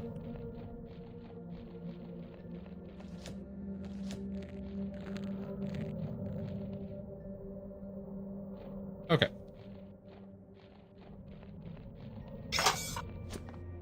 Grab our sword out so we can break boxes. Now we're on the other side of the ravine. There should be more goodies. And hopefully a key somewhere. 5 coins. 2 coins. Wasn't there a chest over here? Oh, I see. Elixir of Restoration. Basically a fancy health potion. I don't want to jump in the ravine and see what's down there. We'll do that afterwards.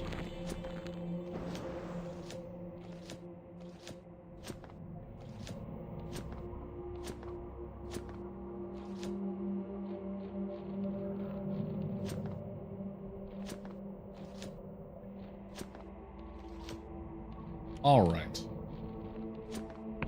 Hey, another ginger seed. Very nice. I'm guessing the doorway we found also... What the fuck? There's more land down there. Something to check out later. Oh, here's where the Death Shrine is going to revive us. That's nice. There's more land down there. We'll have to check that out with the airship. Probably. And a potion back here. Nice.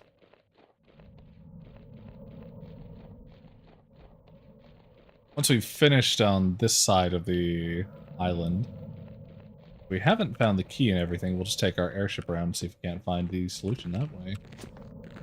I see. A lot of nice ore in here, which we'll be stealing immediately. While ignoring all of the enemies. We do not allow the enemies to dictate our movement.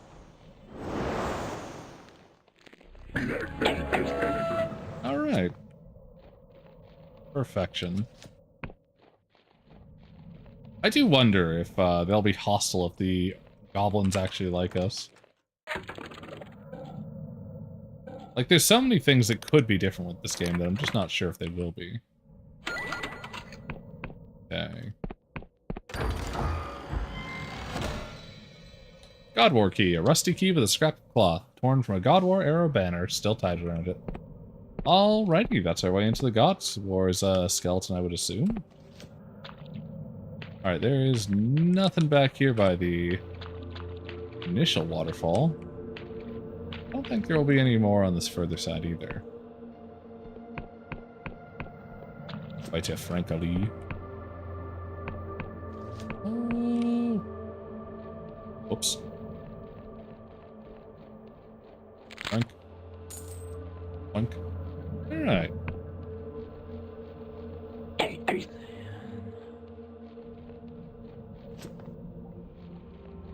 Is certainly more down here, though.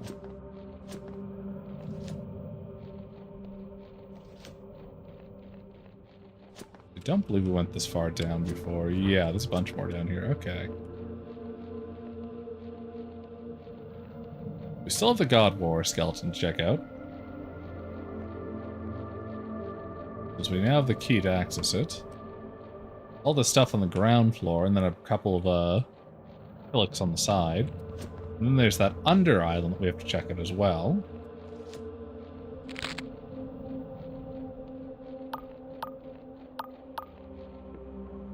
I need 9 strength to break that, god damn it.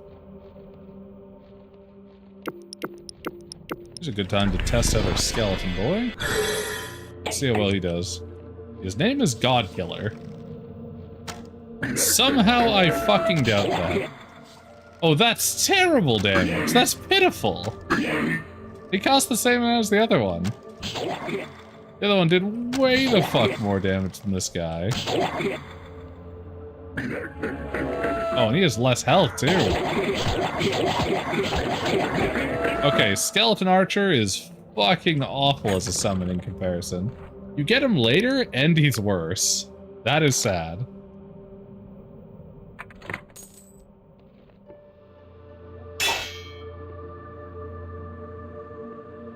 I can't break through this, it's 9 might. And we can't unlock it because it's not locked, it's just fucked. Oh well. Can't get every reward in one run, what are you gonna do? We'll go Might and Persona next time and get more of these.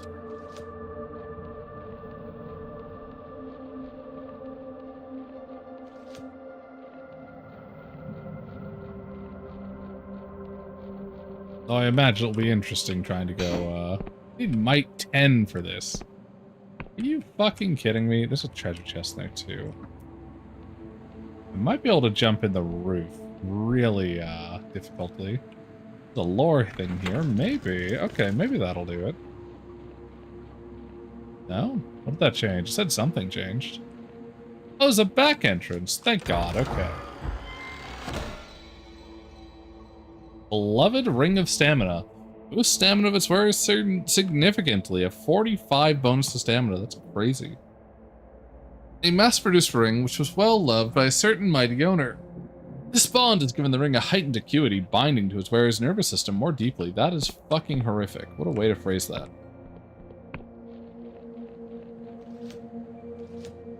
The ring is like fucking a symbiote. Just digging its way into your flesh. Awful.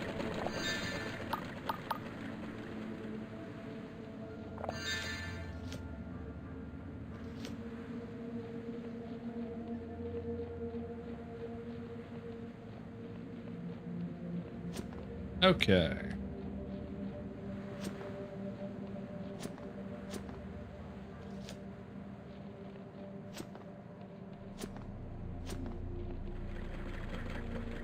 That's 2 of those lore things activated. There has to be at least a 3rd somewhere. I think I saw one up on a hill. Not sure what they're gonna do, honestly. But I'm willing to find out.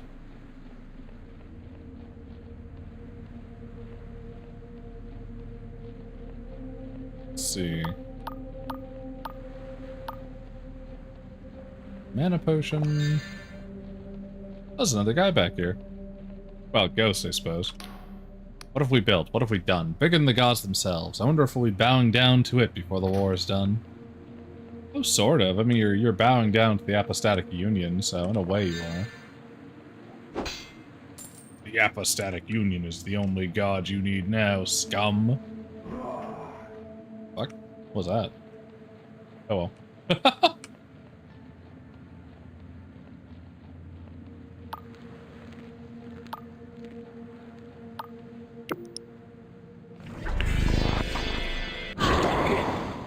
Wow, you didn't take the burning damage. That's crazy.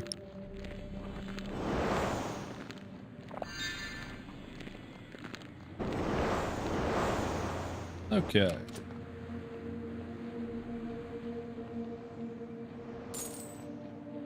Lockpicks. Worthless. Oh well. They're sometimes handy, but like, when you need them, you don't really... When you need them, you really need them. When you don't need them, they're everywhere. Yeah.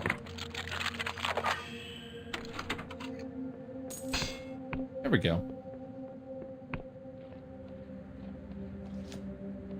Ah, here we are.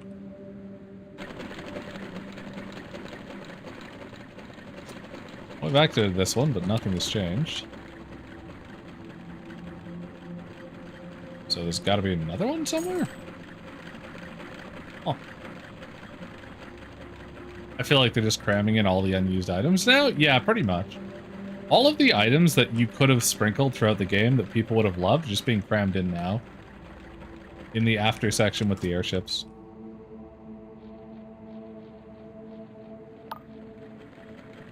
Which is definitely a complaint. These should have been more spread out around the world.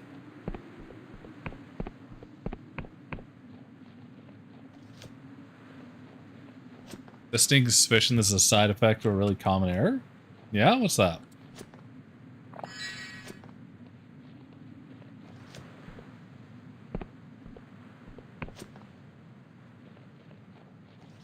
Let's see. Oh, here's another one. Something has changed. And I see what has changed.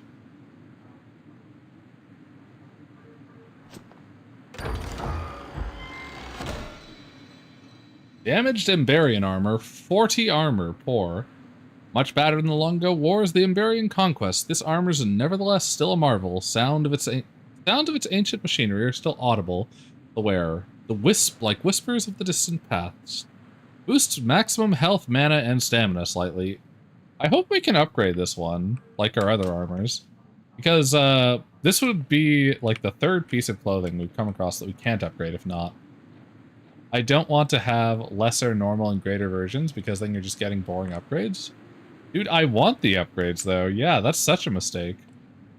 In an RPG, adventuring into more dangerous areas to get the good upgrades is, like, staple and standard. The farm, the harvest, the blush of the shroom gills when winter starts to lift, the sound of the whetstone in the sight, the sun on the tops of the trees.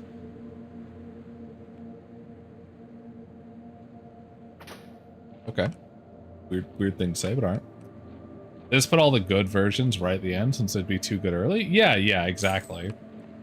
Whereas I would rather that was sprinkled out in more difficult to find places, or like it was stuff that you had to find out some lore puzzle to find. Like, you get a quest where it's like, hey, follow these notes and maybe you'll find a thing, who knows. Why are you giving the lame one and not just the good ones right at the start? Nah, I don't care about that. I'll take the lame ones at the start. That's totally fine.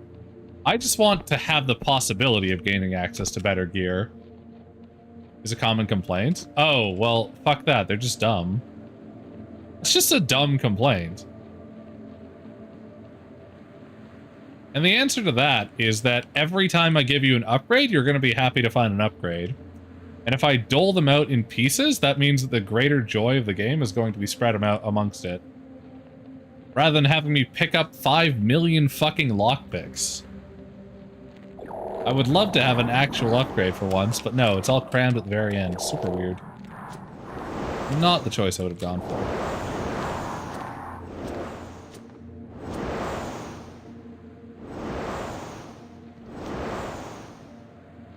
Blink. Okay. Yeah, I just disagree with that complaint. Like, wholeheartedly.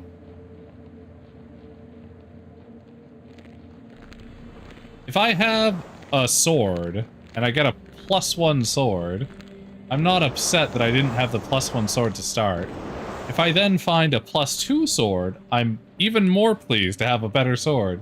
If I find a +3 sword, that's phenomenal.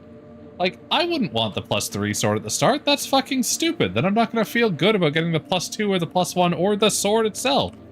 It's dumb. It's just dumb. Like, who makes these complaints? Fucking 5-year-olds? Shouldn't be playing these games anyway.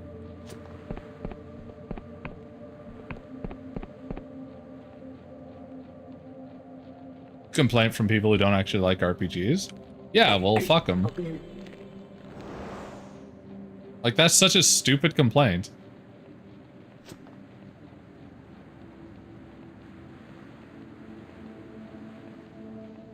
God damn. I can't imagine having to put up with people that fucking stupid. Holy shit.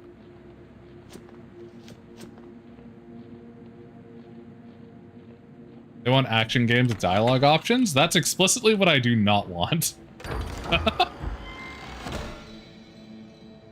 Voidor. Fuck yeah, dude. This is what we want. Okay. We need to get a god-slaying sword for the god that, that Vela woke up anyway. Hopefully we'll be able to do something with this. Unsettling Stone will upgrade an Emberian weapon to Void Steel. Its surface is blacker than black, seeming to absorb all light. It was Void Steel that made the God War possible, and arguably inevitable. So now we can make Shroom Steel and Void Steel weapons, apparently. I mean, I have heated debates with our friends over this constantly. Yeah, I feel you.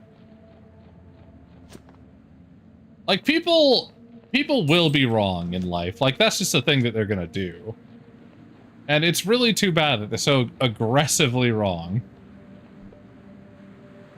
Our disagreements are in the nuances of execution while they just want the OP to go burr? Yeah, exactly.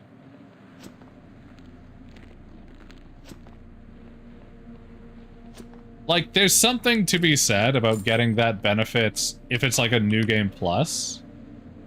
And how can man die better than facing fearful odds for the ashes of their father and the bodies of gods? It's fine, Mr. Ghost. Like, if this was a new game plus type of system, I'd be okay with starting out with some of that stuff. That wouldn't be a big problem for me. Because you've already done the rigmarole, you've already found the things, you're gonna know how to get back to it immediately. So, like, what's the point at that point? But where does this fucking go to?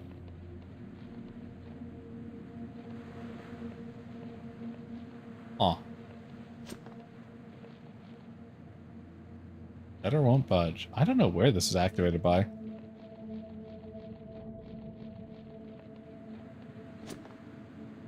Okay.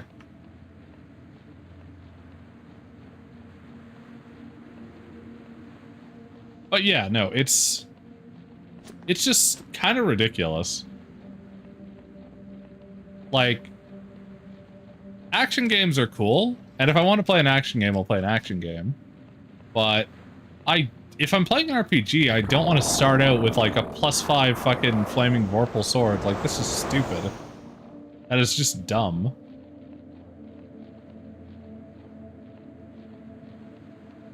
The struggle is part of the game. It's a good part. The part I like.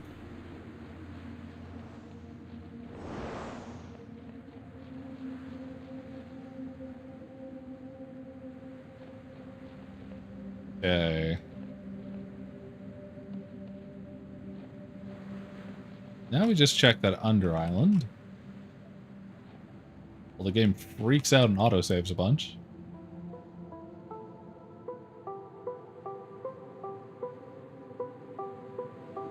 We check this? Yeah, we did. Okay. Do a little survey around, double check everything.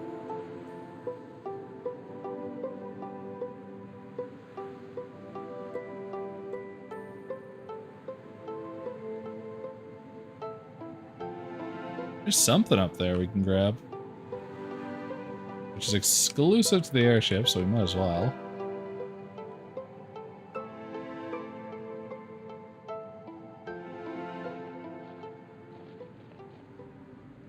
Ah! It's a fine ore. What a fine ore. One complaint I have about this ship's style is no railings. Almost fell off there.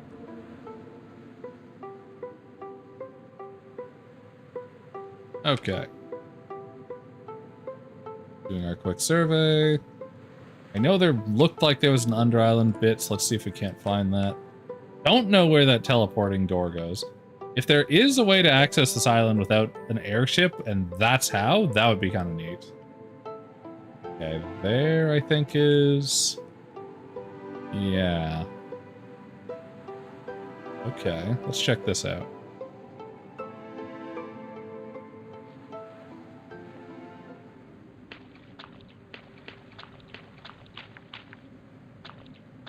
Huh, can't go in the water. So there's a landmark here?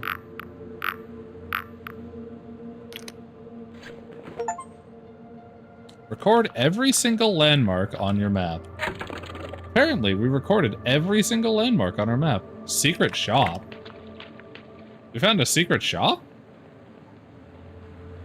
Oh, yes, we did.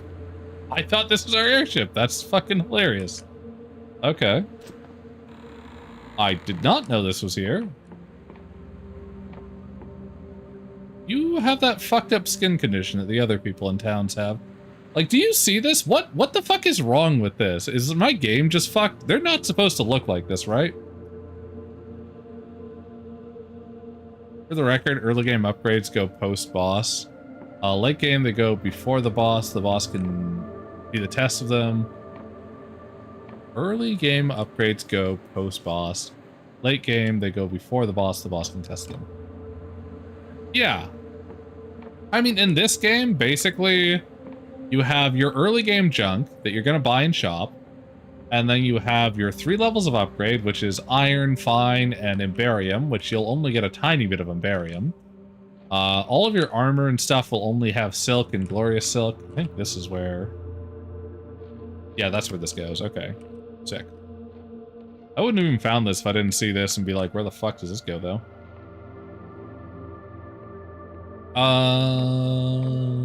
Let's go check the rest of his house. Alsic bomb, that's trash. Why don't you put trash in the back, dude? What's wrong with you? What was I saying? Yeah. So you get all those upgrades, and then basically Emberian is sort of a late game upgrade, sort of like it's a mid-late game. Then we have our Void and our Mushroom upgrades, which are clearly the actual late game stuff. But then we also just have late game higher tier armor to upgrade from the scratch. Man inside the shell is as gnarled as his clutter-filled home. He sure is. He gives you a hard, silent stare, almost as if he's seeing through you to something on the other side. Leave him to his own devices. We're going to want to pump our charm, I think.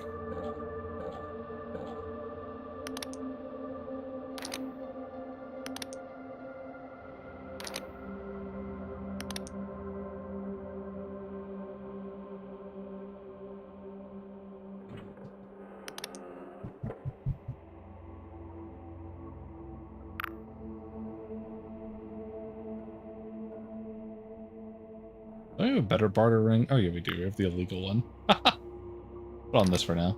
In case he knows what the other one does. You never know. Charm is 75 now. That might be good enough. Nice.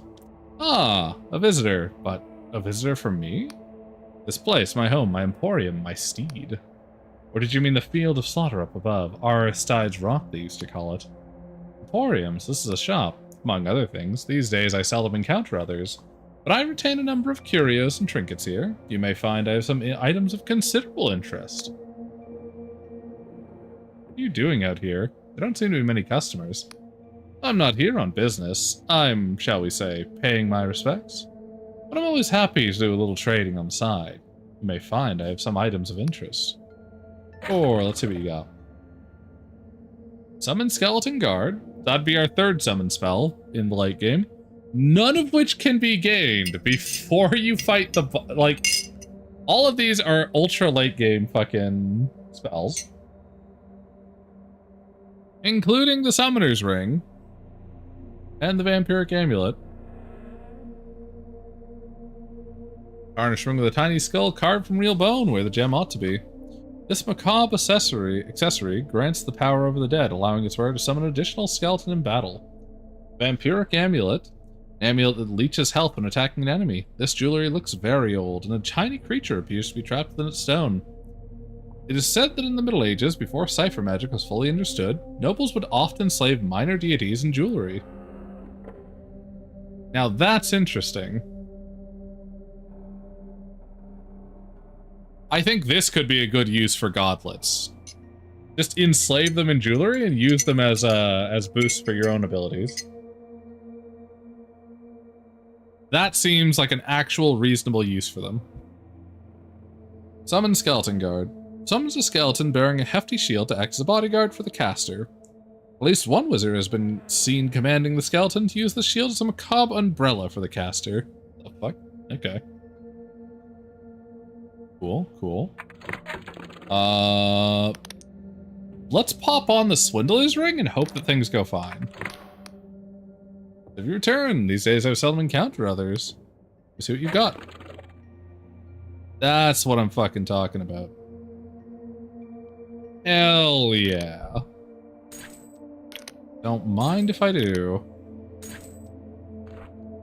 This makes our other shit more expensive too.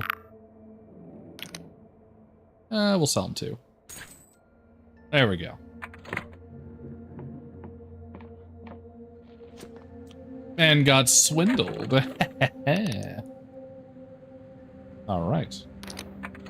I like having on the common ring of health though. Very, very handy.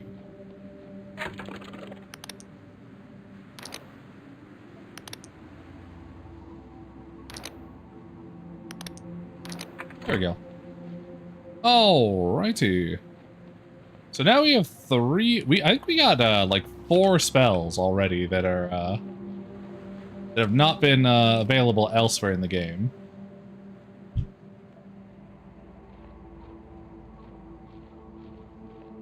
Okay. That's that place. And we do have confirmation that this is Aristide Rock, which means that we should have completed that quest. Which I believe just means that there's like one more quest out in the world? Other than the main quest? There might be a way to get here earlier?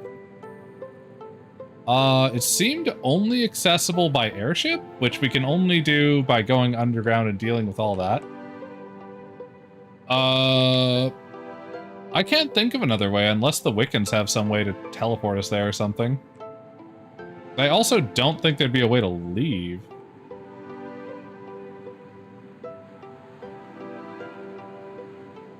That looks like a disconnected area.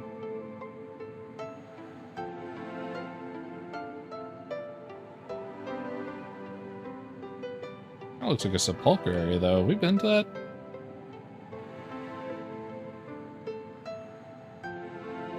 Any weird paintings hidden? I didn't see any. There was, like, a painting thing, but that was just to the shop and back. Like, that wasn't really what you'd be using for that. I don't know if we've been to this, so we'll just pop down.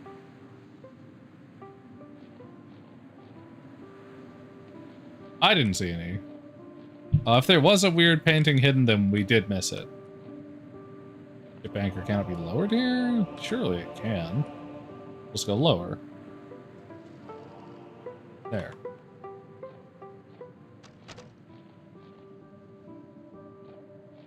Okay. Now where are we?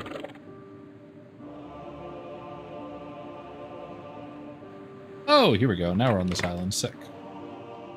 Yeah, I saw this island on our map, and I was like, where is this?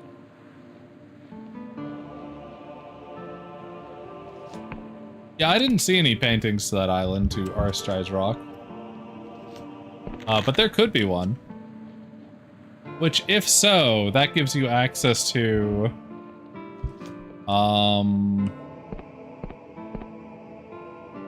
I think that gives you access to the skeleton archer and the skeleton guard. Which, like, then it doesn't give you access to the best summon, but that's fine. You'd still have summons. As well as the lifesteal amulet and the increased summon one. In which case, the only way to play an effective mage build, unless Entice is way better than I think it is, would be to find that particular way in.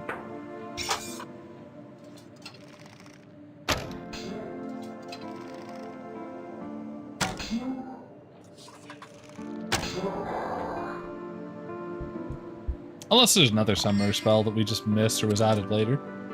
Which, again, is possible. And we can go looking through stores, see if we find any.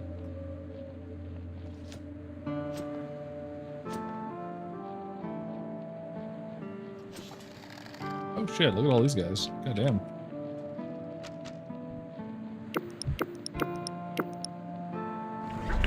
I think we will actually summon the boys for that one.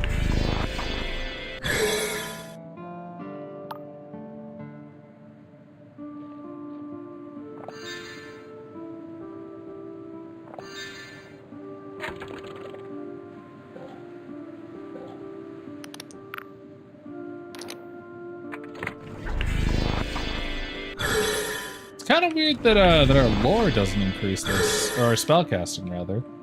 And now we have Blaster, Toxafume, Tomeworm, and Brightbones. Surely they can manage this fight for us. This is a lot of boys.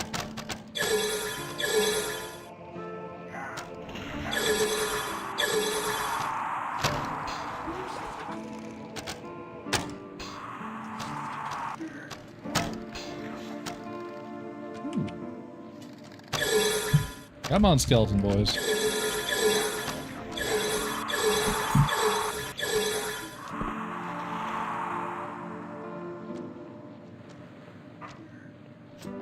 Yeah, summons are busted, I'll give them that. At the very least, these summons are busted.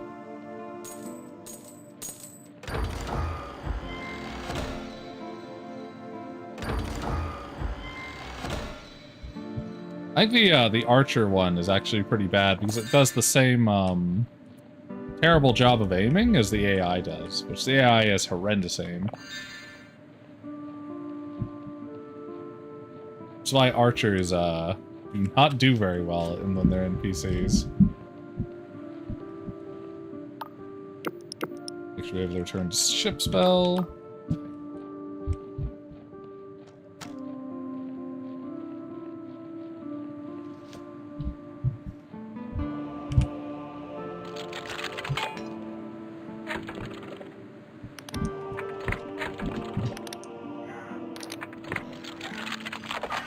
Get them, Skella boys.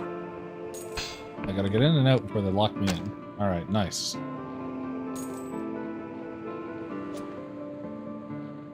Oh shit. What's this? Purblind.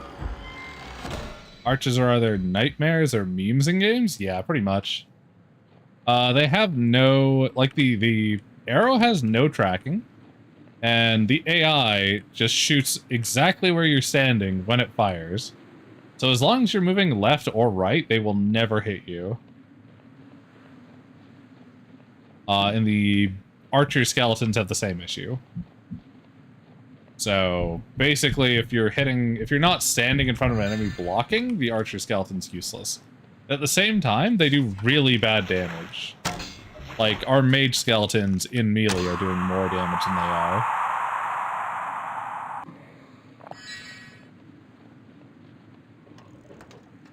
So they're just super not worth it.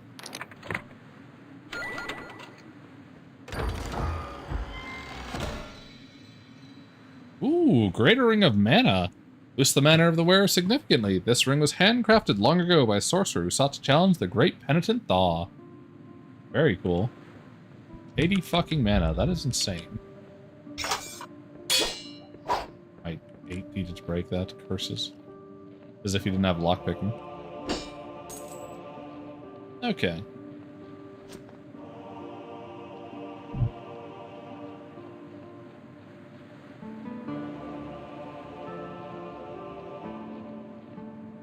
Is there anything down here?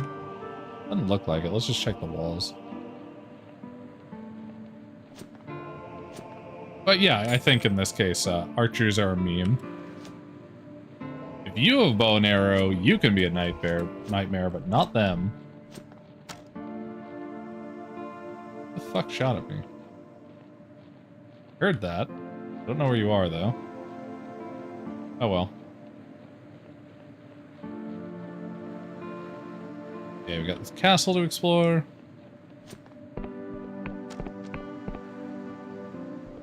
Oh, there's a little tower thing over here. Let's check that out first. Then we'll explore the castle.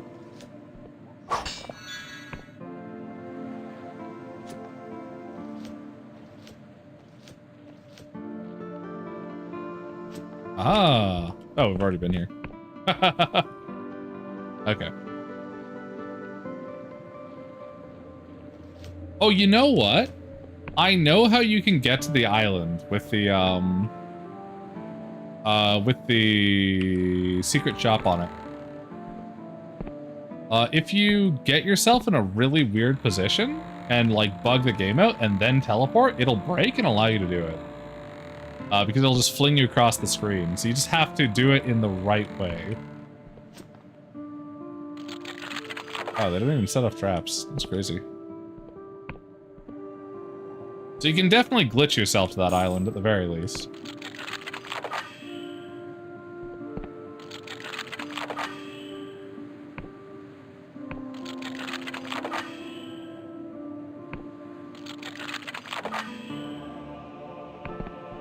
These fucking traps they put down, what the fuck? Let's hoping I forget one and stab myself? Alright. Almost walked into that one.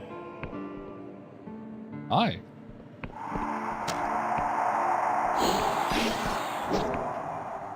You guys sure are tanky.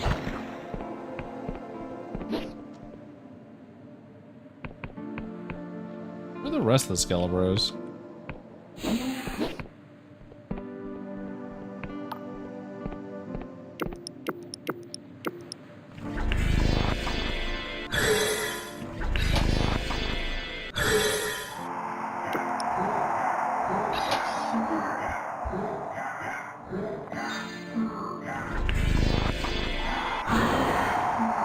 There we go.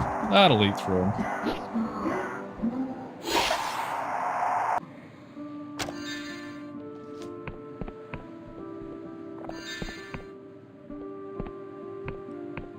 Oh, there you two are. I was like, what the fuck are they fighting down there? But no, they followed eventually.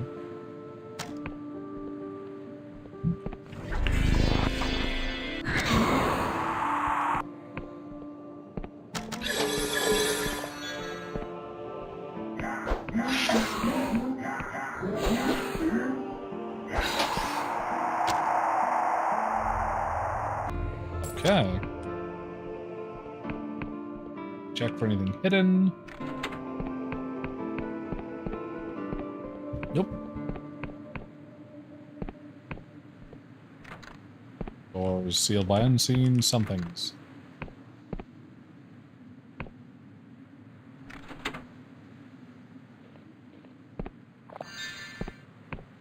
Okay. Aha. There's one.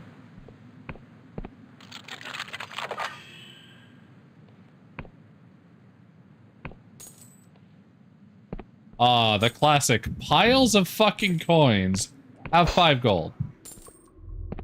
God damn it. Hate that. I should be able to scoop up all these fucking riches, but no, I take like 5 coins and leave. Oh well.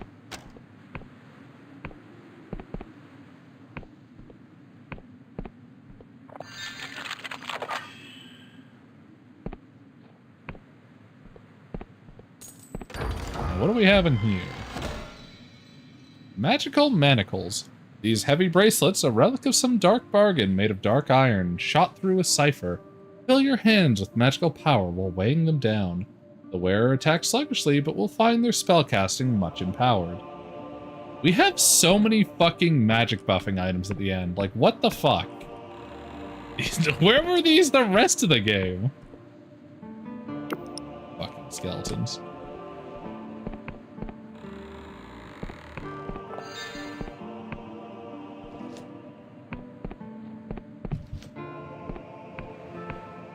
And also, all of these items, I'm pretty sure, will still bring us the level of barely touching the feet of an archer.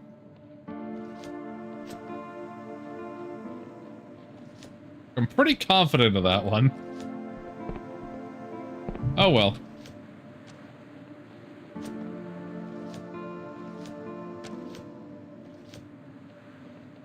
I think that's everything on this island. Or at least everything reachable by the ground.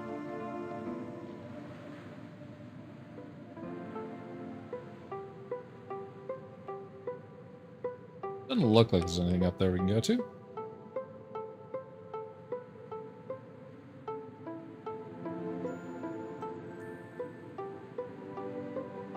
Send, check under the island. Nope. Okay.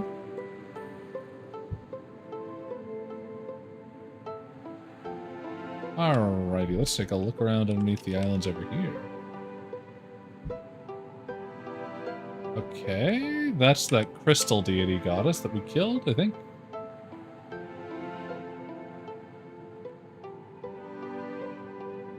Take a peek-sees under the Oneric Isles.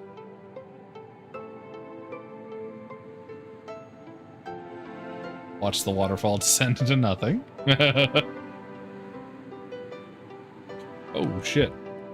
Get a close call with a tomb wyvern.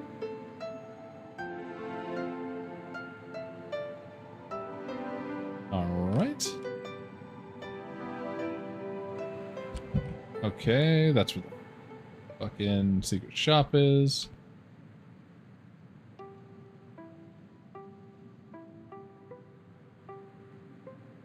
Take a little peep around. Nothing there. The artillery is. What is that?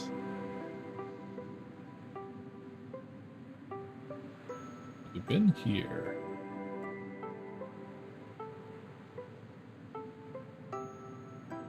Think so?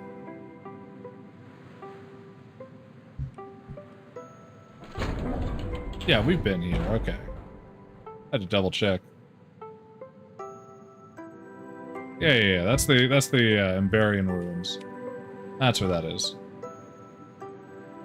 Just before you get to the area. Okay.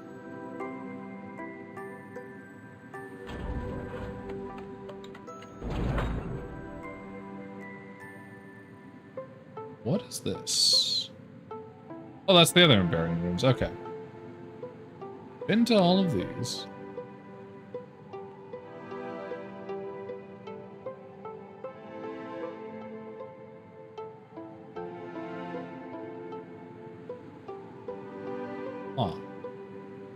This one is aggressively vibrating, which means it wants us to jump down, and is very stable.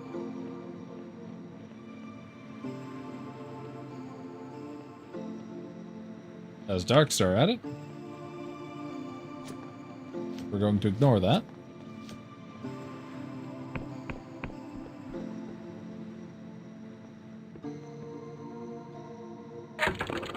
Where are we? Somewhere near Cadaver Keep. I think this is the Duchess's area. Could be wrong.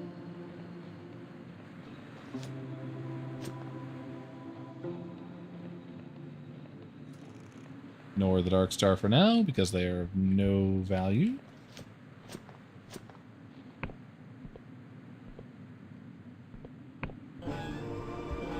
Use Cadaver Keep key. Okay, yeah, this is where they were keeping her daughter. I see. I know where this is now.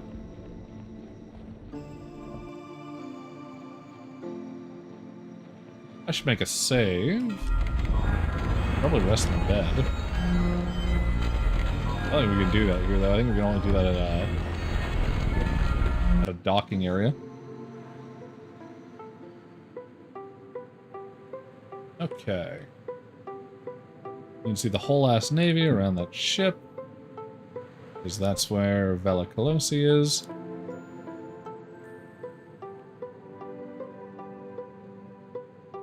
Check for any off islands near the Mechanical Kingdom.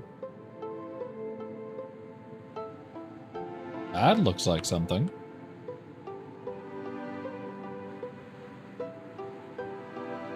Okay. What do we have here?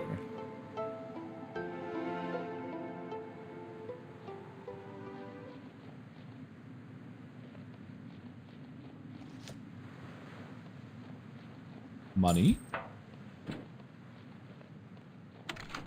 A chest. Clockwork ore. This is another late game ore. An amalgam of clockwork machinery, this strange stuff can be used to upgrade an Emberian weapon to clockwork. It ticks and whirs in your hands a mechanism in search of its machine. This is a third late game upgrade. A third distinct late game upgrade. We're gonna have to look at what each of these does.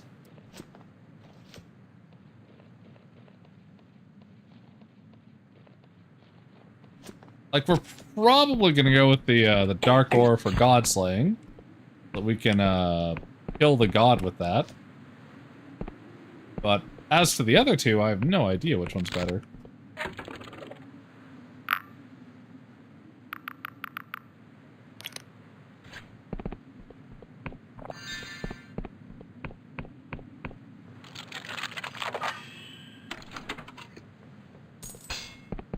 We're certainly getting enough ore fragments now to do more with it.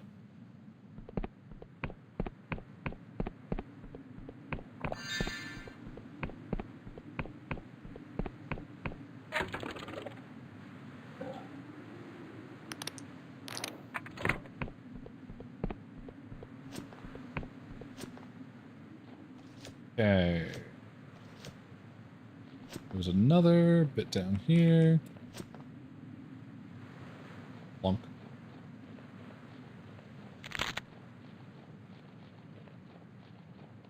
Oh, item spawned over here while I wasn't looking. There's also, we've just had poison this entire game and never used it. It's like, we've never needed it. Always been a different thing. Well, plus we're running mage, so it feels sort of weird to run all the melee stuff. But like, even while running mage, later game, it's just, there's so many better options for running melee. It's fucking ridiculous.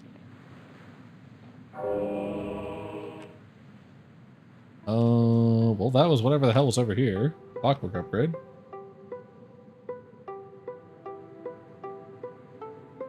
Yeah, there's at least one other island over there.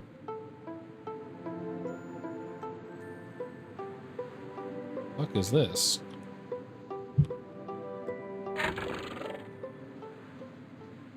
Where are we at? Velocity of progress. That's where we're at. Okay. I was like, seems like a sort of a far way off from the normal beaten path, which I suppose it is.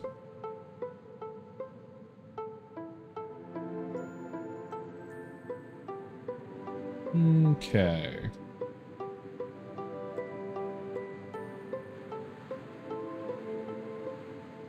The fuck?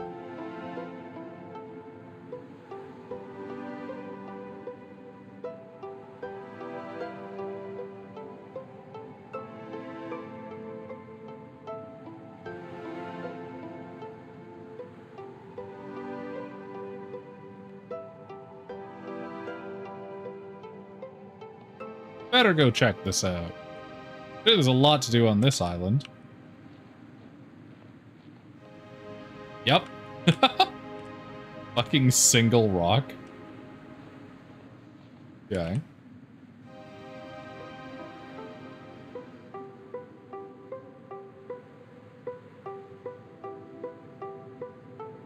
Wonder how that tree seed got out there. I bet somebody on a ship just dropped that off and wanted to see what would happen. Basically your fucking Minecraft starter island.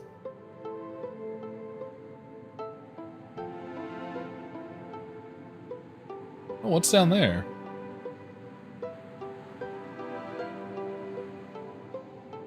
Okay.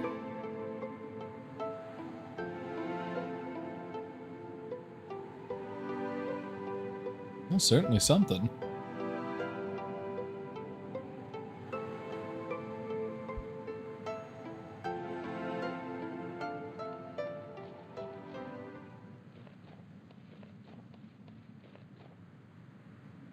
Nothing seems to happen.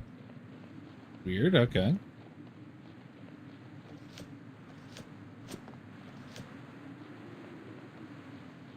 That little sandy island over here. Glorious treasure. Lovely. I do like coming across glorious treasure. Then we can swindle people into buying it for like 100 fucking gold. I think it's worth like 50.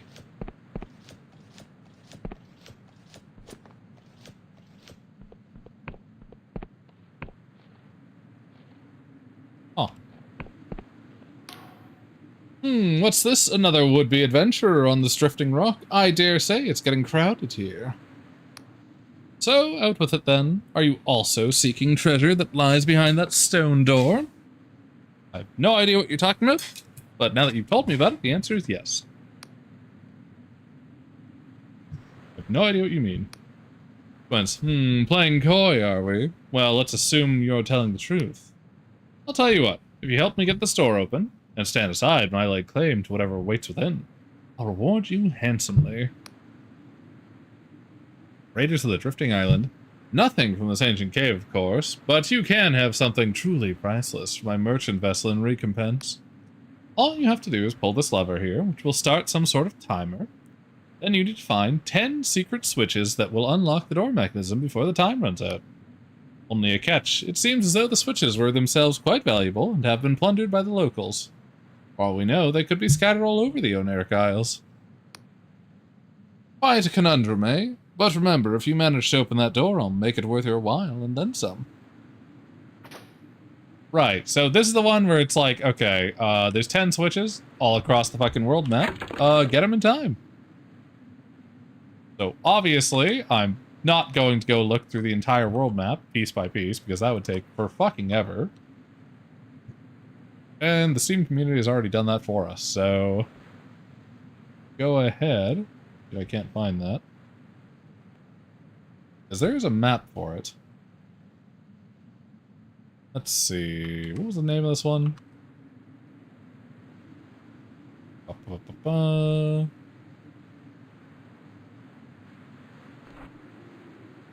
Raiders of the Drifting Island. Small island to the northwest, an adventure to ask you opening an ancient door. You must pull the lever in an island, search the Oneric Isles for 10 secret switches before the timer runs out. Also, can we see where we are on the actual northwest? Looking in the right location. Where even are we? Okay. I wish I could put markers on the map. We are here. I suppose it would let us do a notebook thing? No, okay. So we are...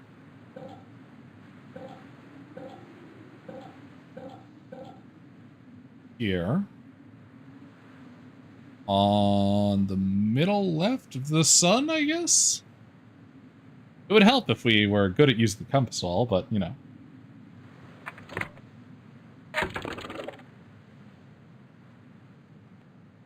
We could rest in certain places and hopefully find a better way to get to the switches. Not sure if they'll be accessible without the airship at all, though, so possibly not useful. Let's see. Gonna throw us an ad break while I look over this briefly. At the very least, we won't get interrupted by an ad break while I'm actually doing things.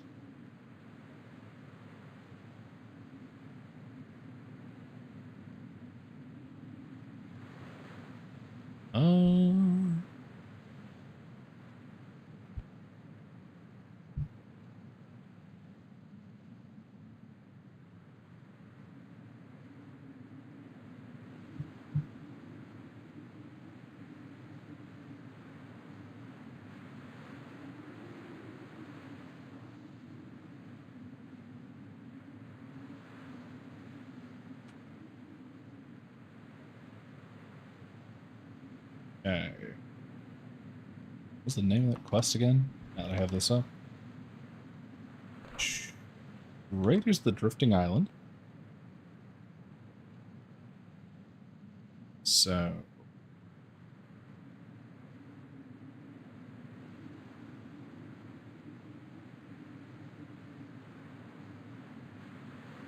find that in here. Raiders. There it is. Huge thanks to Type Raider and official DD Discord server for searching the skulls together with me. Start here. The adventurer wants to find and activate 10 medic skulls. We have one here. 10-minute timer. Fuck. Okay, that's pretty tight. But alright. Here the skulls map and exact locations for each skull is described below.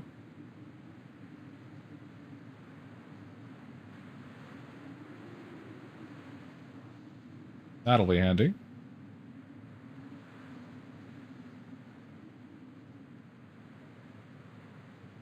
Okay.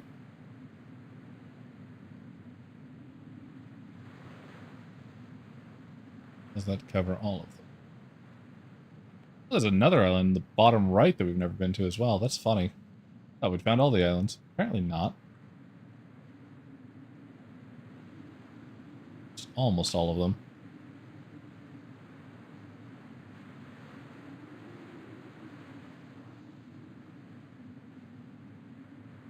New island is on the map because I yoinked the wiki before it was updated. Ah. Okay. That'd be unfortunate if there's an island that just isn't actually in existence that we're going to be hitting last.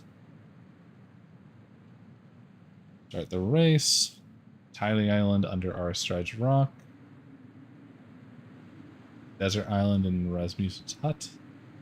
You have to do these in order?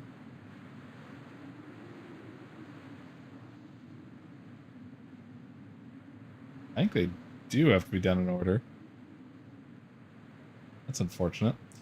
We can check that pretty quick by just hitting the one under Aristride's Rock, then coming back here, I suppose. So we'll probably do that. In a hollow town on the second floor of the Winged Merchants Guild building. Okay. In Hollowshire. The second floor of the Thornwood Manor Keeper's house. Okay, I know where that is. In this realm, the table of the Duchess's study. I know where that is. In this realm in Lord Ryder's estate. That one we'll find eventually. Will in a deer-like farmhouse not far from the Uni Gate, which leads to the Endless Realm. I think I know where that is. Erudite Academy on a table on the second floor of the main building. Okay. Erudite Academy on a table on the second floor of the main building. Okay, I think I know where that is. Veropolis in a trash pile in the lowest level below Babushka Xenia's tea house. Jesus.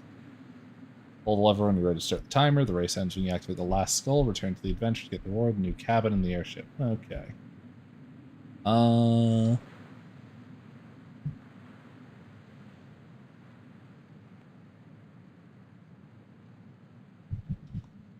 Alright.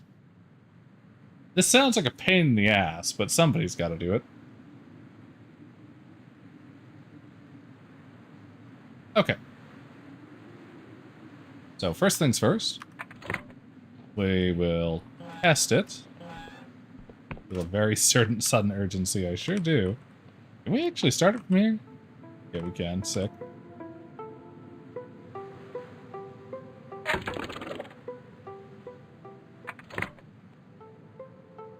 Okay. I need to find where the fuck is it? Shit. Love that we just started and I'm already lost. Yeah, I think it's this. It's everything goes into like a red shift and I have no idea what I'm looking for. Here's what we're looking for. This tiny island. Okay.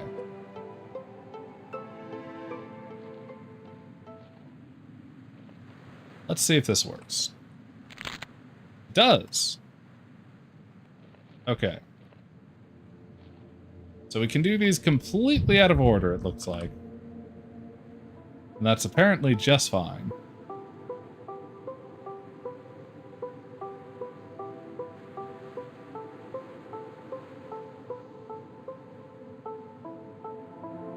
There's no reason to do it out of order, but, you know, fuck it. Why not? Ah, shit. Going the wrong way. There you are.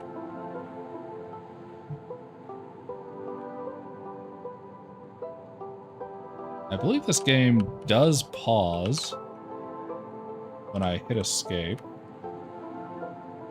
So we'll probably be using that to our advantage. Much as possible. We do only get 10 minutes on this.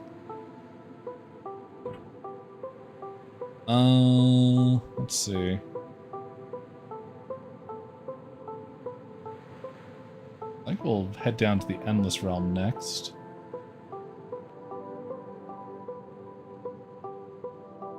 He marked him, but he didn't put which number they're by, unfortunately. Okay. I think we just go like down, the right, up, and over, and then down? Probably makes the most sense. Or actually, we can head all the way down and end in the Machine Kingdom. Probably makes the most sense, yeah. I mean, I guess that's where he ended too.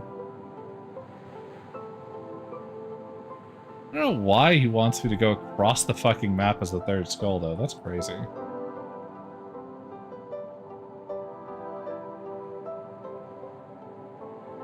Okay, well, we'll head to Lord Ryder's estate. I think is this way.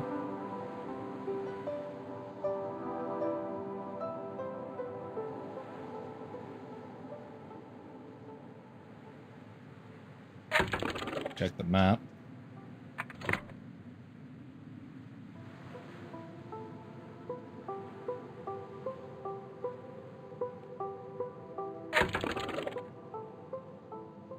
We've gone too far south. Yes, yes we have.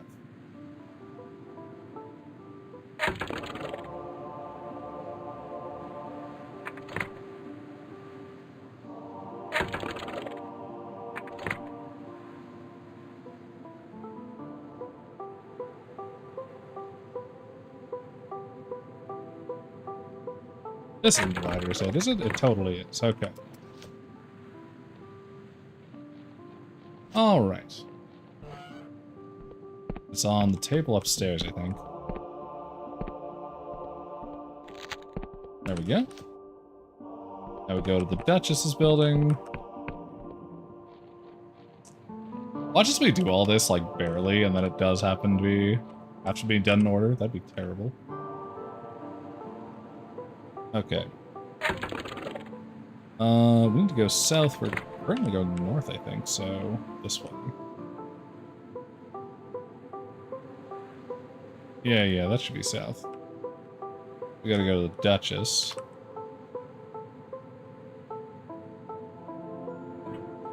Make sure I'm going to the right one.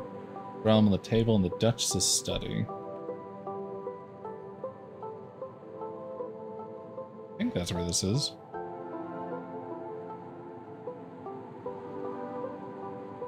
Yeah.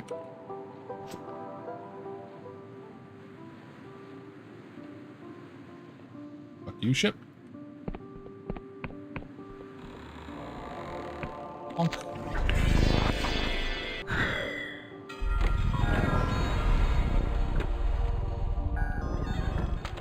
Okay.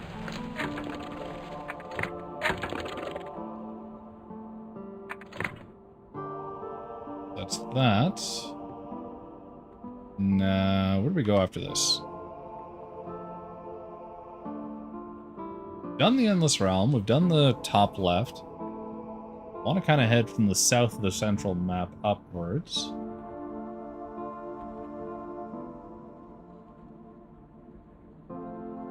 I just have to go in one direction the whole way is what I'm hoping to go with.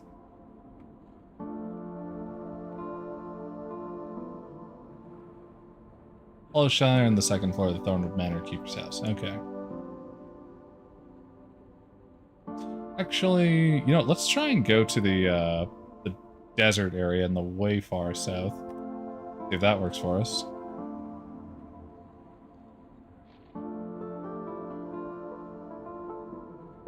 Okay. Because we haven't even found that one, and we do need to catch that if we're going to find all this. Which I think might be that island right there. Way off in the distance. I don't know how we missed this every time we were looking through, because we were looking through a lot of these areas. Ah, shit. Well, that is going to make it difficult. Yeah, this is exactly where that island is. Shit. Okay. So, while we were doing all this, we actually couldn't complete the quest until we do this thing. I believe we need to do as part of the main quest, so I guess we do that first? Alright, well, fuck it. We will eventually have a quest update telling us we fucked up. That's fine. Being as we can't actually complete it until we do that, we'll attempt it again next time and have slightly better timing, so that's fine. Wait, I'm going the wrong way. We want to hand in a couple of our quests.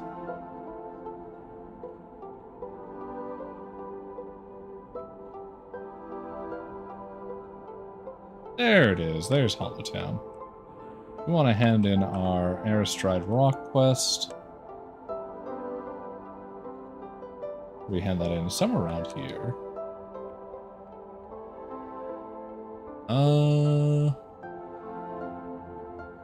Yeah, buddy on kick. I'm gonna assume you're a bot there, so I'm not gonna do that. Thanks, though. Okay.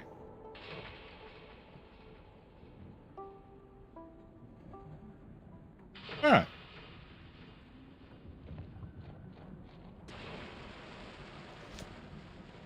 Oh, we literally dropped anchor right in front of it. That's hilarious. Hey there, buddy. Ah, you again, the old veteran, puffs on his mechanical pipe, half hidden by baroque swirls of smoke. I have something for you. Give pendant. Drangorg is silent for a moment, reaching out tentatively, then drawing back, not ready to touch the artifact yet. Is that... Did you... That's right, buddy. We did some grave robbing back with your old comrades. He coughs, producing a particular spectacular flare from his pipe. Attempts to compose himself. Well, I never thought I would see that again, but you've done a kind thing for an old grease guard. He reaches out again, and this time touches the pendant gently. Nice. Here, take this. Oh, we gained a Voidor. Hell yeah.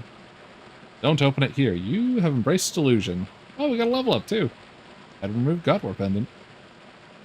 Don't open it here. Not where any old Inquisitor could see. That's Voidor. Never built anything with it. Never killed anything with it, neither.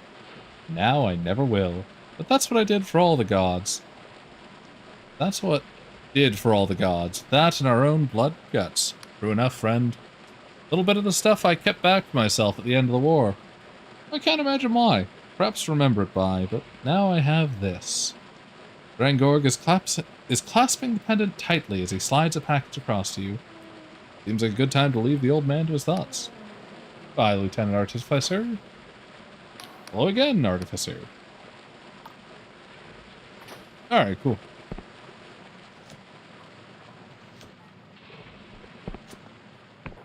Well, let's head down to the smithy and see what we can make with all of our ill-gotten gains. I mean, totally legitimate wares.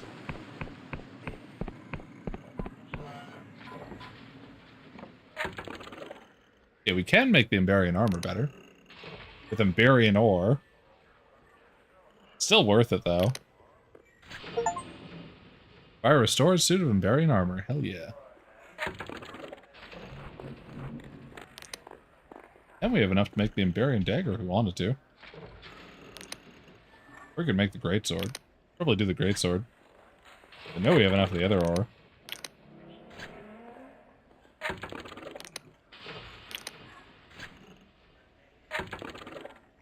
Oh, we have enough for the dagger too. Sweet.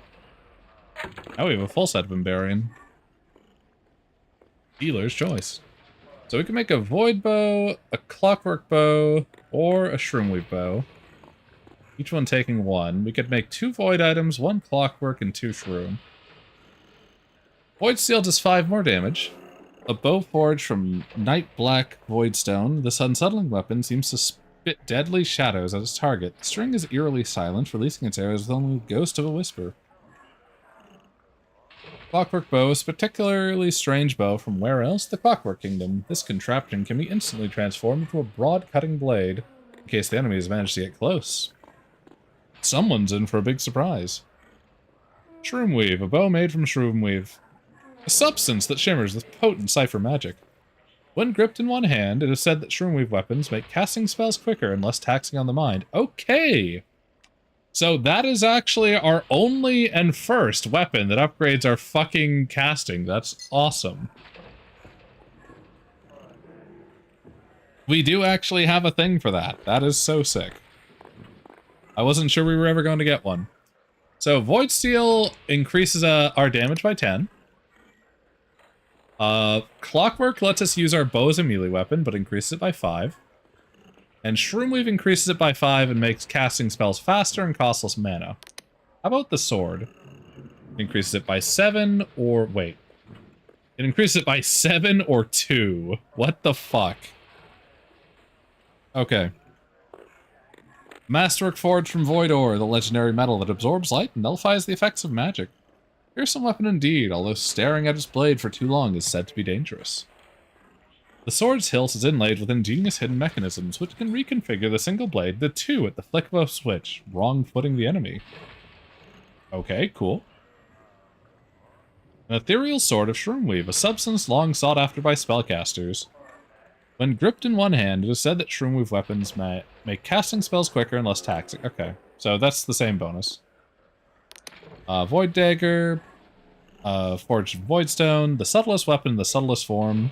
Its unsettling masterpiece is like a sliver of shadow glimpsed in the corner of your eyes before it's suddenly at your throat. And our base damage is 13, it goes up to 18, this one only goes up to 15. I don't know what their scaling they're using for these is. A curious contrivance from the Clockwork Kingdom, this dagger can be modified into a small projectile weapon called a quote-unquote, but it's missing, pistol, making it lethal at range as well as up close. A clever enough trick, but surely they'll never catch one with the masses. A glowing dagger of Shroomweave, a substance found only at the bowels of Cephalok. When gripped in one hand, it is said to be a Shroomweave weapon, making casting spells quicker and less taxing on the mind. Void Greatsword, a great shard of inky blackness. This blade must have taken an enormous amount of extremely rare voidstone to forge. Yeah, the same amount as the dagger. In battle, it sunders everything before it's seemingly hungry to rip through reality itself. Wait, holy shit. It goes from 24 to 40. That is a 16 damage upgrade. Holy. And then this one only goes up by 6. I feel like we make the Void Greatsword. And probably the bow. A contrivance from the Clockwork Kingdom, this greatsword can be reconfigured into a large gun, practically a portable cannon. Bombard your foes from afar and feel like a skyship captain, even with both feet still on the ground. It's kind of cool. Like, the Clockwork one is actually kind of neat. Shimmering Greatsword of Shroomweave, a weapon long coveted by Wiccan covens. When gripped in one's hand, it is said to the Shroomweave weapon makes casting spells quicker and less taxing on the mind. I don't know that, like, our damage increases at all, so I think the Shroomweave is a base bonus. We'll make the Void Greatsword. We'll upgrade a weapon with one of the rarest ores. Nice. Make the Void Bow. I think we make a Shroomweave sword. And then I think we make a Clockwork Dagger, because the pistol sounds funny. Nice.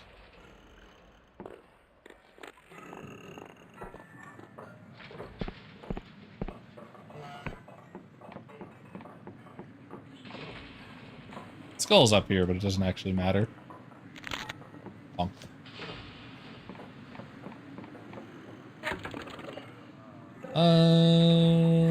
Persona.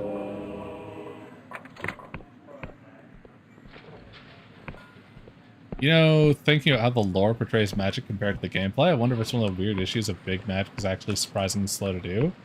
Like, it's an adventure issue? You're a mage sitting around can rend worlds? Oh, I totally agree. Like, you're so right on that. That's definitely one of the issues here. But it takes, like, a week to cast? Yeah. No, you're so right. Like, that's definitely one of the issues, is there's all this incredible magic, but it takes years to formulate, and even longer to cast.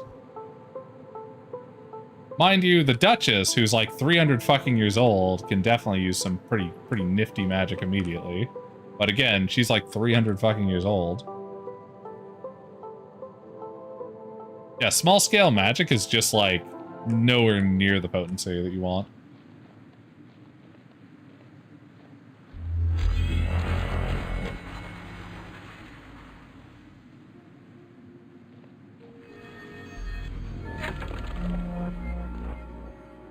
Okay.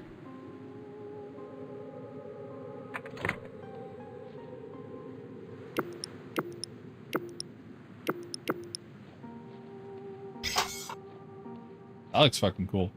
Okay, so we have this in hand. Let's check how much mana we have actually first before I cast this. We have 200 mana. That's pretty quick and it cost us 24. So if I swap this out...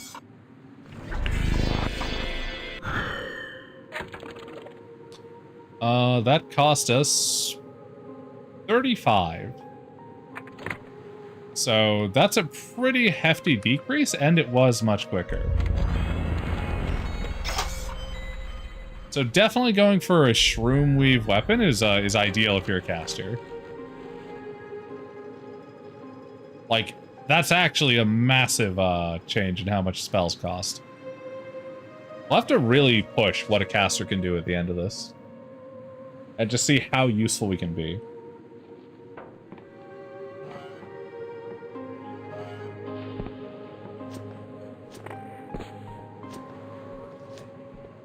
A great concept that comes to mind is that small magic and simple spells are the hardest to improve on.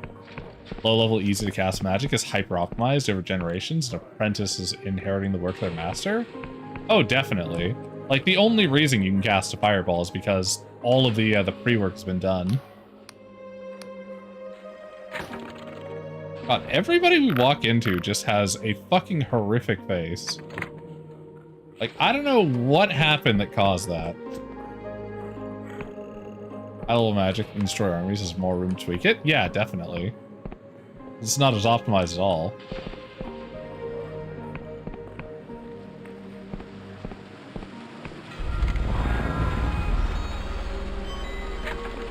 I am curious.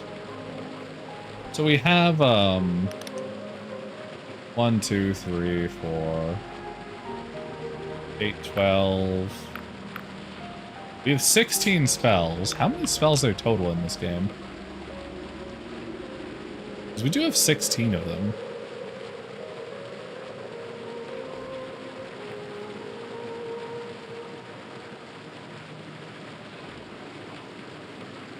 How many are we missing? Hell magic. Yeah. More room to customize in different directions, definitely.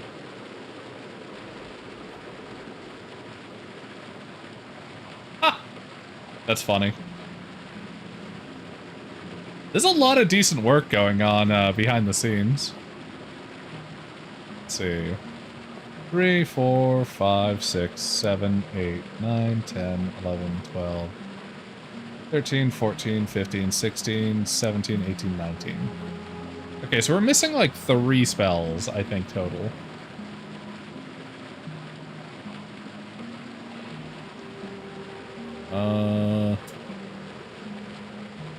Missing that one. Are we even missing 3? We're only missing 2. Okay, fuck up. 8. 12.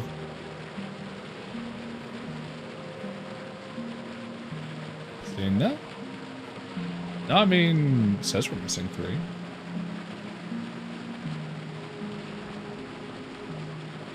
Okay. This is the first basic summon spell that we're missing. We actually have all the other summon spells. Plague Fletchette, which I think is a faction spell or something. Spell is a quest reward received from the quest at Castle. First after getting the sacrificial poison to the Duke Holoshire's son. Yeah, we missed out on this because we chose to do a different spell. And the difference is it does poison damage as well. What other spell are we missing? We have this, we have this. I'm sure we have both of those. Let me check. Cypher Spear. Do we not have Cypher Star? Is there another damage spell we're missing? Yeah, that'd be the one we're missing. Okay. There is no data on this in the wiki. That's fun.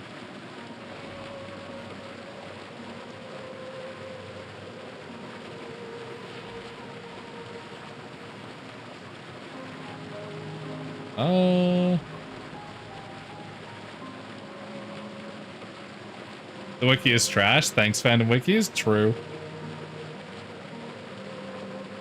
So fucking true.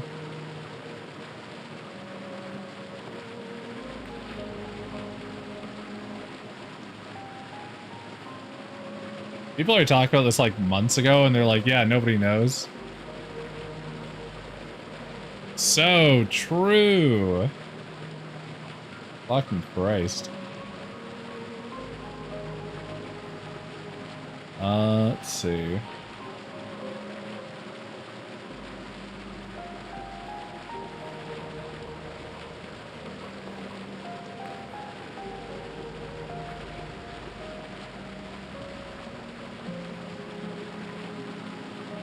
Check the Steam community. Nope, nobody knows there either. So wherever Cypher Star is, if it even exists, nobody knows. We can't get Plague Fletchette because we didn't do that quest in that direction. And the summon spell Summon is a roaming island off the northeastern coast of the Endless Realm, accessible via Union Gate Bridge. End quill to lift the island is activated. It is themed after the Endless Realm, is uninhabited by enemy skeletons. Far side of the island is a mausoleum-type building with a chest containing the spell. Okay, so northeastern coast of the Endless Realm. Gotcha.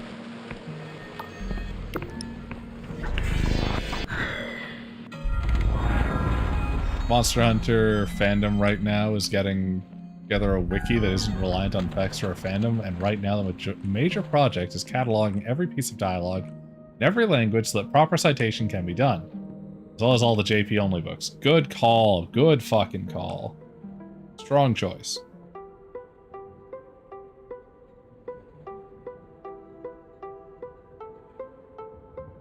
Okay. The northeastern coast of the Endless Realm. Somewhere over here. Your quill as well. I think it might be this.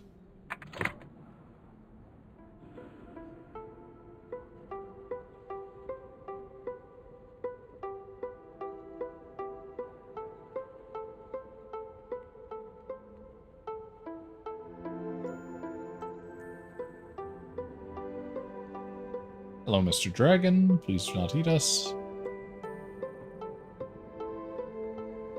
Said there's an island over here. Northeastern coast.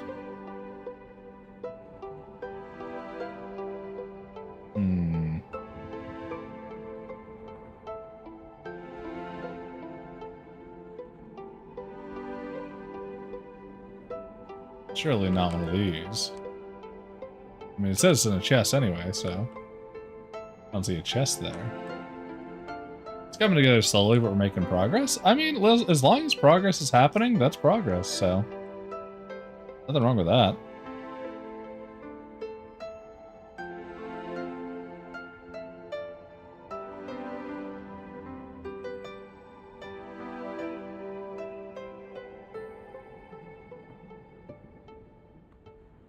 Back end of Wikipedia open source code. Nice, nice. Wikipedia is pretty handy, pretty usable. Okay, the flesh farms. I mean, it has to be like this area, right? Unless it means this. I mean, fuck, it could mean this. Some government backdoors plugged properly. Fair. Ignore the fact that we're inside a tree. That's fine. Oh, apparently it's not fine. For you, game. Fine if I say it's fine. Boink.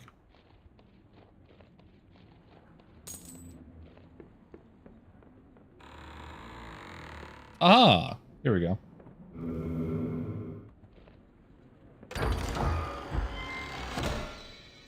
And there we have Summon Skeleton.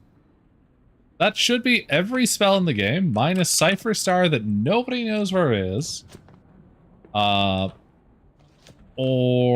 Plague Fletchette, which we can't get. Mind of the woman who currently runs Wikipedia used to run the CIA and has argued that Wikipedia should not be focused on the open distribution of information, rather the control of people's thoughts. That is fucking crazy.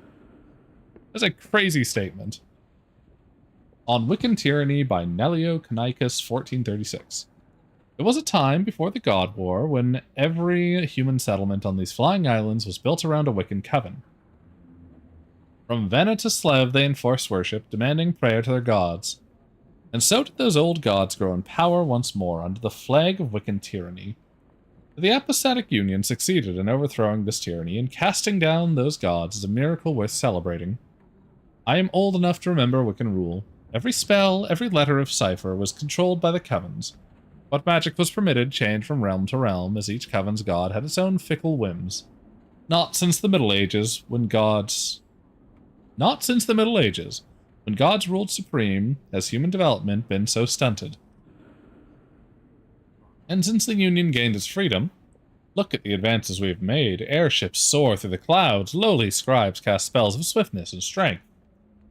Our cities throb with wealth and progress. No longer must we barter with gods for the merest enchantment.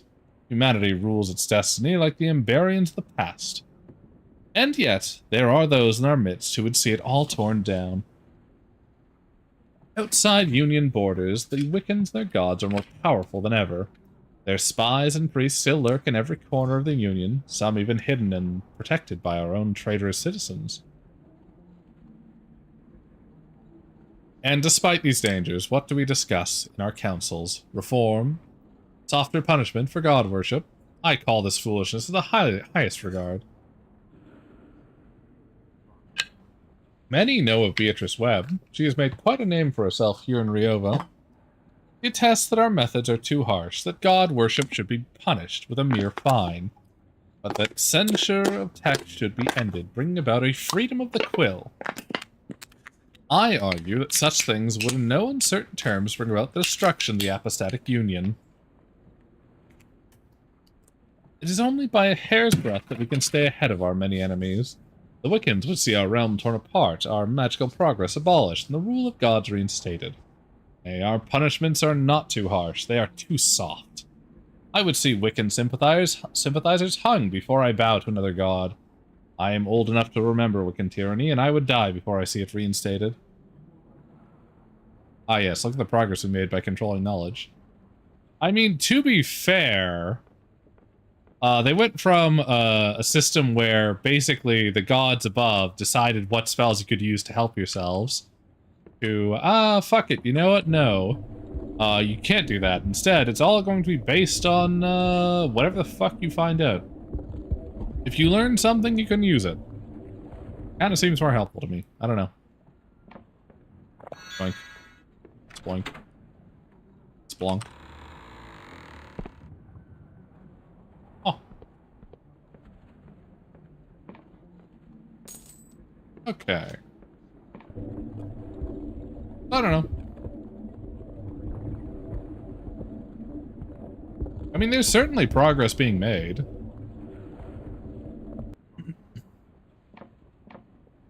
I remember before the bakery work when I went to the floating college place. there was actually a lot of stuff about how heavily the regulated magic was, and casting spells that was approved by the union is punishable by death. That's totally true. So in that manner, they did trade one master for another. The problem is... Yeah, exactly. The problem is, that particular college is under, a lot of scrutiny for very reasonable reasons. I don't know how much of that is their own fault. And how that actually applies to the rest of the world.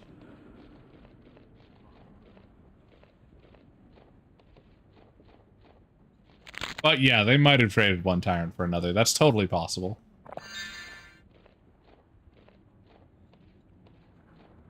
Yeah, that's definitely true. Unfortunately true. The apathetic union is not what it used to be. Corruption and bureaucracy has leaked into it.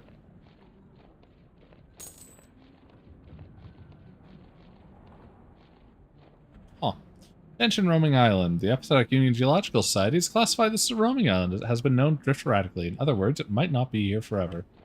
Okay. Was it ever? Yeah, I feel like it was pretty decent back when it was tearing down gods from the skies. I feel like that was pretty good. Back during the God Wars, I think it was just fine. So we just need to restore it to that level of zeal.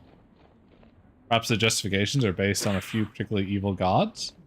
It definitely is, but all of the quote-unquote good gods are also pretty fucked up. So, I don't know. I feel like it's pretty justified. Where's my anchor? Oh, wait, I didn't lower anchor here. I just have to teleport up.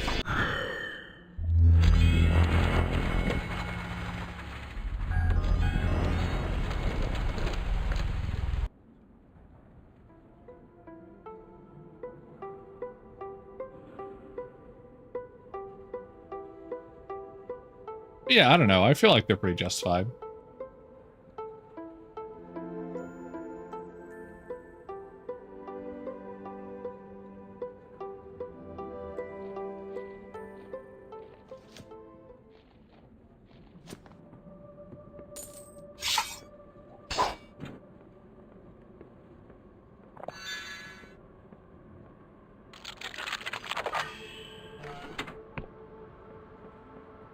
Oh. Well, hello there. Also, Trump threatening open war with Denmark, as well as tariffs against the entire EU. Yeah, he does a lot of crazy fucking stupid shit. Because Greenland? Yeah.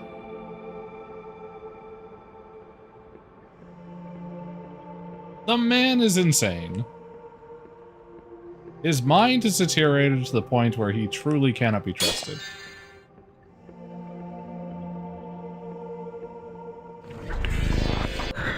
They offered him mineral and military base rights? That's fucking crazy they even offered that.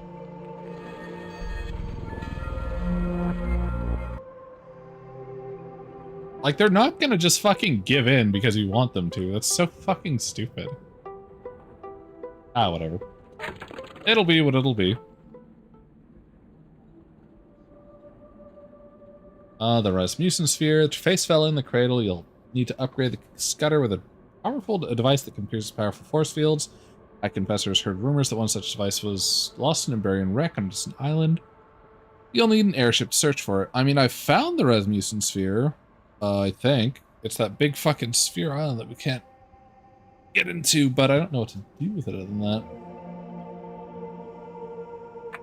Okay. I guess we just head back there and try and figure it out.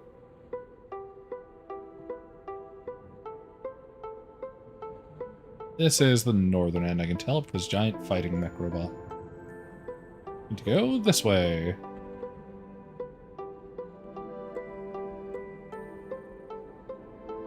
You respond with total control or extermination of Denmark as an example. I mean, I feel like he's really underestimating the military power of the European Union, but okay. Like, that's just an insane threat with no backing whatsoever.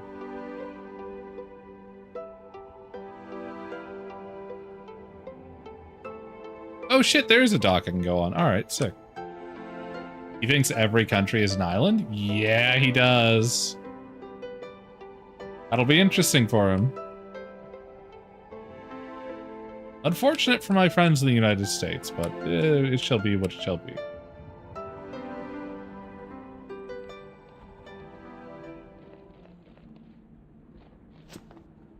Okay. Cactus. Give cactus hug. No bleeding damage. Disappointed.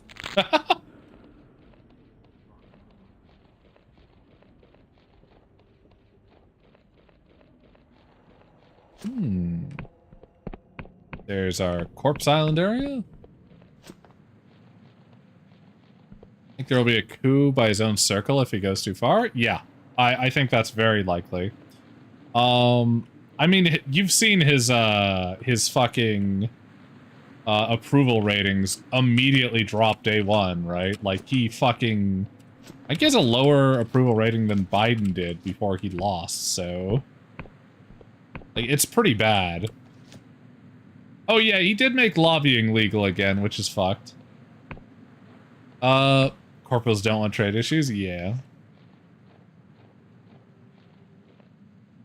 Yeah, they might have gotten all they want from him already.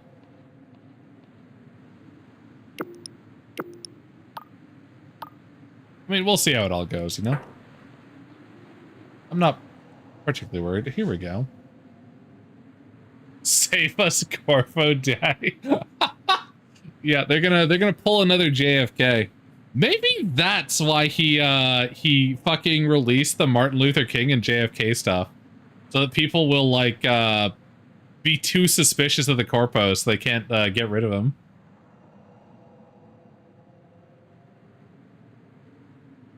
The Rasmussen Sphere. To face Val in the cradle, you'll need to upgrade the cutter with a device that can pierce its powerful force fields. You found a desert island to the south, the Onerica Isles, where an ancient Emberian ship has run aground. Could this be what you're searching for? Fucking probably.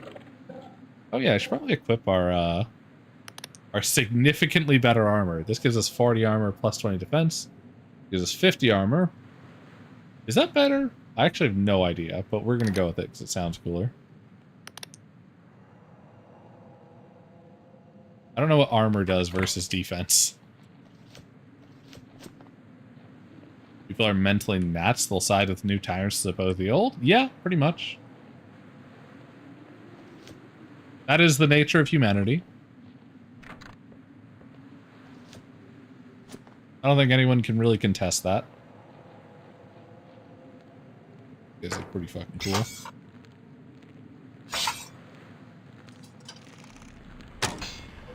Ooh, they're pretty tanky too.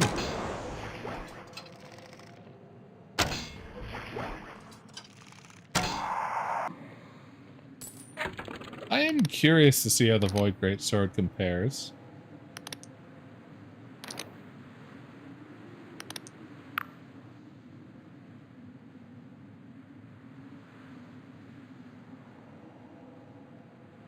Let's see.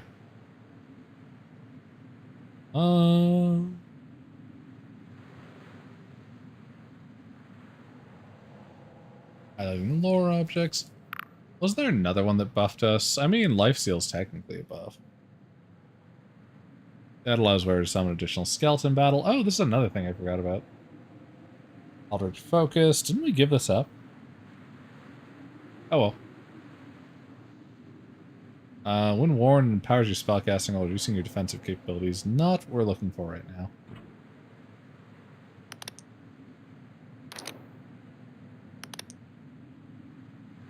Whenever you think hard, your finger twists and flows violently as if unseen throats.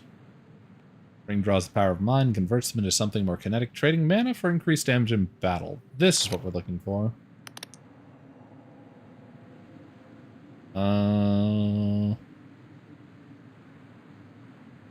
just want to see if I can find, like, a perfect murder fucking thing. Just to fucking cap our damage.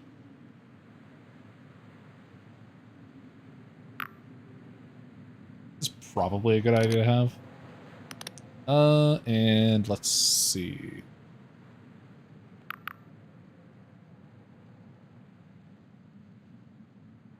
Most sellers show the descent for supernatural, wear these permanently.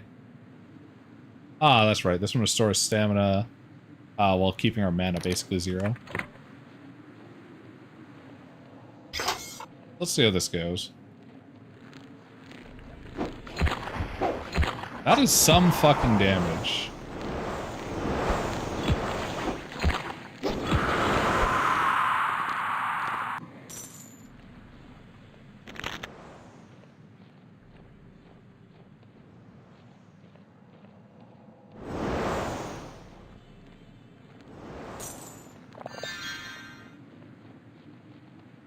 Okay, this one's just taking too much mana for what it's giving. I think the Invigorating Locket is better because it reduces how much stamina is used.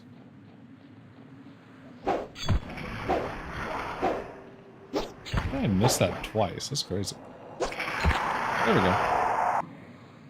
That is some fucking ridiculous damage. Okay, this is doing 60 damage in a hit. Jesus Christ. Yeah, that's nuts.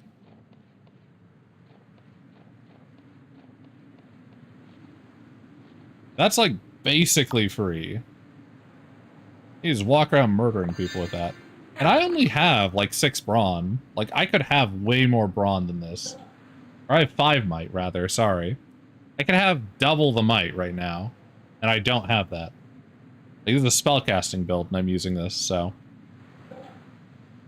Let's see what we can do with max spellcasting. Right now it takes like 3 hits with a greatsword to kill our enemies. It takes like no stamina basically because of what our options are. I don't think lore affects spellcasting, but I could be wrong, so we'll bonk this on just in case.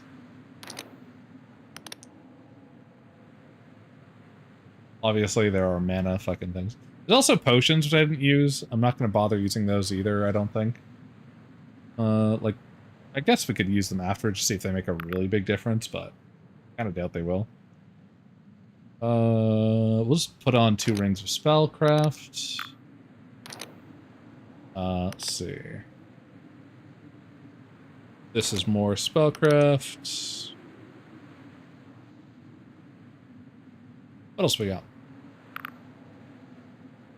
Our attack sluggishly, but we'll find their spellcasting much empowered. That's probably what we want. Also put on the weightless glove. The damage penalty from attacking with low stamina is less severe when worn. It makes weapons feel as light as a feather. Oh, that's for attacking normally. Whoopsie. So this is another attack one, actually. Probably what you should be wearing to reduce the stamina. Magical mantles. So I think this is about as maxed out as our casting can be. We have a spellcast of 142 with this. Let's drop a couple of these so we can have, like, we can test our actual damage spells.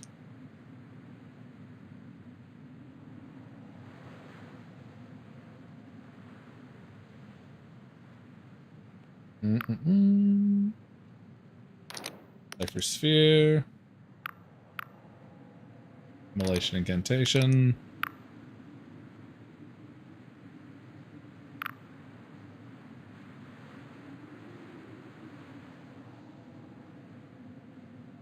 On slow, why not? Get flesh.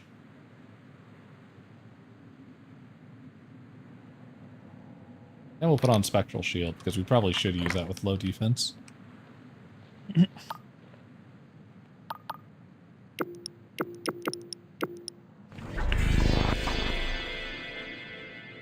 Oh, right. This is one that we can't throw on, just happens.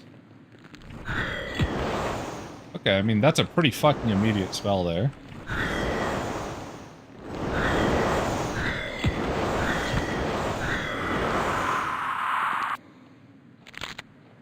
Okay, so with maxed out spells, while our defense is abysmal, -15, we can just nuke things without using much mana. How much mana does it even use? Let's just check.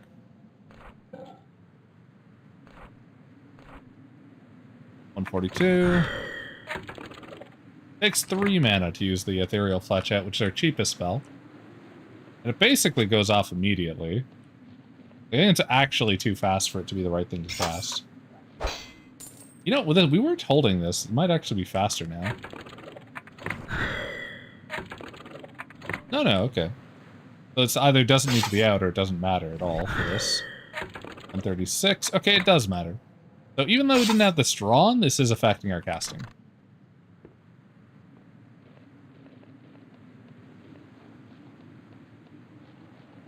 And we'll just wander around like this for a little while and test out a couple spells. See how effective we are. Not to fall off to our death. I will say that with all of the late game gear, like this and this, I mean, we could do without probably, but again, I don't know if lore affects us at all. Kind of doubt it, because I think spellcasting is the thing for all this, but who knows. These two you can get in the base game. This is after, like, the Final Fight stuff. This is after Final Fight stuff. This is after Final Fight stuff. So you really can't get access to all the benefits of casting until way the fuck later. Whereas all the melee stuff is basically available immediately, like in the base game area. There is that. Oh, this just has a bar. Thought it was open somewhere else. I was checking again. Like, maybe I need to do a lore thing up here or something. No, okay.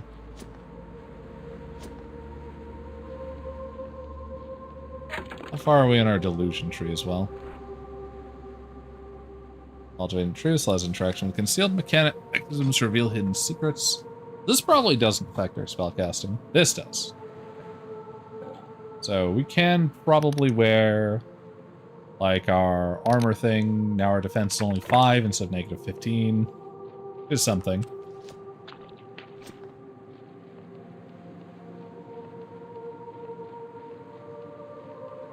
And then also there's, like, the potions, and there's buffs. I think potions are, like, you can't have potions and normal buffs, so that is one problem. Like, you're either getting your +5 to spellcast from your normal stuff, or you're using one of the potion buffs. Where is it? You're using your spellcast potion, probably. Improves the potency of spells. So, we can test that as well.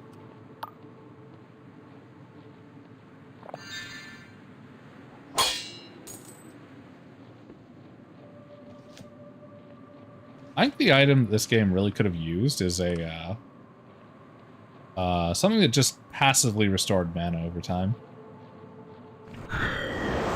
Whoops. Okay, the Fletchette does like half this thing's health with all these buffs. We have like no armor, but that is something. That actually did like embarrassingly less than it should have. So the Cypher Spear is pretty garbage. No way of telling if the Immolation was doing good damage there, because he was almost dead anyway. So no matter what, Cypher Spear is terrible. Never use that. Just use the Flechettes.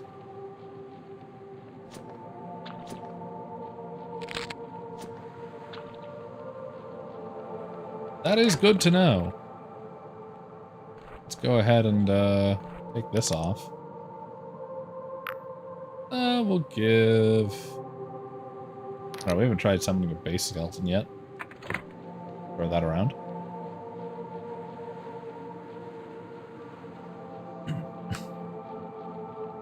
Check up here first. Actually, no. Scratch that. Check under the waterfall first. Aw, nothing there. Okay.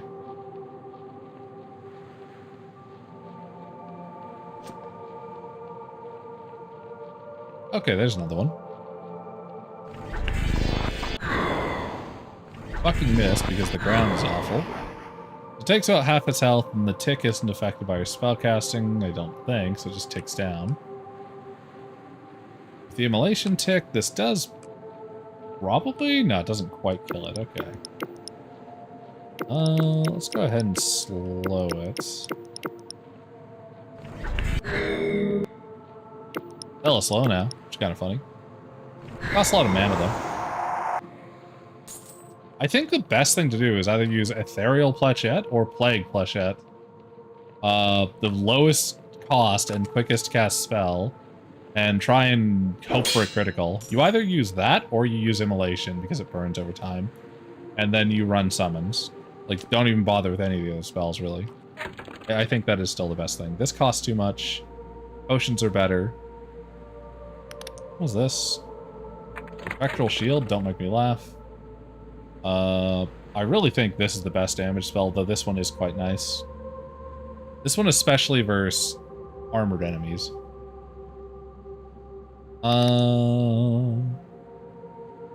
You can't run a summoning build and a max damage build, unfortunately, at the same time. I would probably run summoning, except for the fact that if you go inside a closed room, you're basically screwed. They cost way too much mana to be feasible with the amount of mana things you get. Nice, more Emberian ore we don't need. Very cool.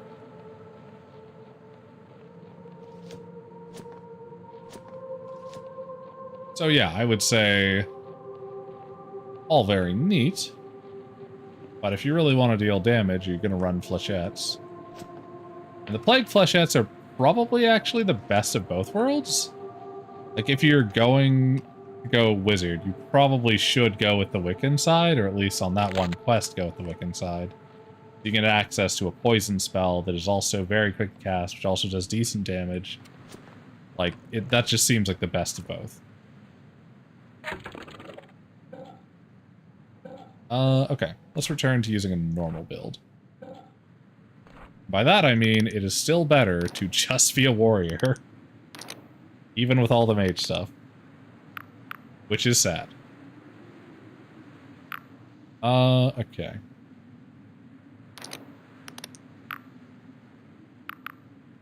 It's cool that we have it, though. We'll probably use some of that in the final fight. I don't think we'll use our wizard robes. Like, I think we'll need the extra armor versus Vena. But we might run some of it.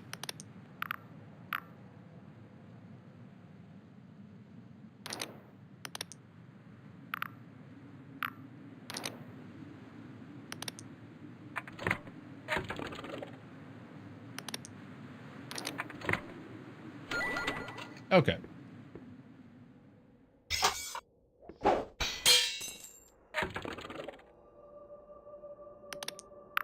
Probably use this.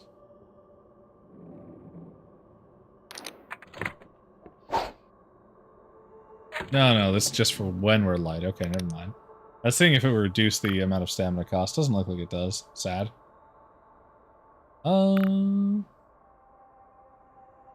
This thing's kind of nut. We could just run this and the armor and have ridiculous. And I think there's also a ring or something that uses this too. All kind of crazy.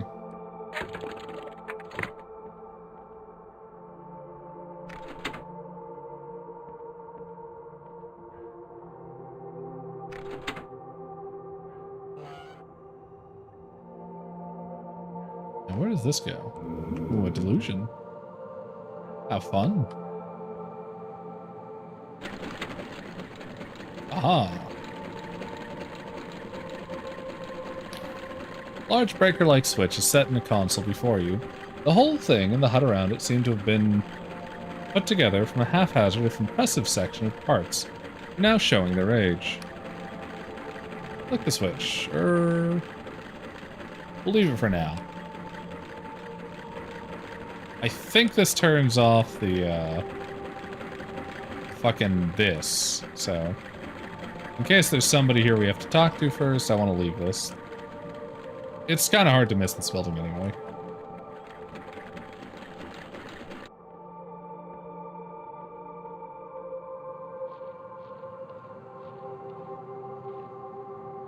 And yeah, there's still that whole area. Another issue is just that we're low to the ground. And spellcasting is probably going to run straight into it. Which is pretty unfortunate.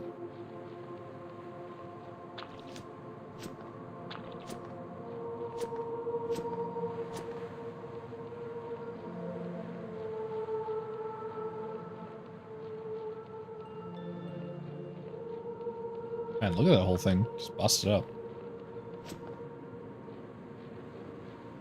Okay.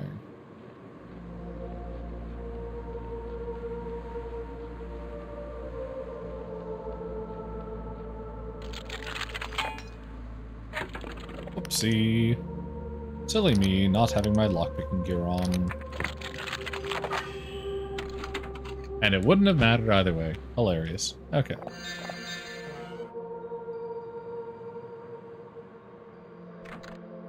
Hello? Sealed by an unseen device, are we? I think they wanted to encourage magic as a supplement, but the lack of a caster items earlier was definitely an issue. Yeah, I totally agree with you. I was trying to run it as a one and done. And they clearly did not want that. Problem is you can very easily run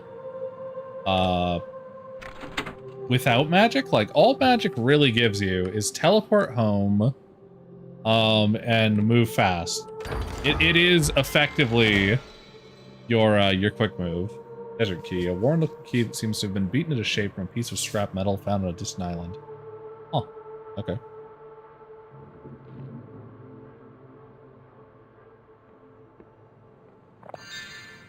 Yeah, and lore for lore puzzles, which is just, like having charm for charm puzzles, or strength for strength puzzles, technically, or any of these other things.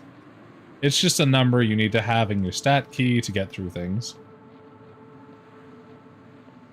It's not really relevantly different, except that it uses mana instead of lockpicks.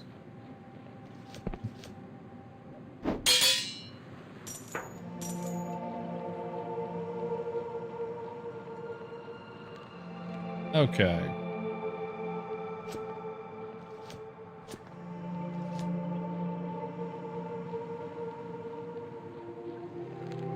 Hello there, Mr. Moth. Ooh, fuck, that's a lot of damage, Mr. Moth. I got fucking chunk there, Jesus. One thing the spell the enemies get with their magic that you don't get is they have tracking. The enemy archers, I don't think do, but the fucking spellcasters absolutely have spell tracking.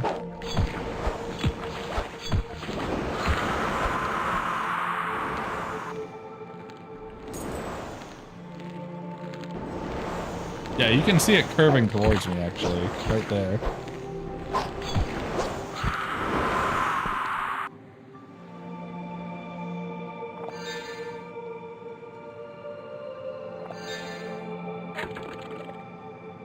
Man, I'm getting shunked by these guys.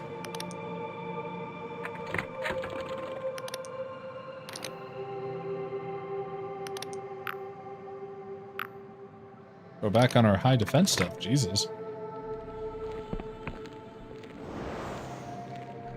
How much damage do you do now? Okay, still a decent amount, but certainly less. Fucking Christ. I mean, endgame area, they're just hitting me like a tank anyway. And being as I did not choose might, I am very much not a tank.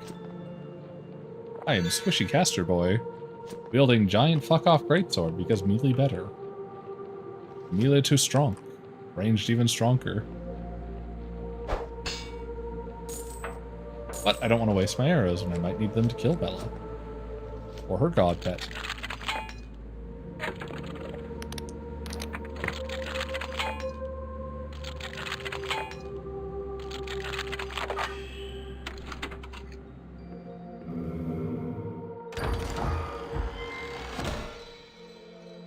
Hypnotic brooch.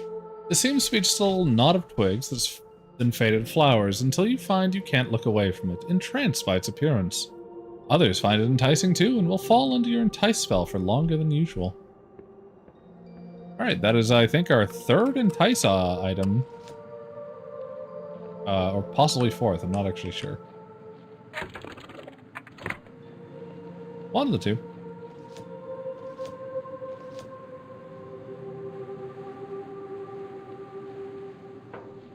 Blink.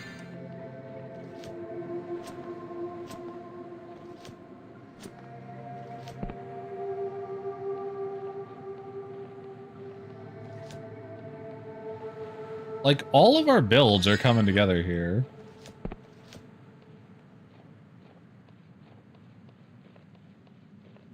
Which I guess, to be fair, might be sort of the point. That, they don't want you to just go a mono build, and they've been forcing you not to the entire game. Now they're sort of letting you, have that ability at the very end. Which, if so, fair enough, but, you know. Still kind of annoying. Wow. Fuck you.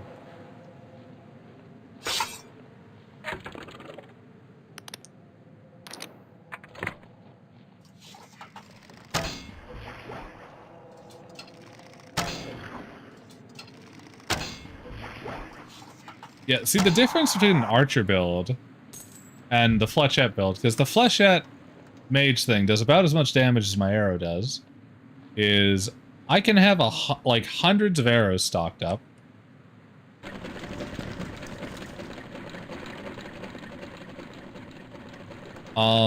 Whereas you can't have hundreds of whatever stocked up, of mana.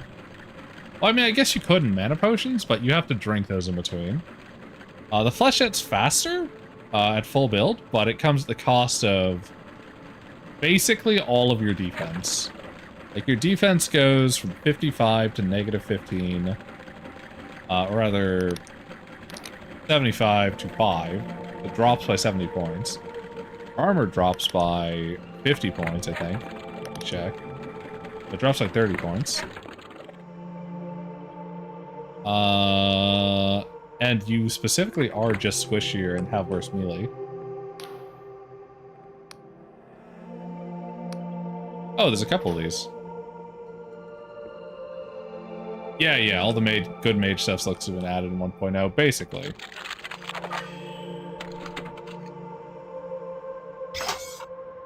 But it's just like, with all the good mage stuff, you're barely on par with an archer, except for they can have hundreds of ammo.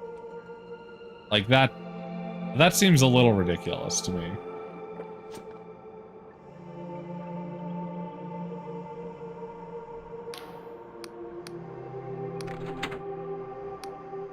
Which is stiff, moving into the grinding sound. When it thuds back in the device, there's no immediate change anywhere around you. Okay. So there are multiple of these. I do need to just be switching them on, apparently. Did not know this. I will remember that later.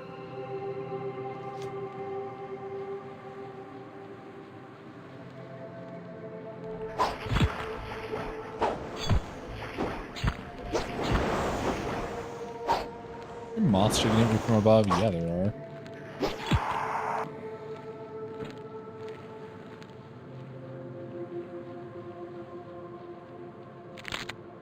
And then if you want more spellcasting damage, you use the spellcasting potion. If you want more range damage, use poison. Either one works. Charm 85 for this? Jesus. I don't think I have enough for that, do I? Charm 80. I guess I would if I use a luck potion. Sure. We got a bunch of these, don't we? Yeah, we got a ton of these, okay.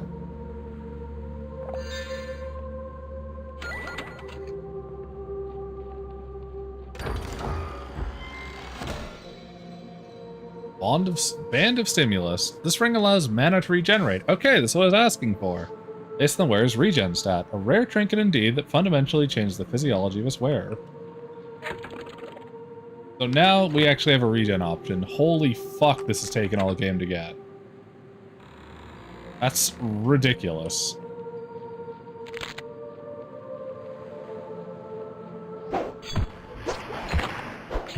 With that regen ring alone, that might make magic actually slightly better than archery, except, no, maybe equal, because you still lose out on all the defense.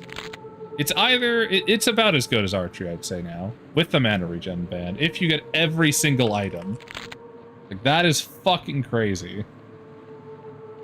Talk about the amount of extra work you need to put in to make it equal.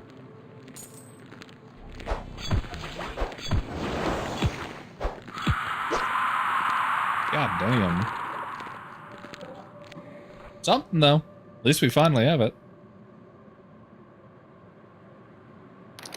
So yeah, with that, you would just put on the mana regen thing. And I'm not sure. What is our regen stat right now? Probably not very good, because I think it's based on might. Regen is 45, speed at which your stamina regenerates. Might be fine, then. We have regen clothes, too, if we wanted to fuck with this more. Like, we have plus 30 regen there.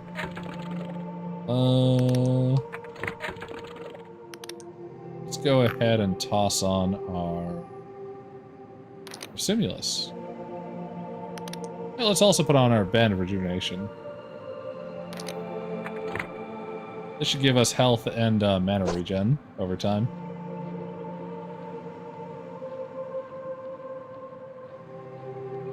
As you can see, it's not very fast. Sort of ticking up slowly. Our regen rate is 45, though.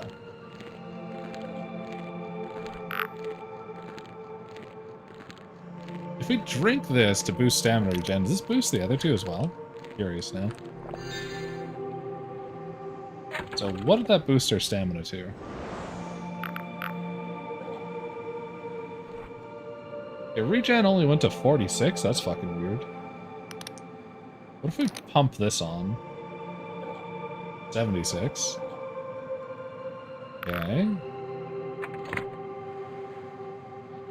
I mean, just dropping from the armor brought us to full because it gave us so much more.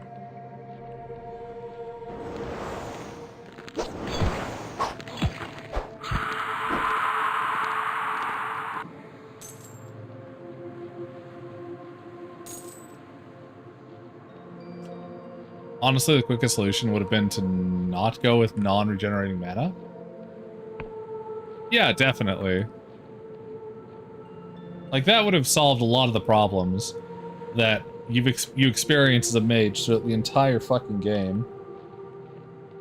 Just the fact that it doesn't regenerate means you need to constantly be scrounging around for Paradoxicus, especially because the stores don't restock at a rate to which you could actually rely on mana pots. Yeah, or have mana regenning items before the very last quest up to the final boss fight. Yeah, that would also be helpful. Because this is literally the last quest before the final boss fight, I think. And I went, like, Apprentice, Scholar, Ambitious Caster. Everything I have is tuned for casting. All of it. And this is still a problem and has been the entire game. That is crazy.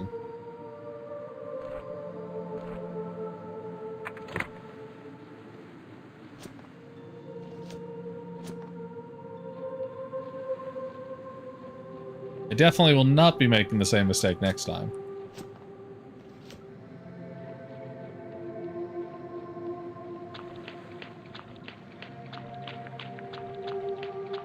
And to be clear, I like this game. Like, this is a really good game. It's just unfortunate the way that they just had to handle that.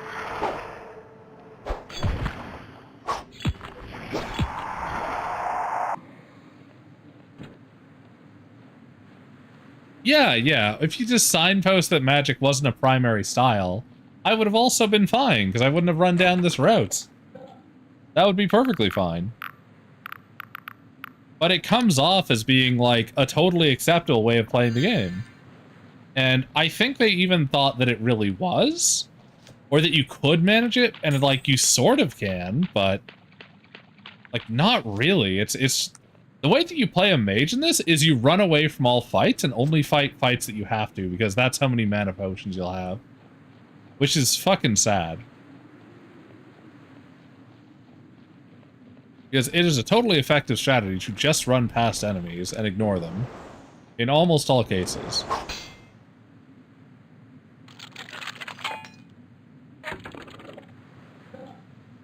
But the amount of mana potions you're going to be dropping from enemies is not going to be anywhere close to enough. So you will kind of have to.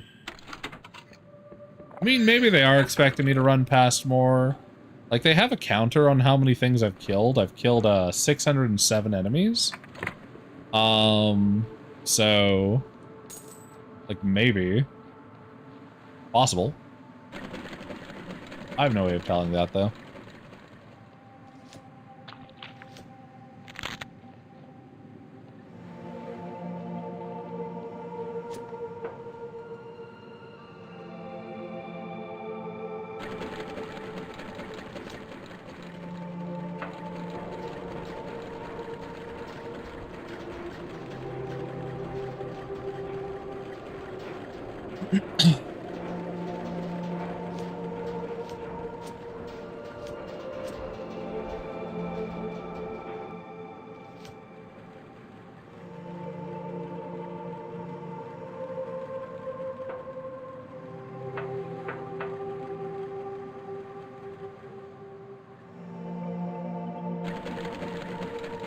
Whoa, whoa, whoa, whoa. What the fuck?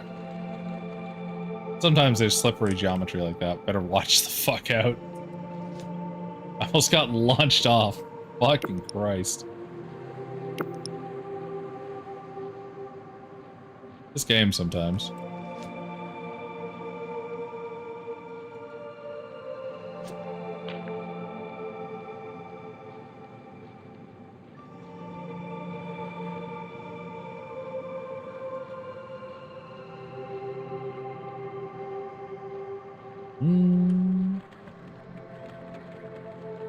Okay. Is there more lore to open that? I'll have to check and see.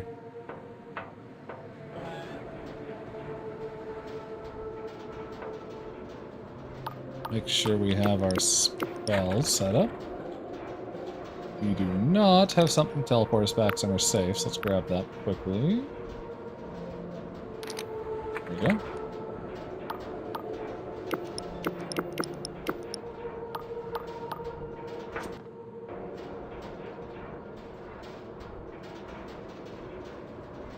Yeah, we pretty much didn't run past...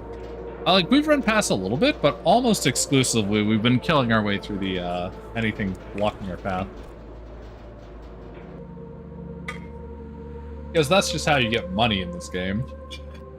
Is you kill 30 enemies to get 60 gold. There we go.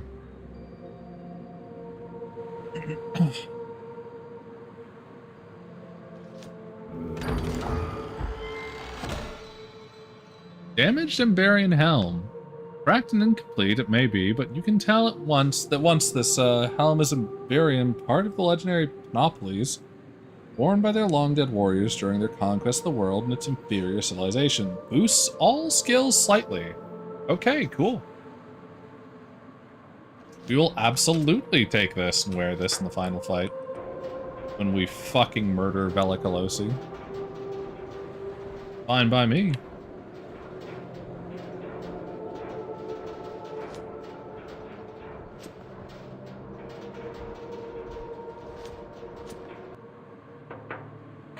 Make sure I'm wearing the right stuff. And I am not. Fall and go.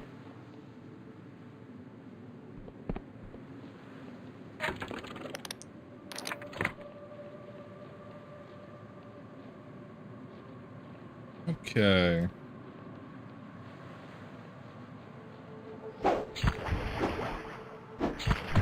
Ow. You dare cause me to bleed, wretch. I have to drink a potion later.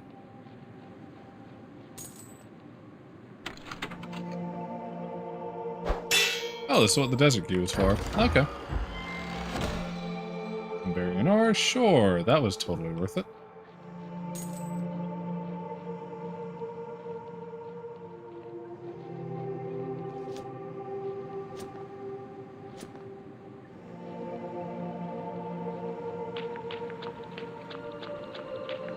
Double checking. We've gone up there. We haven't been up there, of course. Been up that side. Up there in a moment. I think we did go up this one. And that one. But I think we didn't activate what we had over here, so let's go activate that.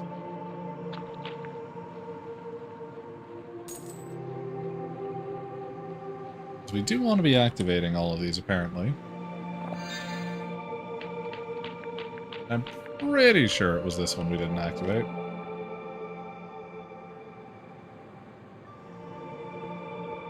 Yep. Badly rusted, comes loose with force. As it clicks home, you hear nothing. In your ears, the strange echoing silence of a sound that you hadn't been hearing, stopping suddenly, the true sounds rushing in across the island. Oh, okay. Is the sphere going away? Hard to tell, I don't see anything going away. Might have fucked that up by doing it out of order. Oh well, we'll see next time we're around here, I'm sure. Let's see.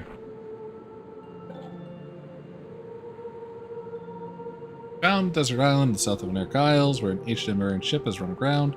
You've flicked 2 switches that have disabled the wreck's security systems. You should search inside. Oh, it was a security system inside the wreck. Okay, cool. So not the sphere of you can't go here, but the security system. Still have not discovered the island. I know that there is an island here, though. Maybe if well, I probably can't use the thing here yet, sadly. Can I open this now? Oh, it's still barred on the other side. Don't fall off there. How am I going to get into this one?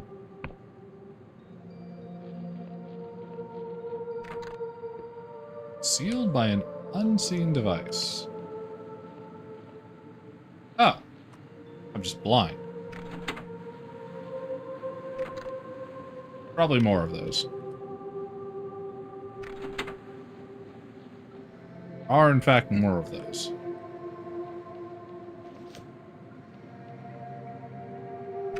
There we go. Okay. Just in case. Never know. Always worth running into the walls, try and figure out if it's in a secret area. It's happened a lot before. There we go. Alright, single Emberian ore. Not terrible, I guess. I think we just have the central column now. Pretty sure.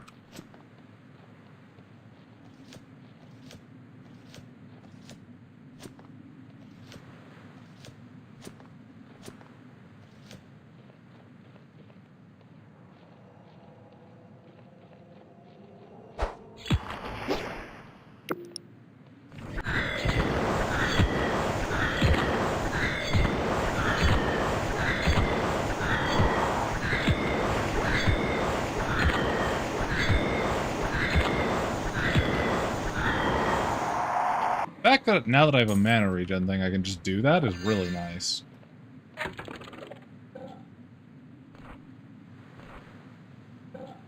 This is a great item. They should have given that to me way earlier.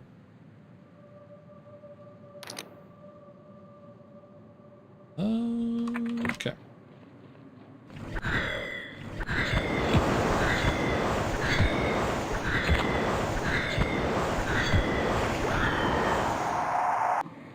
Fantastic.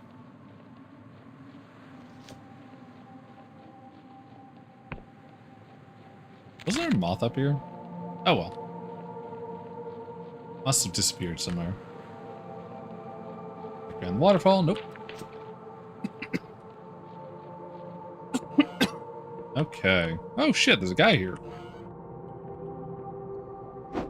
Well, let's steal his supplies.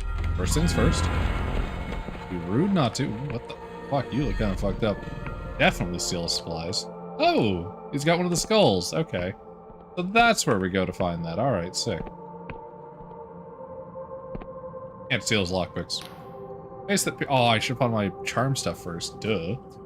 Face the face that peers through a straggle of hair is a picture of incomprehension and suspicion, suddenly breaking into an unexpected gap-toothed smile of amazement. Come closer there. I'm hardly going to kill the first conversation partner I've had in 30 years. Let me look at you.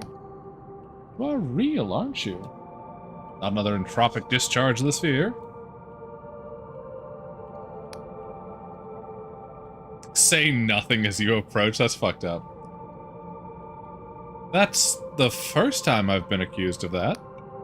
Well, you certainly wouldn't be the first case of it. Still, you seem real. So do I, most of the time. My name is Rasmussen. Closer, you can see that Rasmussen's clothing, ragged as it is, was once a resplendent set of old Iberian robes. Or rather, many sets, now seeming all patched darn together into a single bizarre ensemble. You really are real. I was sure we were all going to die out before anyone came back. That is a very suspicious thing to say, Rasmussen. Have you been enjoying the finest feast man has to offer? Who exactly is dying out? We, the Rasmussen clan, my ancestors, the ones who built the ship that you've no doubt spotted. Right on top of us here. I thought we were all going to die out before anyone came back. What is this place? This is, well, it doesn't really have a name. This is just where we ended up. Okay. I thought we were all going to die out before anyone came back. You did. I'm not going back. This is literally, I'm not at all involved with whatever you're talking about. You've been here alone for how long exactly? Oh, going on 40 years now since my parents died. I think that's right, at least. It's a bit hard to keep track. We've been here, the family I mean, since everything really. Long before I was born. Oh, wow. I thought we were all going to die out before anyone came back. He just says that a lot. I'm here looking for an engine, a sphere, I was told. You know about it. Knowledge still endures, yes, yes, indeed. I should ask how you found me, I suppose. But I have so many more interesting questions. So many things I've heard about the world out there. Grandfather told me you all live inside giant mushrooms. Don't they get a bit smelly? You still have snakes. I always wanted a pet snake. But where are my manners? Excuse me, it's been 30 years since I needed them. My questions can wait. You must have questions for me. I was trying to explain to you, wasn't I? This is our home. It was never meant to be, but the Rasmussens, I'm sorry, I don't understand. You'll have to explain. Gladly. Well now, my eight great-greats-grandmother was an engineer, an impossibly good one. When she was young, she became convinced that some terrible cataclysm was coming, and she built a ship to take us away, a new engine that could outrun the destruction. Oh shit, this is a doomsday cultist from the fucking Iberians. This is straight up a fucking doom cultist. That's great. It almost worked. We escaped, but though the engine was a wonder, something went wrong with the steering, and instead of getting all the way away, the ship foundered, crashed here. My ancestors scavenged from the ship, tore it to pieces, and reassembled it. Used the engine for protection instead of propulsion. It would fry any big ship that got near, and after a while, they just stopped trying. Most likely, people got scared until now. And so we've been here ever since, just us, and now I'm the only one at all. The last Rasmussen. I have been hoping that someone might come while I still could speak with them. I imagine you want to know more about the engine, though. The engine is revolutionary. It still works, you know. I'm the only one maintaining it now, but I don't know what I'm maintaining it for anymore. In any case, the engine works. It's up there, up in the wreck of the ship, though without anything to do it. Without anything to do it, just puts out more and more energy. Syntax, my good man. But you could remove it if you wanted. That's what you came here for, isn't it?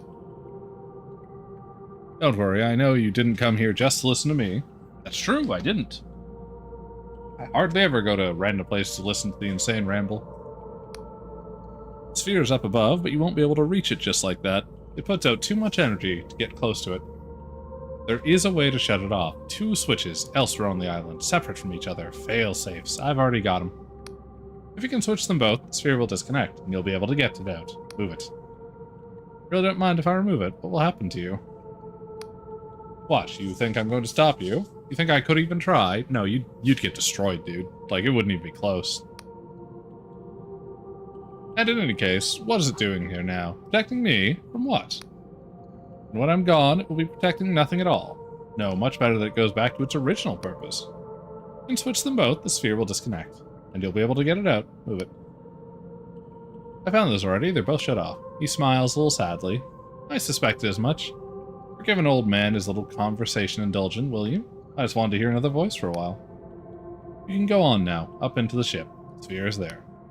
Goodbye. So tempted to just fucking cut his head off. Give him an end to his suffering.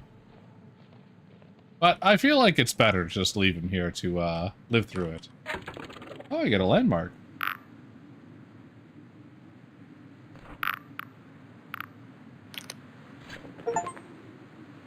Complete the map of the Oneric Isles. Oh shit. There we go. Crashed Emberian ship. Cool. Surrender to the intrusive thoughts. Into the impulse. Nah. That'd be too easy.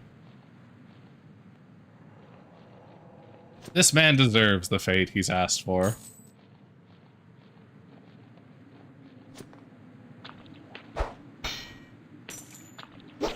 Besides, the horrendously inbred Emberian might be the last living male.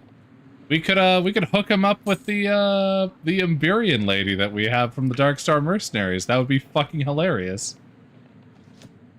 He looks like a fucking ghoul. And I think that would feel better, really.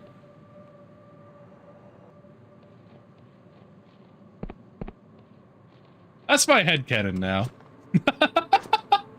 Definitely what happens at the end. Assuming she survives.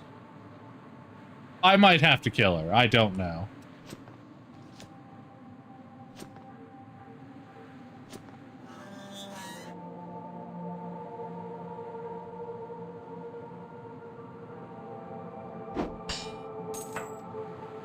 Let's see.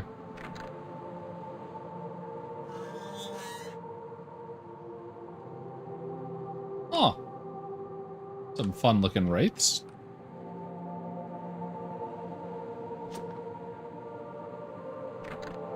Door is sealed by an unseen device, you say. Alright.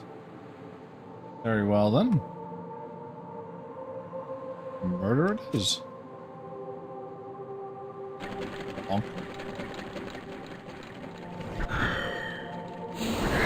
You're real weak to that, aren't you? You guys look spooky.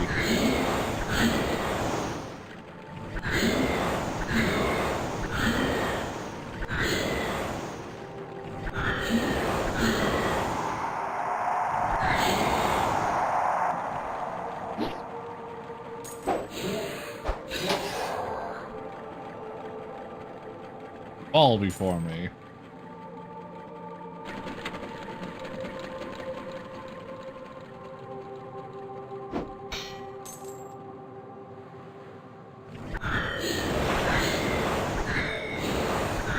Oh, you're a range one.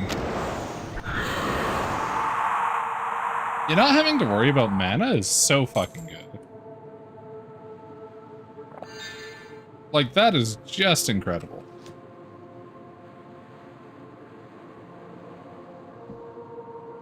Makes this game way better.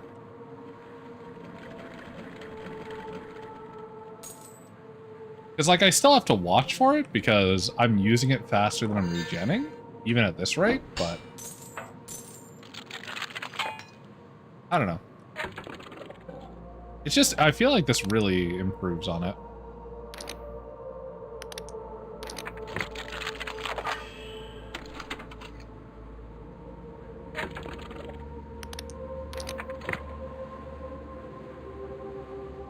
Okay.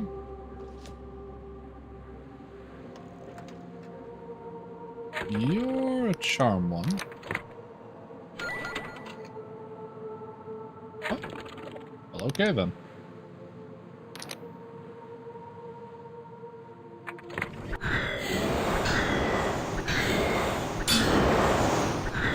Every time I hit that thing with a spell by accident, I lack the might.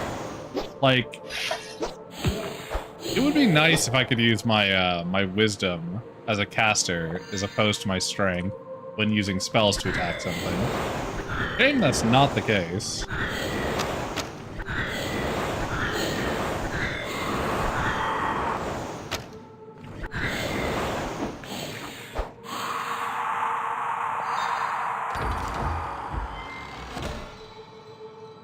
Oh, another clockwork ore. Nice. Those are pretty cool.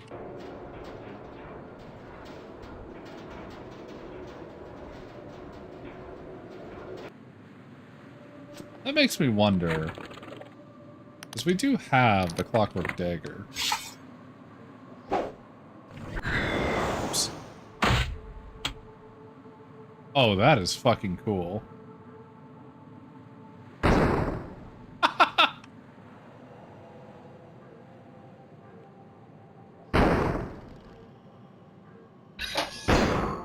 That does no fucking damage.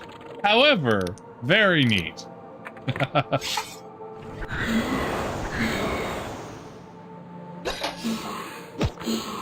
Dagger pistol is fucking funny.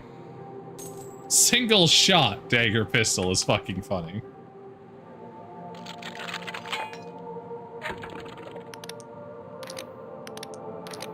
Definitely not what I would recommend. Whole might build where you go through with the smallest brain. Dude, that's what I'm gonna do with the Wiccan one. I'm gonna have max persona, max brawn, and just run through the game with no fucking intelligence whatsoever. Not know what lore is, pretty much. Just fucking ham-fist my way through everything.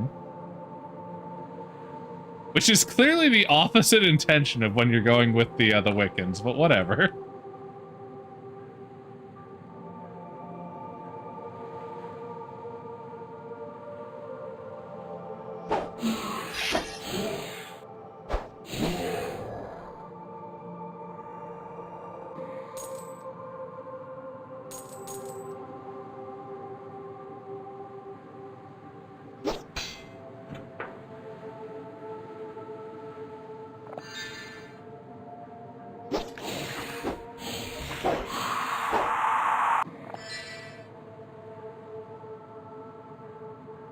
Oh shit, something at the end there.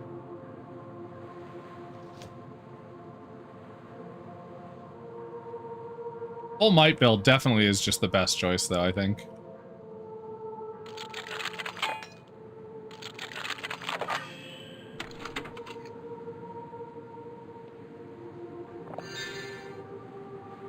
Plus, they basically give you enough lockpicks that I don't think I'll have to worry about going with any of the other stuff.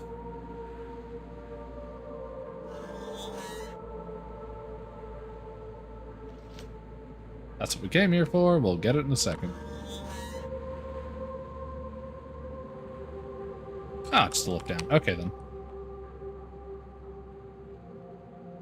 The Rasmussen Sphere! To face Vela in the cradle, you'll need to upgrade the cutter. On a desert island, you found an Emberian Rasmussen Sphere, which should allow you the cutter to bypass the cradle's protective force field.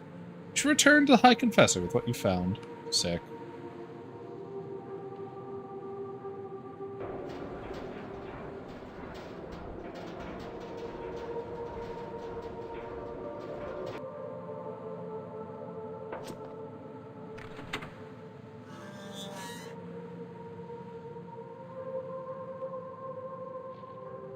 Okay.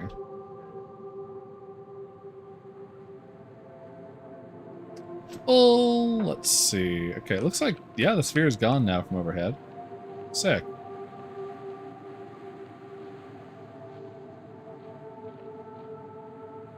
Let's check in with Rasmussen and then teleport back to the ship if he has nothing else to say. It's done. You don't need to tell me. I can feel it. Or rather, I can't feel it. Can't feel the energy anymore. Well done. That damn thing has sat in one place for centuries. God, he looks so fucked. Time for it to fly again. Time for it to do what the Rasmussen's meant to do in the first place. I can take you with me, take you off this island. Fuck, and what would I do then? There's nothing for me out there. I hope to live long enough for someone to come with a few kind words for me. They have. That's enough for me. Leave me here, and I'll rejoin my ancestors soon enough. Go, use it well. Okay, well then. Fair enough. That's a shame. We'll have to send the Emberium to him afterwards and just be like, hey, we found a fucking Emberium. You should go talk to them. I don't know. I do think that would be kind of funny.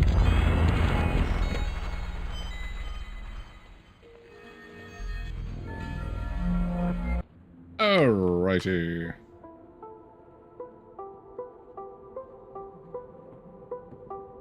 What island is that one?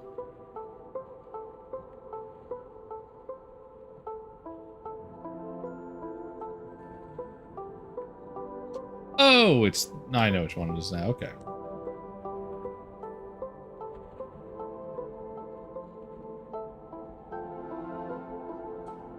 Forward mark.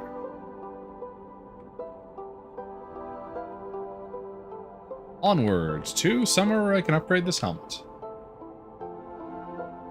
There's a location.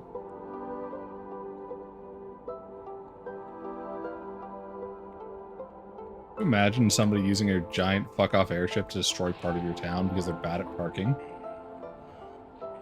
That's basically what's happening here. Good thing they don't at all seem worried about this. Alright. 40 armor with the Emberium, and it boosts all skills significantly. Wait, so how much is this boosting it by? We'll just put on this one, this doesn't boost any skills. So lockpick is 40. Lockpick is 45. Accept. Lockpick is now 60. So it goes from boosting it by 5 to boosting it by fucking 20. And it does that to all of my skills. Wait, double checking. Yeah, this works on all skills, including spellcasting. This is our spellcasting helmet. This is also our everything else helmet. So this is also a buff to spellcasting. Wait, is this also a buff to attack? Yes, it is. This is our everything helmet. What the fuck? The only reason to put on this or this or this is because you need that 10 bonus. This gives us 20 defense. This also gives us 20 defense, but more armor. This is the best thing to wear, bar none. This is a busted item. This is a great item. This is a busted item. Okay.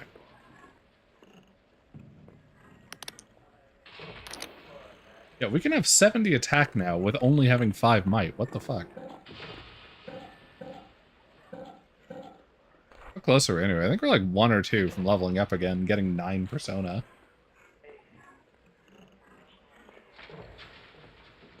I think you're basically able to have 10, 10, and 5 and 5.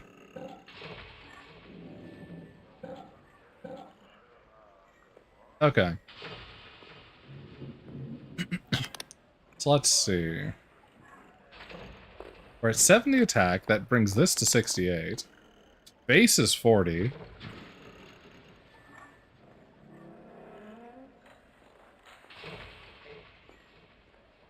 I have no idea. I have no idea what the fucking mysterious fucking bullshit is. But this is some busted numbers on these for sure. Okay.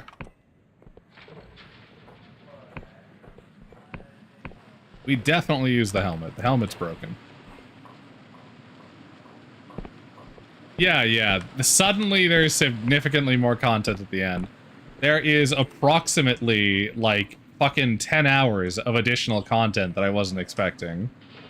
Because we still haven't done the final fight area or the last quest before that. So much fucking additional content.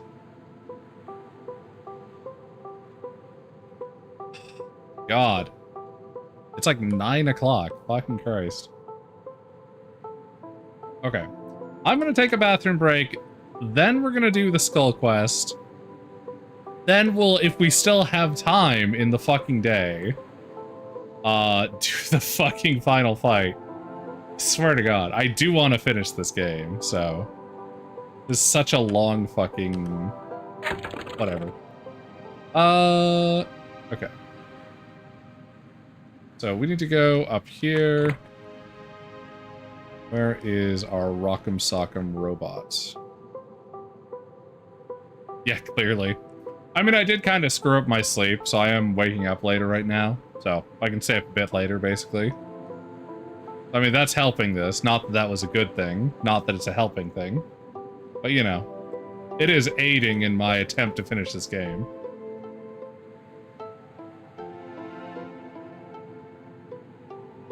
Alright, we're at Rock'em Sock'em Robot.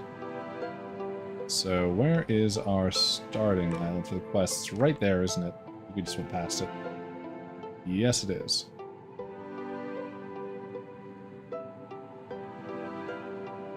While I completely disagree with the guide's idea of what the fastest way to do this quest is, I think I'm just gonna follow it so I don't fuck it up. That's our hope. We're basically... I'm giving this thing until I'm fucking exhausted. Okay? But I'm gonna have to take that bathroom break, so... I'm probably gonna grab food while I'm up there as well. It'll probably be like 5 or 6 minutes. But we'll be back in a moment. I'll throw on ads. I'll probably be a bit late to it. It's fine.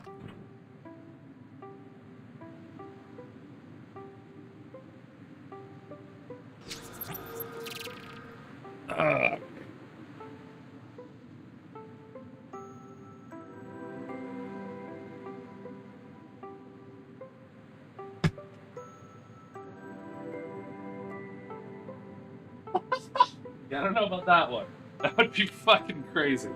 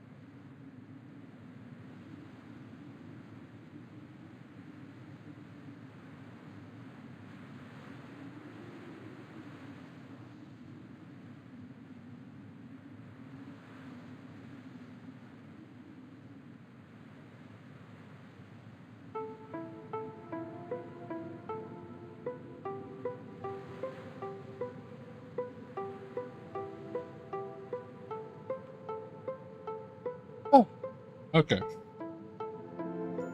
Oh, it's still preparing ads. That's fucking hilarious. Oh well. Gives me time to eat. Just mute my mic.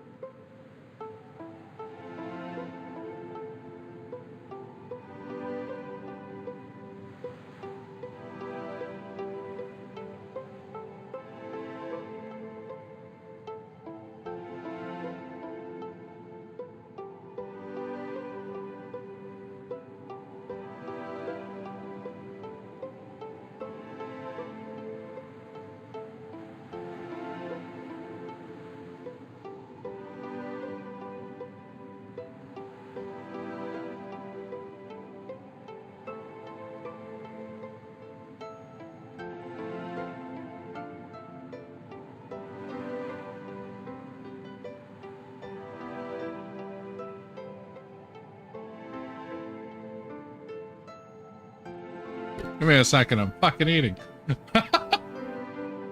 I had breakfast, then I got onto stream. It is now 9 p.m. Give me a fucking break. I'm almost done anyway.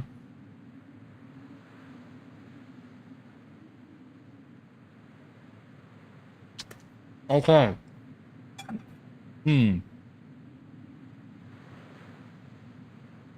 Oh. The quickest thing I could snap together, which was, there was, some fucking tuna and mayonnaise and, tomato and green onion cut up together in a, sandwich bowl. There was leftovers. So I slapped that onto a, piece of sourdough bread with some mustard and sriracha and threw together like 3 of those. And I was like, that'll be lunch and dinner pretty much. And I'm no longer starving, so this is fantastic.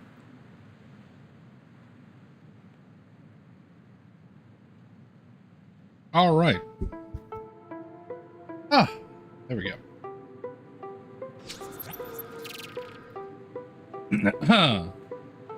So yeah, nothing like actually decent, obviously, because I made it in like the 3 fucking minutes I had for ad break time. Ah. There we go. Much better. Ah. All right. We pull up the guide. There it is. This horrendous thing. Okay.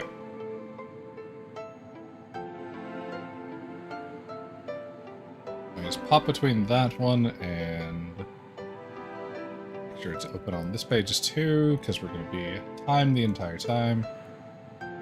Alright. And because, as you can see, the wind isn't moving, I'm assuming the timer isn't ticking while we have it on pause. That is a big assumption we're making. Because if not, we might get screwed no matter what. But we'll see. Okay. But yeah, I basically had the quickest tuna fish sandwich made that I could. Alright. We know where to go, we know what to do. Just for making sure, we're going to put on our speed shoes. We have our fall protection on, right? Yes. Okay, good. Is there anything else we want to make sure we have? Yeah, we want a ring of stamina. And run faster. Not run out of stamina during the middle of this.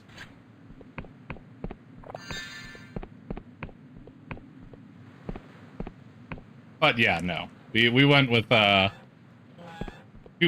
we could get. Up. Okay. Fucking up already. Ha! Alright. Gotta raise ourselves up, because we're going... No, it's at the underside of this, isn't it? On one... That one.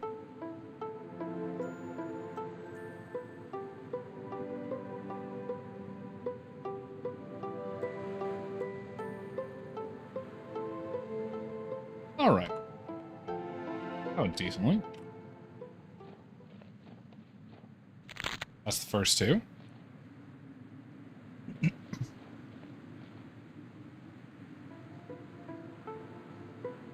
Okay. Find our way up. Send! Now we head to the Endless Realm, which I think is over here.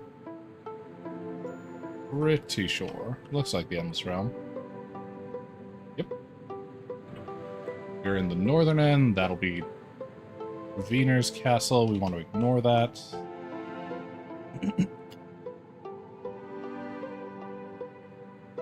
Not this. Where is it?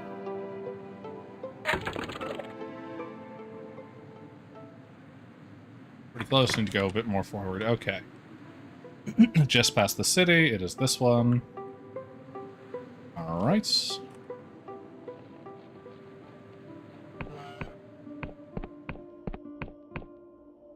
There we are. What are you two eating? I can't imagine it's anything, like I am.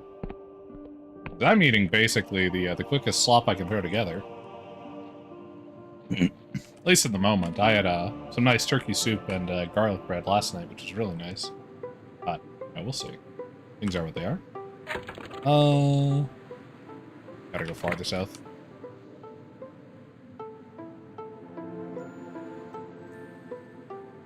Maybe not that far south. There it is, this one. Okay. As long as we can jump onto the platform. As long as we can see the platform, there we go. Bonk.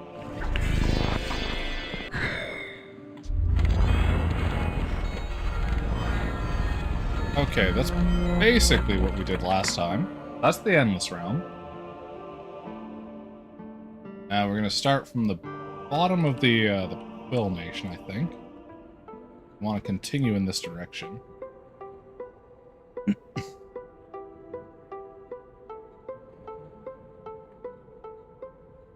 Around here. Fear the sky snail. Love the sky snail. As it loves you. It's in Thornwood Manor, isn't it? Yeah, I think so. Okay.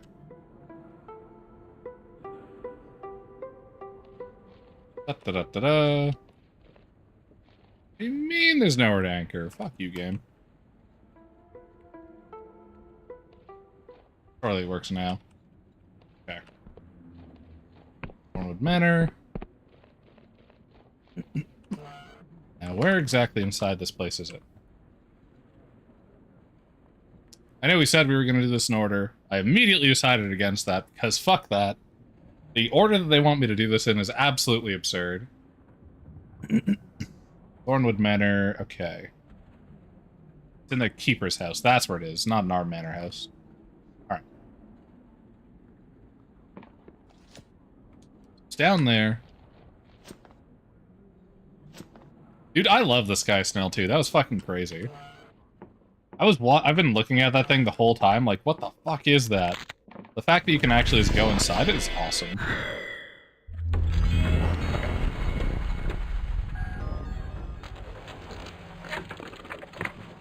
So, that's that one. Next, I think, is in Hollowshire Town in the Mayor's Place, or... Am I off? Am I off on where I think this is?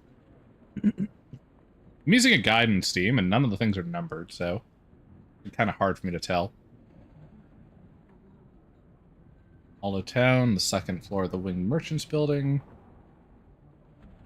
I mean... Could be. Where else is that maybe, though? That's the Quill Derelict Farmhouse. I know where that is. Eardead Academy.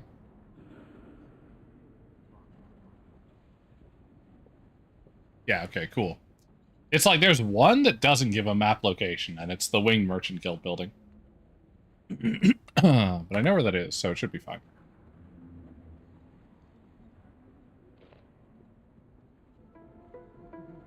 Just need to turn our fucking Sky Snail around. There we go.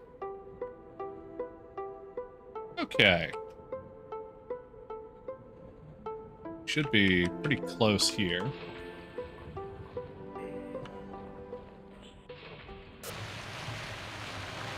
It's like the farthest we could actually be, so fucking Christ, we're just gonna jump it.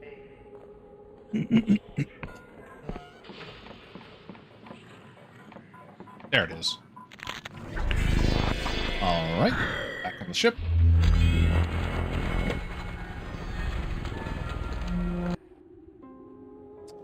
So we continue north from here-ish.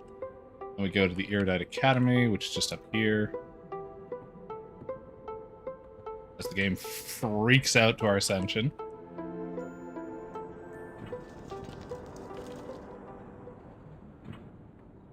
And let's see.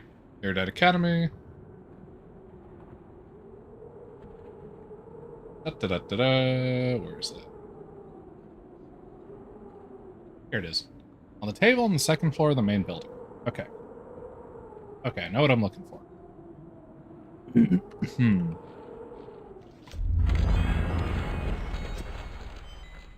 Pretty sure it's that building right there. Okay, yep. On the second floor, though, he said. Are we on the second floor or not? This might be the second floor. What counts as the second floor for this building? Fuck, we're losing time. This is surely not the right floor. It must mean this one. It's on a table here somewhere. I can see it. Shit. Back of the guide. May have picked the wrong house.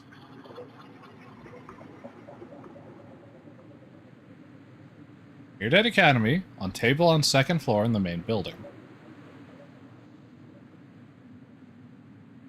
Could be a bed. Be some scrying stuff. And I see one of these in it. But I see no bed here, so this is probably not the right one. I'll have one of the telescopes. Okay. So if it's not that building, what do they mean by the main building? This one? The fuck does the main building mean? I consider this the main building. This building maybe. No? Not you. Nor you. So, is this the main building then? I think I can jump to this from the top.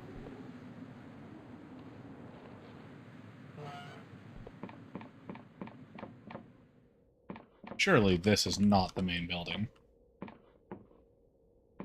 It does look like it. The fact that this is rotating is not helping me find a skull. There's no bed here. Fuck. Shit. Where the fuck is this thing?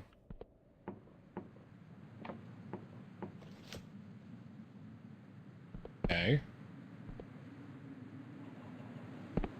It must mean here, then, yeah? Oh, they totally mean here, don't they? Fucking trolls. Oh, it's on the second floor of the main building. Yeah, which one? Here it is. Alright. We can make massive time gains on that next time if we fuck this up, because holy shit. What a time waster. Alright. Continue further north, towards this section of the map, basically. Looking for, like, a farmhouse now, though. It's gonna be way down here. Pretty sure.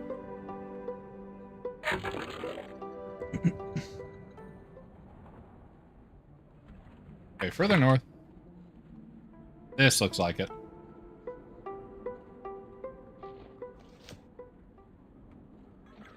Okay.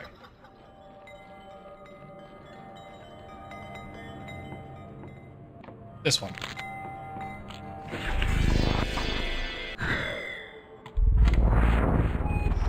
Okay, that should be all of the main continent, I think. Yep. So now we just have the one in the Mechanical Kingdom and the one in the Desert Island. So as long as we can do those two, we should be good. So, where's the one in the Mechanical Kingdom? On the island where we start. Master's Rock, Desert Island. Wants me to go from the top left to the top fucking, or the bottom right, and then back up. But I'm not following this in order. Veropolis, that's where it wants to be, in a trash pile. On the lowest level, below Babushka Zinga's tea house. Okay, we know where that is. Almost know exactly where that trash pile is, actually. Almost. That'll be the other thing that'll be a time saver if we fuck it up.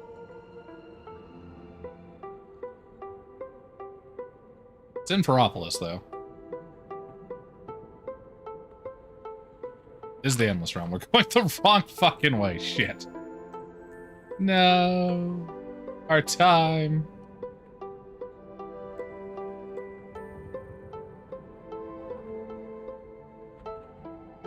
Okay.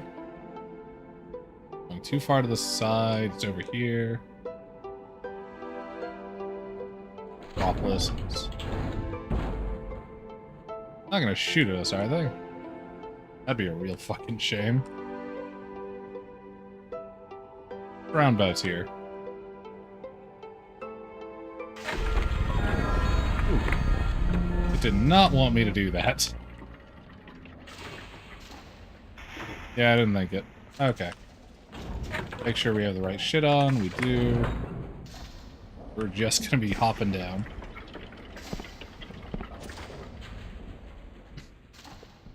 So by the tea store, around here, I think, ish. Where's the tea store? It's over there. Okay. Then a trash pile somewhere down here.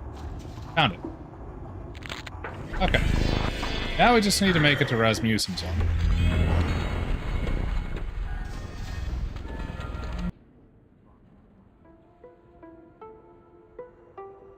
Need to make sure we're going the right way.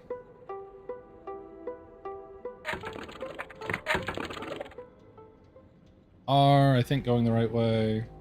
Yes.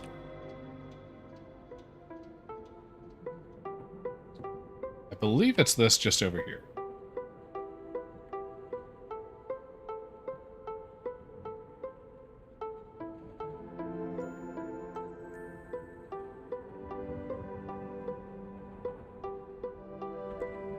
Close enough.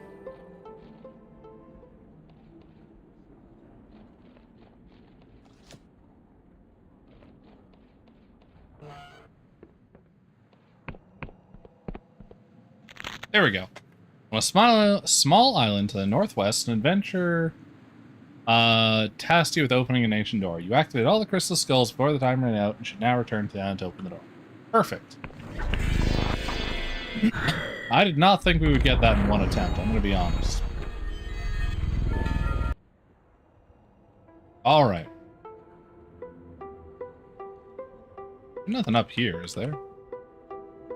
I like that they put smokestacks on it like it's the Titanic. Very funny.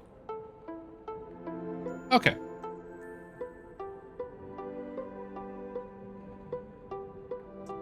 Perfection.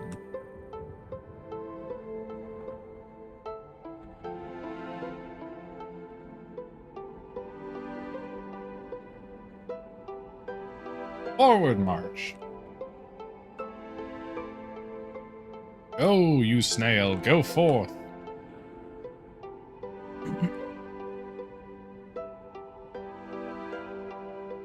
Goofy ass ship.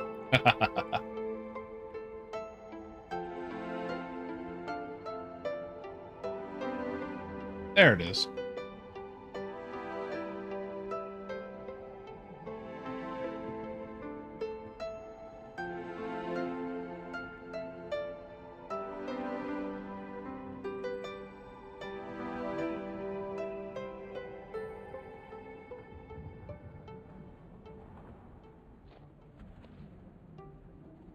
Okay. Where'd he go? Oh well. There he is. Best record, 9 minutes, 54 seconds, and 2 nanoseconds. I want you to know this is a 10-minute fucking timer. We were off by about 6 seconds. We barely made that. Holy shit. All because of that one fucker. Like, we were so close to fucking that up. Thank God we made it. That would have been really annoying to have to redo. Okay.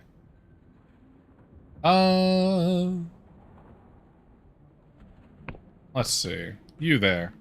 What did he find, anyway? Some horrible... whatever that is, I don't know. Like a obelisk. I don't know. Casual cut that time in half.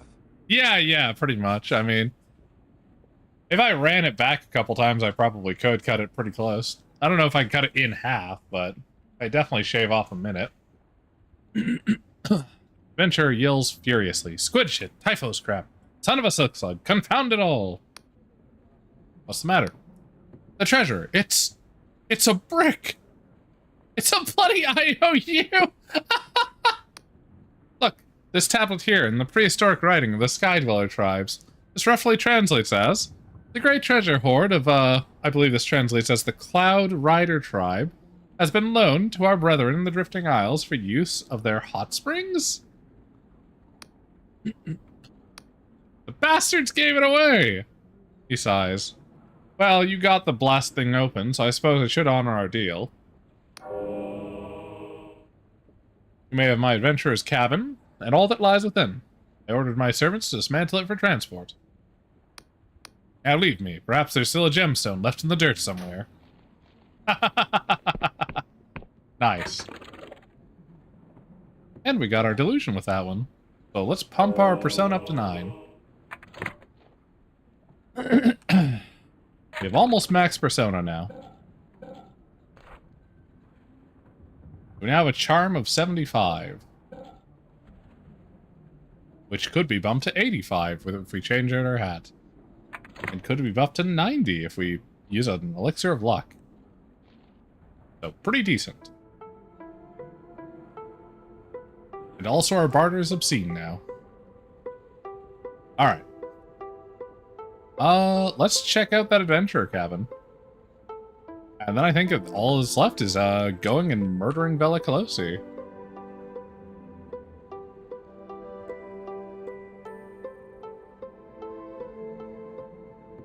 How exciting. Okay.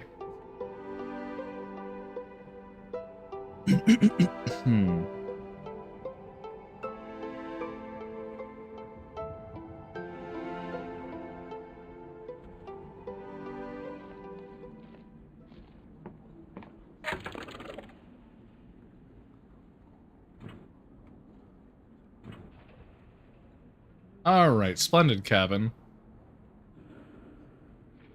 A truly magnificent cabin, surely the envy of any self-respecting sky captain. Outfitted with the latest decorative trends from Ryova. Such luxury is unparalleled, it even comes fitted with its own library. That's nice.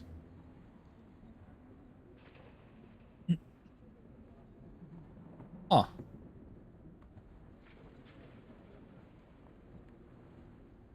Ah. Okay. Oh, it actually gives us a rating for speed and handling. That's interesting. Speed and handling is unchanged from the sloop. Or the sky snail. I wrote this.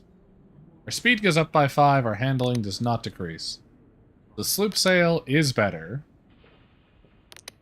This thing, our speed goes up by 25, but our handling goes down a lot. We're gonna keep Mr. Tentacles. I like the better handling. But we'll put on the better speed, since it doesn't actually affect anything else.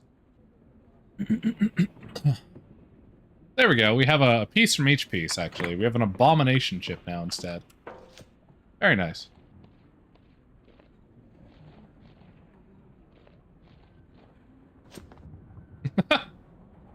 He just looks over, he's like, fuck this shit. I had such a light shell before. Oh, it's great. Okay. Temporary buff to lore. That's cool. You know, we'll have a painting of a shell up here just to make our little guy down there happier. Oh, this has like all of the books we read before. That's cool. Buff to charm. Buff to lockpicking. Get a lot of buffs here.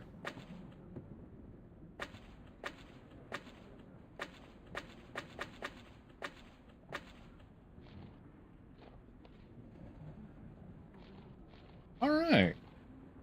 How much charm does that give us? Damn, 95. That's a ton. Holy shit. Okay.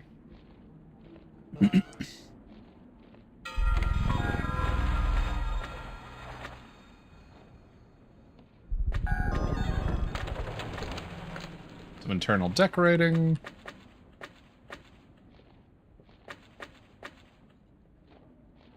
The most glorious sky snail finds the lack of shell displeasing. It most certainly does. It did not like me putting something that must weigh like 10 times the weight on top. Oh well, that's fine. It doesn't get a say. The most glorious sky snail travels as I please. Oh, we have way more paintings now. These ones are still terrible. Okay. What kind of resting buff do we get for resting here? I don't even know if we get one, but... Nope. Okay. We're now full up, though. What do we want our late game build to look like? I mean, we could always go Cassie. Cassie's pretty good. I feel like we don't put on our spellcasting robes, because this one's just so busted. We don't need the stamina. We could do a summoner's ring, and just summon more. Let's see. Plus 30 defense is pretty funny. We will trade out the band of stimulus whenever we need it. We do go Summoner's Ring. Throw on the 30 defense for now.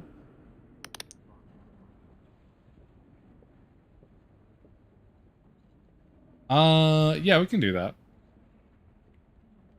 It says the earring allows an additional one, and the ring also says it allows an additional one. So we might be able to actually get up to 5 with that. Assuming you're wrong with that anyway. But I think we'll go with this, then just summon people. And then use our attacks and fleshouts as we will. I think we keep...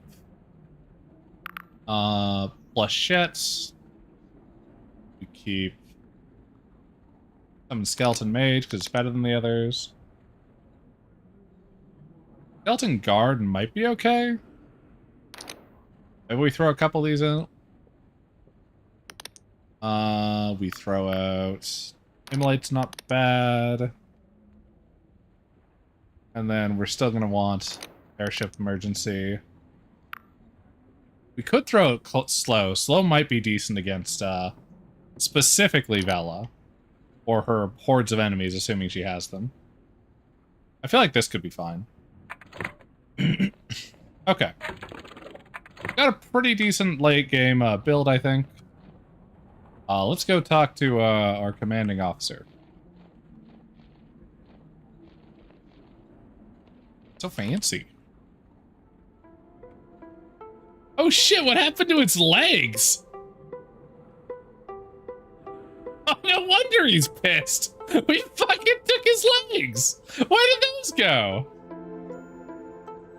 Dude, that's fucked up. That must be part of the sales then.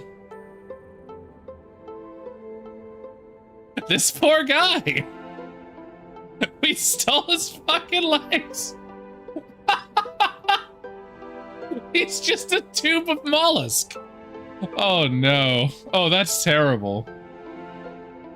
Okay, well. A little piece from everyone. Our poor fucking sky snail.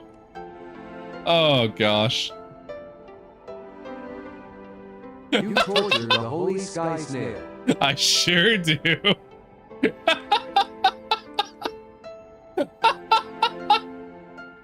Oh my god, look at him. Oh, that's terrible. Okay, okay. Let's go talk to our commander. Oh. This poor thing.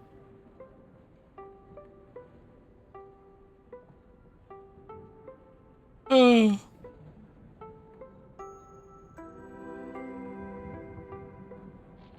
Oh yeah, we're gonna actually have to land with this. Where the fuck did this put us? Oh well, that's fine.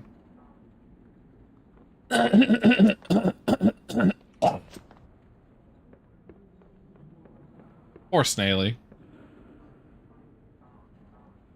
Alright, Sarah. Ah, so it seems as though you've secured all the necessary components, Confessor.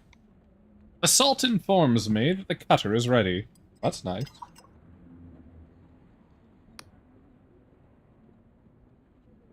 This will be your final mission.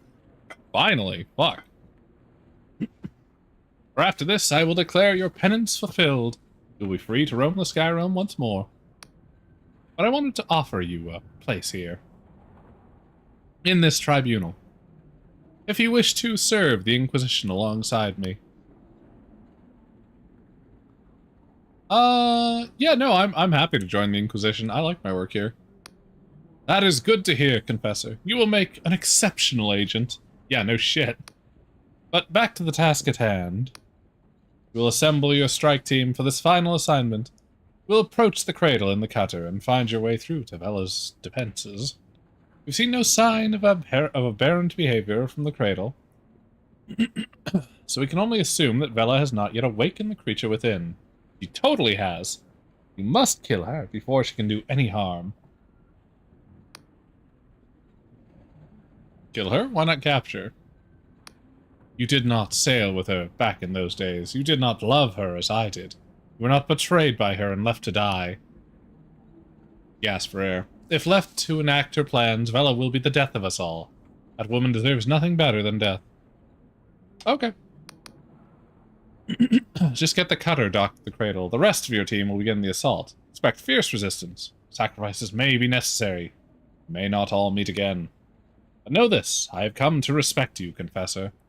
I trust that when it comes to it, you will do the right thing. Thanks. Alright, time to go murder Vela. Orlaith looks agitated, shifting in her armor. You know, I've faced up to impossible odds before. Always bested them. So why do I feel so goddamn nervous? She looks at her hands. It's trembling slightly. She clenches it into a fist. I guess I've always looked up to Vela. She's saved me more times than I can count. So even though I know this is the right thing to do, my stomach's still churning. Listen, Confessor. When we met, you told me we'd stop Vela without bloodshed. I think we can safely say that we tried and failed in that regard, eh? This time, I ain't asking questions. I'm letting my sword do the talking. You'd better be okay with that.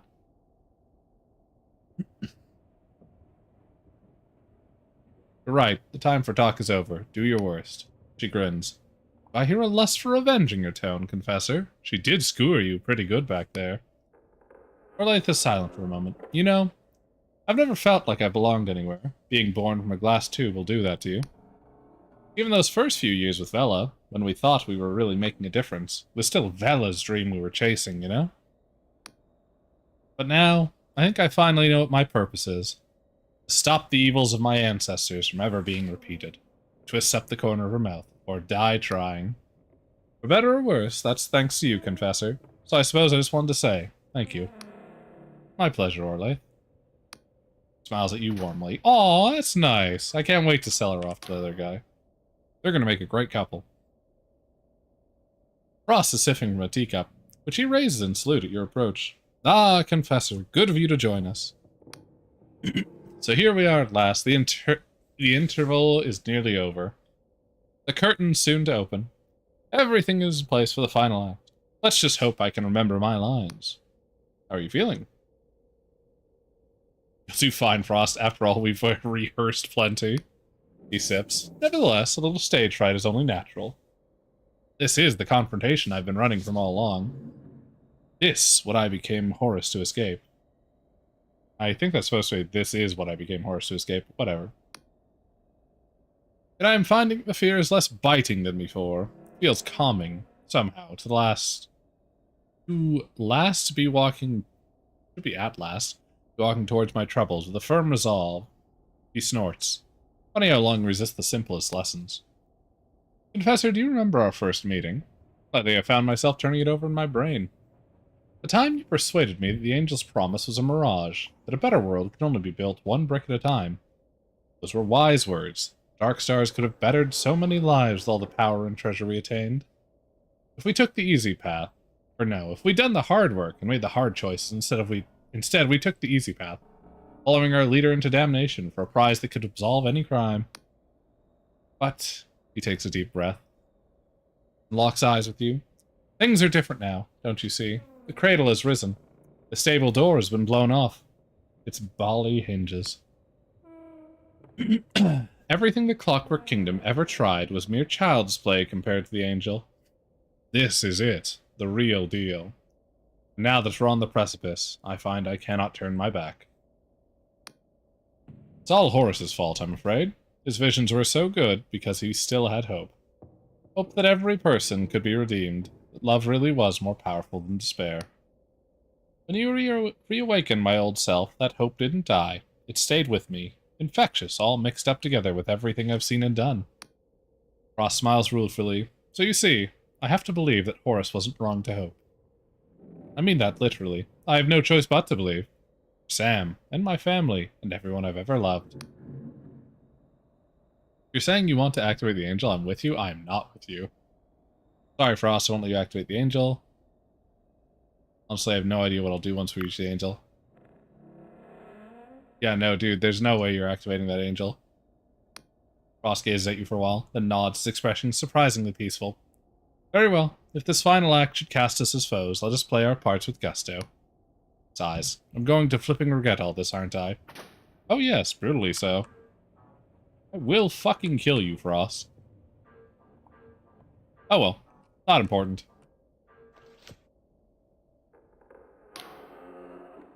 Ever since we saw it, I've been thinking of that angel. I've long read of such ominous entities drifting in the void, beyond reality, but until now they were entirely theoretical. But seeing such a creature in the flesh, I could feel its incongruity, its vast contradiction, like a thorn in my brain.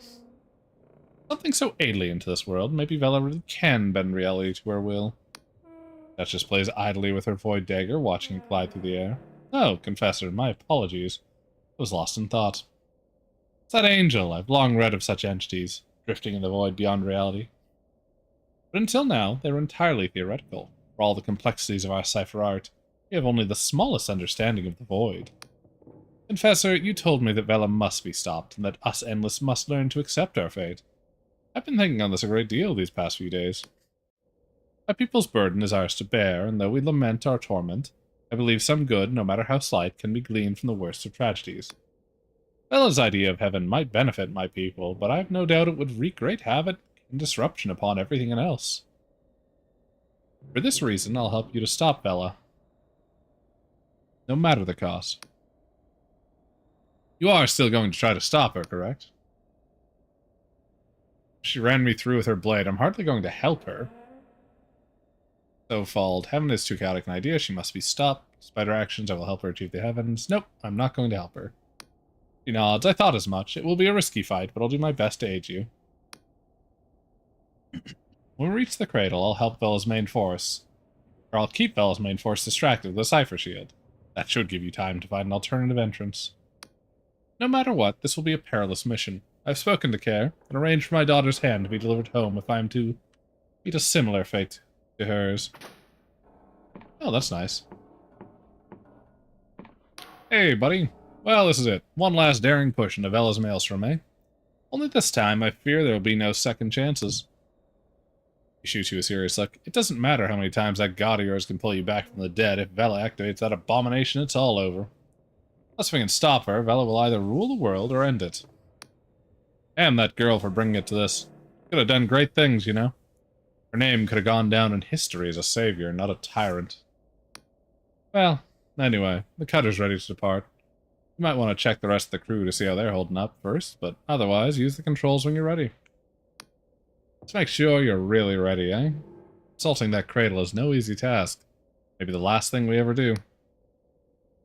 What's the plan when we reach the cradle? The place is a fortress, too risky for a head-on assault, but if the Duchess could distract Vela's entourage with their magic, the rest of you might have a chance.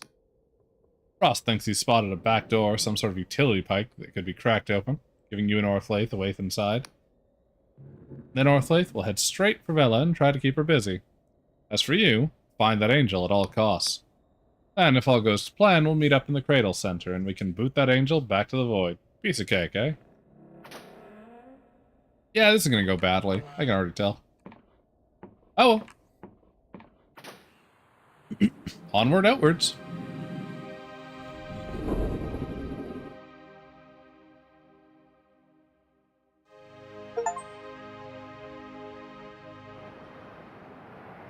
Alright. I started Cradle Assault. Right, well, despite it all, that went pretty smooth, eh? He grins. Damn sight better than the last landing, at least. True that. What's the plan now we're here? This is a fortress, too risky for head-on assault, but if the Duchess could distract Vela's entourage with her magic, the rest of you might have a chance. Back door in a pipe, find the angel, gotcha. Okay. Hey, it's the Duchess's tent.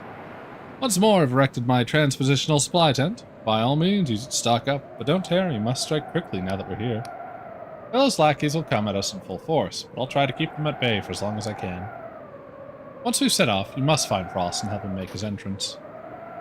Yeah, that'll go somehow. Could probably make a couple more potions while we're here.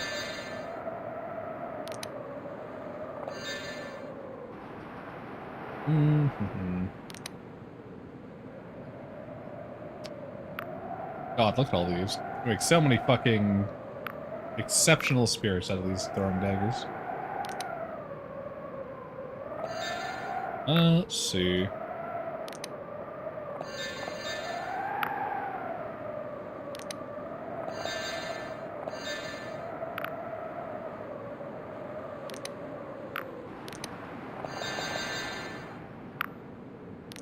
Might as well use these to make a bunch of potions now.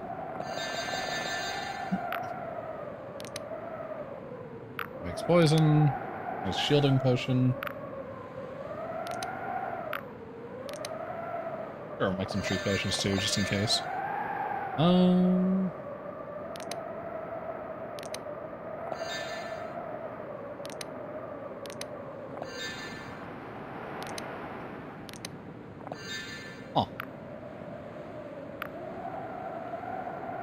Oh well. We could make a ton more, but I feel like that's gonna be enough. We're aboard the most abhorrent vessel ever constructed, surrounded by the Union Navy. On our way to face Vela, Callose, and her captive eldritch horror.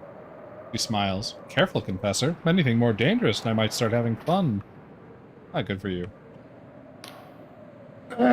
Frost is in full flow, seemingly possessed by the ghost of his piratical past. Onward, ladies. No dawdling, no dallying, and no fanning about. Last one to reach the aeration pipe owes us all a full Undalease breakfast. Glances at you, baring his teeth in a fierce grin.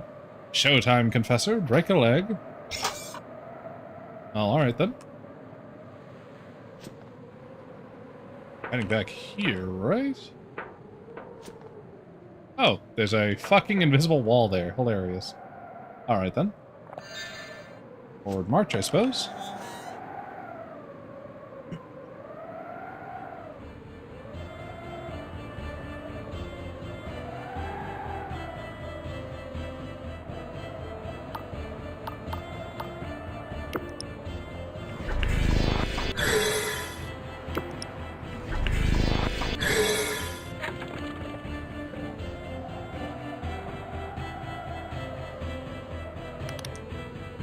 We'll keep the mana regen on until we need the extra skeleton.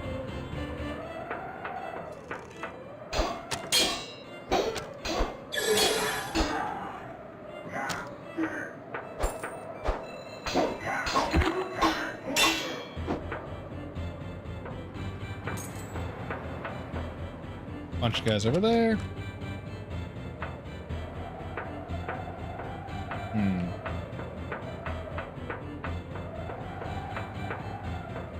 Oh, a bunch of dead boys up here.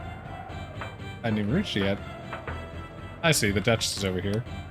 Clearly straining to maintain her powerful Cypher spell. Don't worry about me, Confessor. I've faced worse odds than this. Let's find Frost and get inside the thing. Alright, we'll do.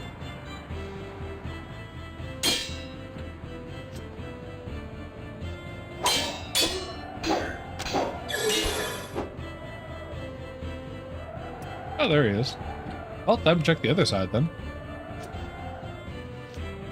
It would be hilarious if this was time, though. Oh, wow. Bunch of Emberian guards. Or creatures from the Emberian underground world.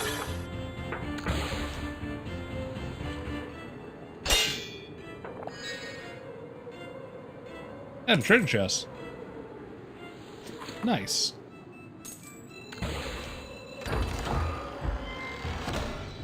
Emberian ore.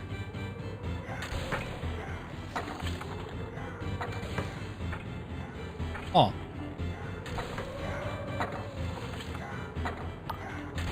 Can we use a slow spell on this? No.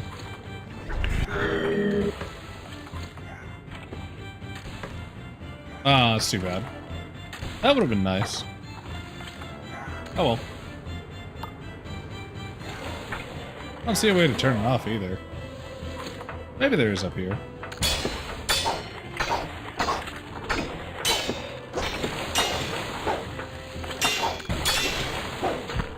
Meow. Rude.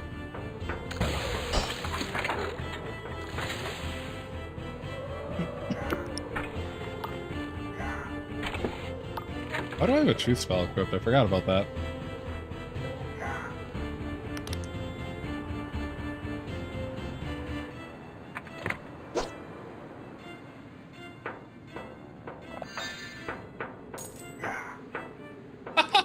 The little fucking guardman is trying his best. He really does not know how to take these guys.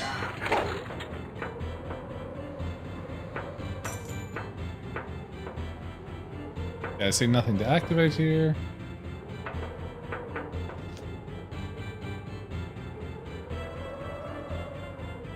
Curses. There's a chest back there.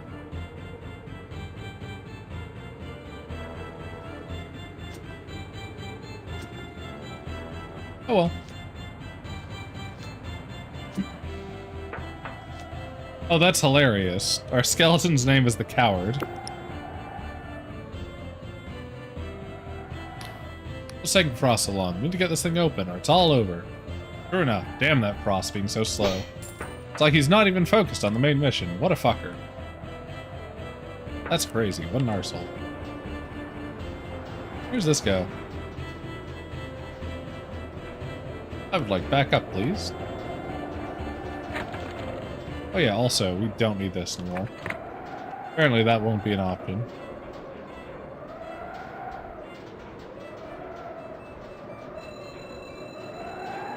Probably Frost is going to send us on some mission around anyway. So we should go talk to him.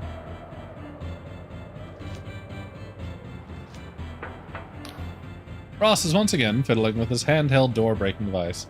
But this time he is visibly under stress. Confessor, you arrived in the nick of time. Confound these obstinate Timberians. I'm attempting to halt the aeration turbine to afford our ingress, but it appears there's a failsafe switch somewhere nearby. Most likely on the platform beneath here. There's an elevator down nearby. Find that switch, shut it off, and you shall have your door. Behind you, there's a deafening shriek of offensive magic and a flash of blue light. It briefly casts deep shadows across Frost's face. He looks worried. Quickly now, Confessor. Let's not miss our cue. I'm guessing the Duchess goes down if we don't do this quickly enough, is the idea there. I don't know if that's actually a constraint, but it could be.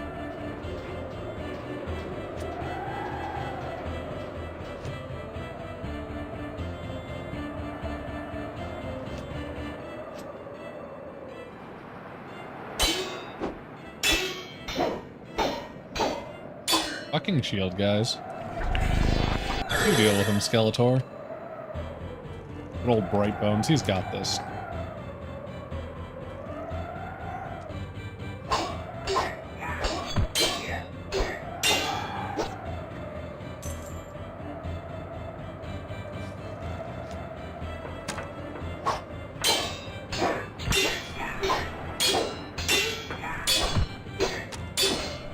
You can attack by two guys? Something? We're getting shot by this fellow. Oh well. Money. Okay.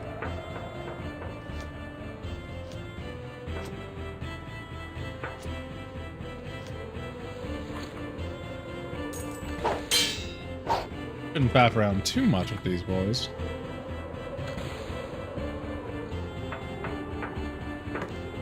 This, however, should be worth it.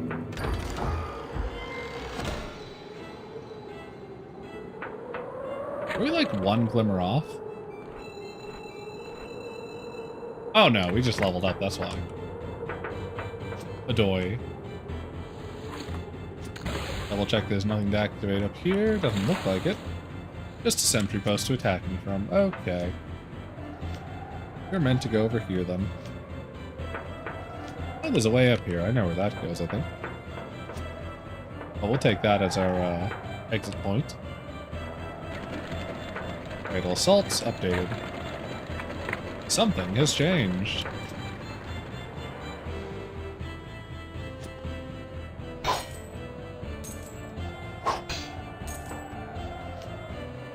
Over 20 coins. Okay. Onwards, upwards.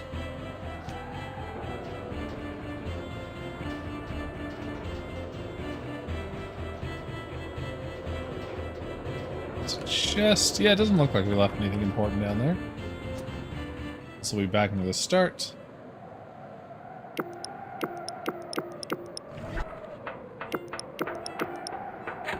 Oh, we didn't have the agility spell queued. Silly of me.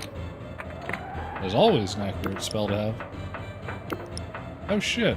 Did Vela, did the fucking Duchess go down? That's crazy. Okay, we can have 4 without the earrings, so we should be able to have 5 in total then.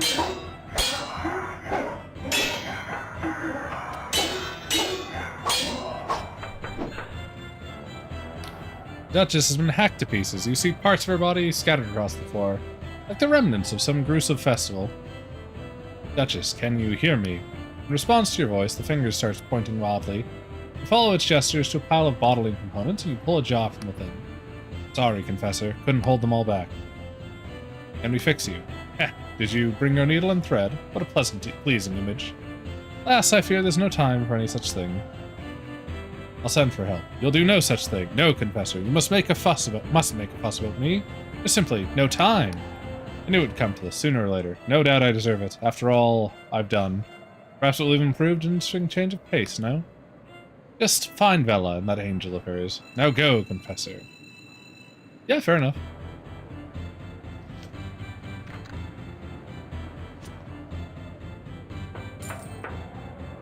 Now, to go the wrong way, to open a treasure chest at the price of more lives. Oh, this one didn't stop. That's sad. I have to talk to Mr. Frost first.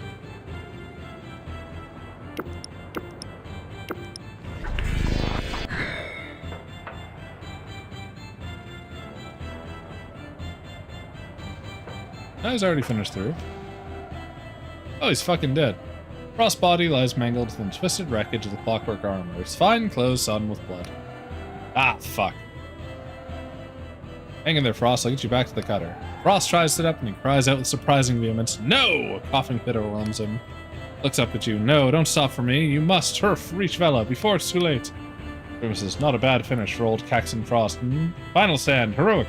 Downfall. Not a dry eye in the house. Dramatic to the last. But the curtain's not falling yet, eh? Darling. If you can build something better out of all these ashes, then it won't have been for nothing. Reaches up and grips your hand tightly. Please, Confessor, activate the Anger. Make all this worth a damn. Not a fucking chance. He releases your hand and slumps back, his strength failing. No, and please, tell Sam that I'm sorry. I really did want to come back to him. I'll tell him. Screw tightly shut. He no longer seems to hear anything you say. The Angel, please, you have to. No. Sam me, boy. How sad. Anyway. Ooh. The lockpick here. Ow, you fucker. Rude. I was lockpicking, sir.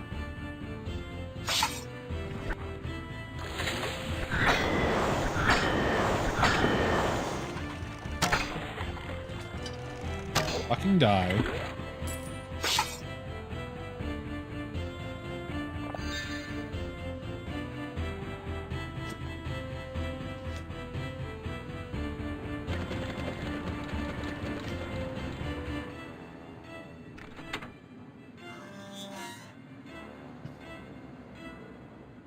Aha! So this is how you get past it. Ah, just an burying ore. That's garbage. Oh well. Can I open or not? Had to be way the fuck farther back to open you. Where's this lead? Oh, I see.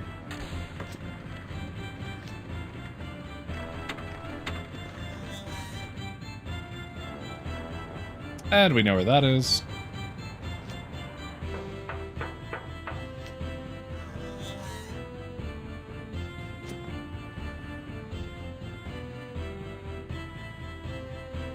What did the quest update do? Need to find a way through so as to confront Vela. Yeah, I'm kind of already on that.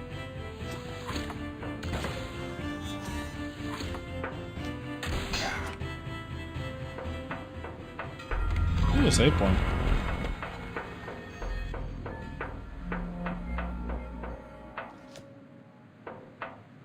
This is like their, what, sleeping room? Oh well. Nothing of value to steal here.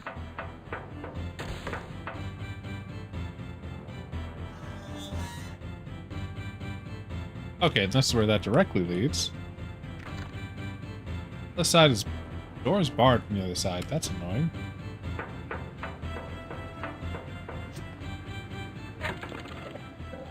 Just in case, let's go ahead and use a truth potion.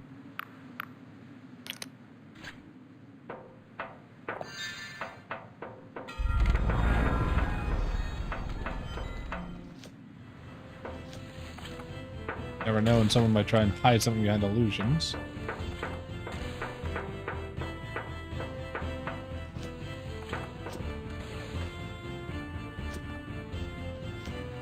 And not here.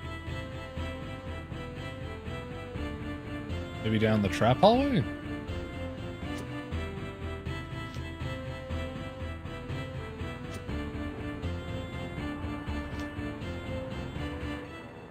Doesn't look like it. Maybe it's this way. Oh, this is probably it.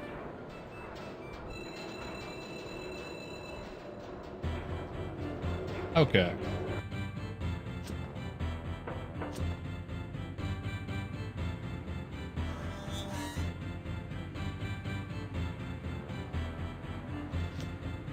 Hello, Mr. Robot. Goodbye, Mr. Robot.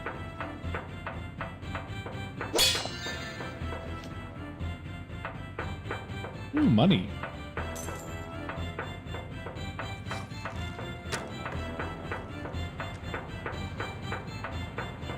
Alright, up the scaffolding. It's too bad Vela chose all the slowest people to guard her. I really don't stand a chance against my ability to just be faster than them. Casually.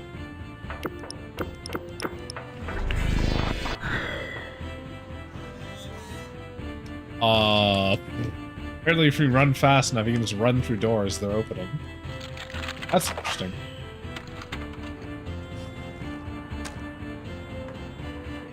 Where does this even go to? Ooh. Don't mind if I do.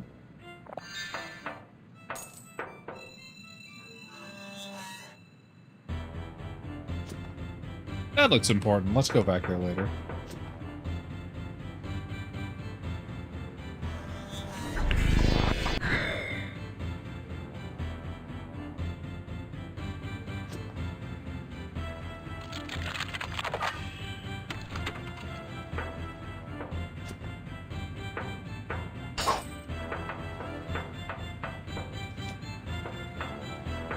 Ooh, chest.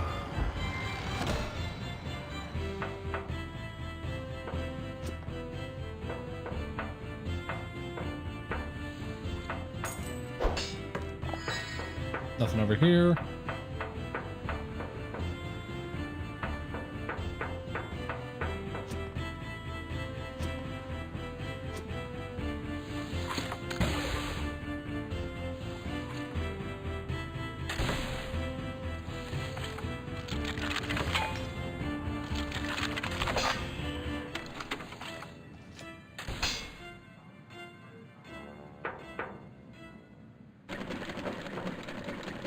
Yeah, that does look important.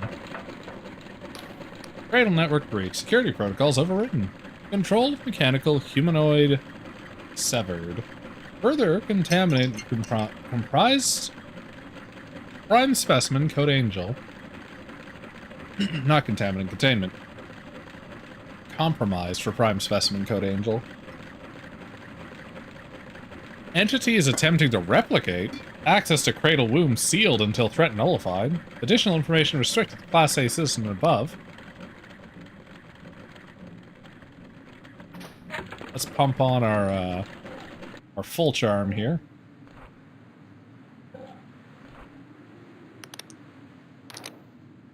That gives us charm 105. And we might as well, since we have it, use a elixir of luck.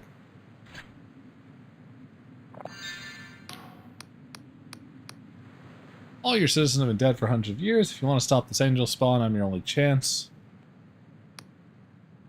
I needed 40, well. Class A, population count 0. Class B, 0. Class C, 0. Analyzing threat level critical without containment, prime system reputation. Will trigger disaster event, tier 0, destruction of reality. Additional information request granted. The prime specimen, code angel, is attempting to replicate. The resulting subspecimen, code designation angel spawn, is located in the power relay chamber. Subspecimen, code angel spawn, is capable of distorting reality. Designated Class A threat. Use of force not advised. Conclusion, overloading the power relay chamber may result in subspecimen destruction. Without unnecessary conflict, speakers should look for 4 override terminals. High technical skills required. Ceasing communication. That's fine by me. You need to reset security protocols if you want to regain control of the situation. That took 90, damn. Speaker assessment correct. So resetting security protocols. Setting speaker code speaker 467E to status non-threat.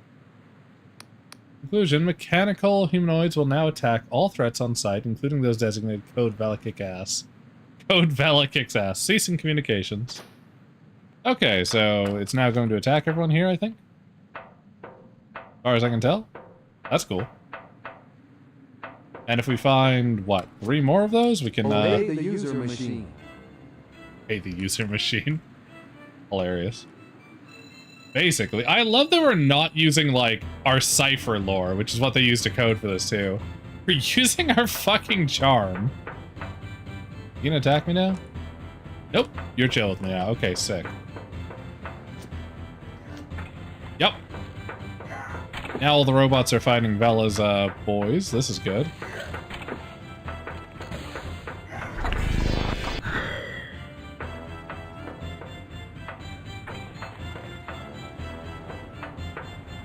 So let's see.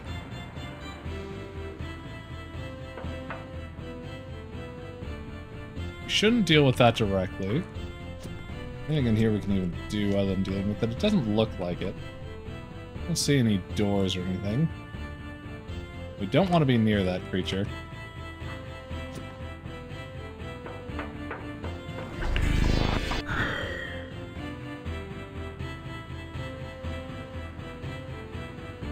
Fuck.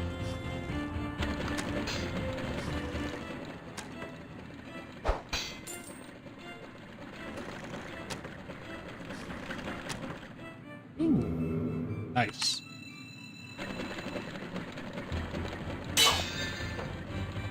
Need to find the rest of those.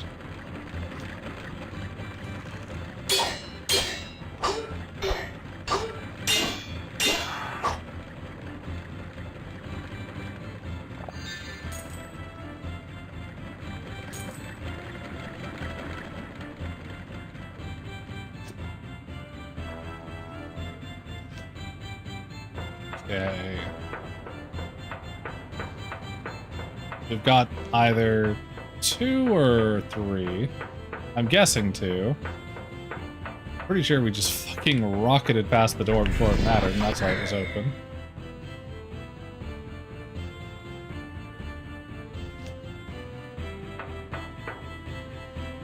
Alright, so I think we need to use the lift to the next location without going into that midsection. I believe that's our purpose here. So I think we only go in that midsection if we want to talk to the angel, and we don't want to do that because we've already decided they are the enemy.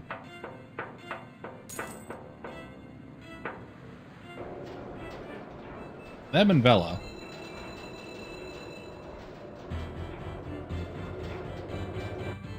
Oh, there's one. Quest updated? Okay, so that might have been all of them. Something has changed. Nothing now stands between you and Vela. Having gained access to the Cradle's main structure, you've managed to defeat a replicated spawn of the Angel by overriding the power relay system. Nothing now stands between you and Vela. Okay, perfect.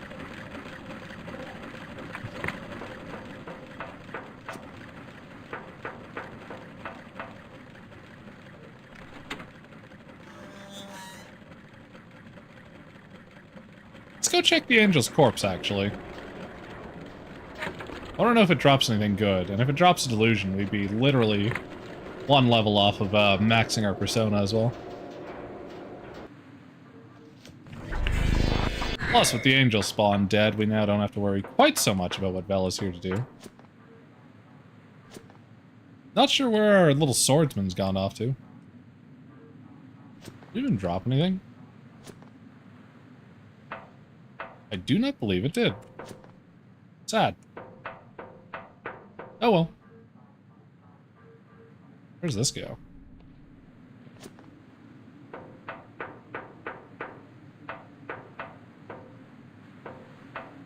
Huh. I'm guessing that's where Vela is. I'm not sure. So wait, where the fuck do we go forward then? Let's go head back where we were before. Maybe we missed something there.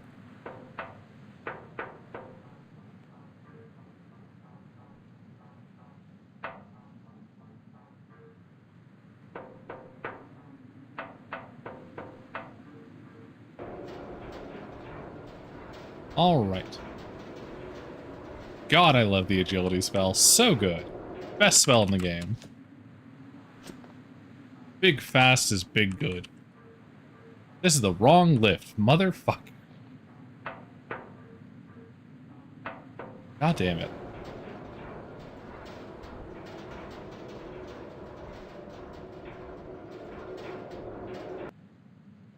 Okay.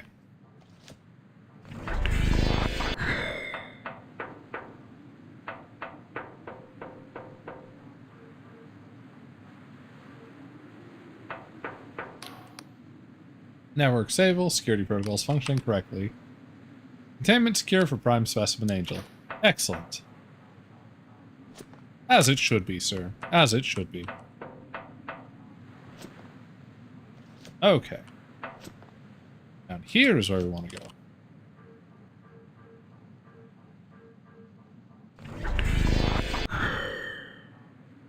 Now? Where the fuck am I trying to go, then? You? Possibly you.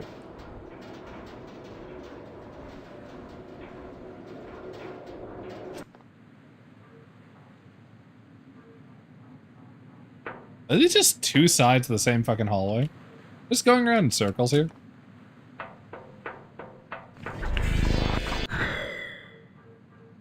Yes, the answer is yes. What the fuck? Okay. Whatever, that's fine. I went out and I was like, ah, I've been here before. I didn't recognize that fan anywhere. Alright, let's actually go fight Vela now. Fucking 7-hour stream, Jesus. A while since I've done one like that long. Okay. Onwards to murder.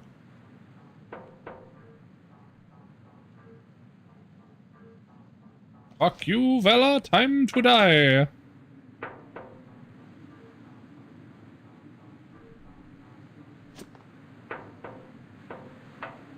Go forth, transport machine, into murder zone.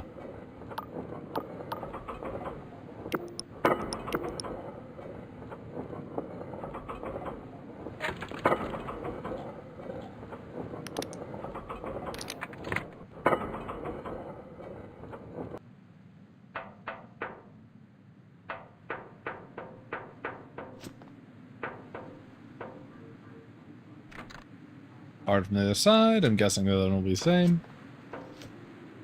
Oh, it's actually worse. Okay. Yeah, that looks good. Looks like a good sign.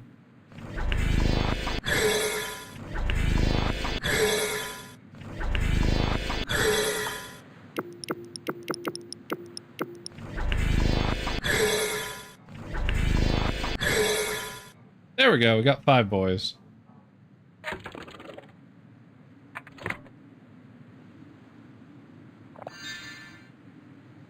Looks like they're taking damage per second, which is a little interesting. But whatever. Vela stands over the lifeless body of her once friend Orlaith, her sword still dripping with blood and her face twisted with fury. You! You should be dead! I stuck my sword into your heart. I saw your body fall. It would have taken a god to stop you from... Rise Narrow. Oh, now I get it, Confessor. You really have been following in my footsteps, haven't you? You killed Orlaith. What happened to your arm and face? Yeah, they're kind of fucked. Vela, let's talk about this. Yeah, I don't think so. Killed Orlaith. Let's go with that. She attacked me. I had no choice. And if it wasn't for you... What happened to your arm and face? Flexes her arm, its black flesh pulsing with eldritch energy. Merely a byproduct of the unprecedented work we've been doing here. Let's talk about this. Yeah, why not? No more talk, Confessor. Not after everything you've done. Turned my comrades against me, forcing my hand. Their blood is on your conscience as much as my own. No, my conscience is clear. You're a crazy fucker. They abandoned your cause long ago, Vela. If you had only let me help you. They abandoned your cause long ago, Vela. She scoffs. They were afraid of real change. None of them tried to assassinate me until you showed up. She points her sword at you, Orlaith's blood still dripping from it. Get ready, Confessor. I won't let you nor the Inquisition get in the way of what comes next. For the sake of humanity. Don't you mean for the sake of Isabeth, your sister? That's what this is really all about. Blood glares at you with newfound fury. How dare you mention her name? You know nothing of her soul. Of my family. I love this. Just a repeat of the last time we did this. Fucking funny. Yes, yes, you loved Isabeth. Now you're here surrounded by the corpses of your new family. Was it worth it? Was Orlaith's death just? Nice. Got the charm success. They betrayed me. If only they had listened instead of, I didn't want to kill her. I only meant to. Vela drops her hands, Vela's sword drops from her hand and clatters on the floor. Tears streaming from her eyes, though she betrays not a sob. That's what I always say, isn't it? I didn't want to. They made me do it. I had no choice. She turns her gaze to the ceiling, blinking away tears. Damn you, Confessor. Do you have any idea how long never is? Never to see my sister again? Never to hear her stupid little laugh? God damn it, all I ever wanted. She screws up her eyes. I found that map. It was like a fucking djinn had answered my wish. Do you understand? Like a message from the universe saying maybe she died so I could save everyone. At every step, then, I've made the same choice. Every principle twisted. Every dead friend. The angel could make it right. So my debt kept growing and growing until... Well, silent for a long time when she turns back to you. With a despairing smile, her voice cracking with desperate abandon of confession. I'm so deep in blood that I can't even see the surface anymore. Vela gestures hopelessly at the angel. So you win, Confessor. The angel will answer to the first mortal who speaks with it. You think me a fool, then destroy it. Just whatever you do, do it quickly, before I change my mind again. Nod and leave. Okay, I was hoping to just get a, like, buff to killing her, but this works too, I guess. Like a fucking morale buff. By breaking her. Oh well. What do we have here? Seems as though some wretched soul spat from a dank prison cell has somehow stumbled into the most fateful moment in living memory. She grins. The angel watches you, stranger. To its incomprehensible mind, you are little more than an insect crawling on shit. And yet here, in this place of existence, it has no power without one such as you. It is a thing born of the void. It can think and feel only in cipher, and lacks the perspective of mere mortal. Have agency in this place, it must merge with another. This creature defies foresight, stranger. In the threads of prophecy, this moment is an abyss through which I cannot see for years. I thought it was Vela who would stand at the precipice, but now I see that it is you. It is merely the roll of a dice. He smirks. Maybe in your position, many in your position would claim sole responsibility for their success. I'm glad you have the sense to see otherwise.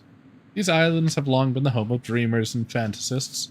Their delusions have seeped into the fabric of the earth, waiting for one to reclaim them. The people here have hung their wishes on your shoulders, nothing more. But you should do well to remember that your power, all power, is borrowed. We are not but conduits. And now, whether by chance or skill, you wield more power than any before you. The last time this angel was roused, the whole world was destroyed. You could banish it, or you could merge with it, and succeed where those before you failed. What will you do, I wonder? Sure, could this angel cause another world rend? The answer is yes, but let's ask. I would like to tell you that the Umbarians 400 years ago used the angel with malice and stupidity so as to doom the world to such a fate. The truth is, nobody truly knows what happened back then or what could happen now.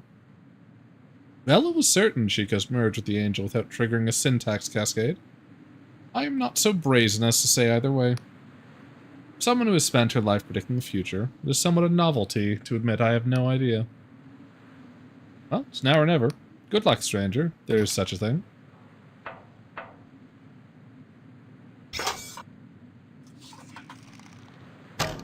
Fuck you.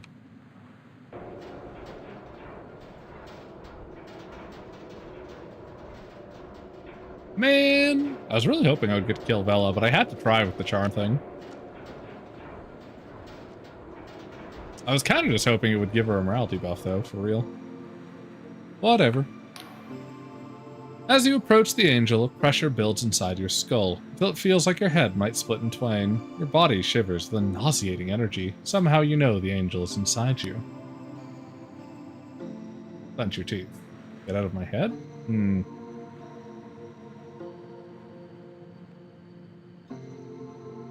I don't want to command it something like that and lose the ability to command it elsewhere, so I guess clench teeth? Because we want to command it to die, basically. Needle of pain gouges through your mind. Memories of your childhood, of people and places you knew, all flash before your eyes, wrenched forth by the will of this creature, trying to understand you. I want you to leave.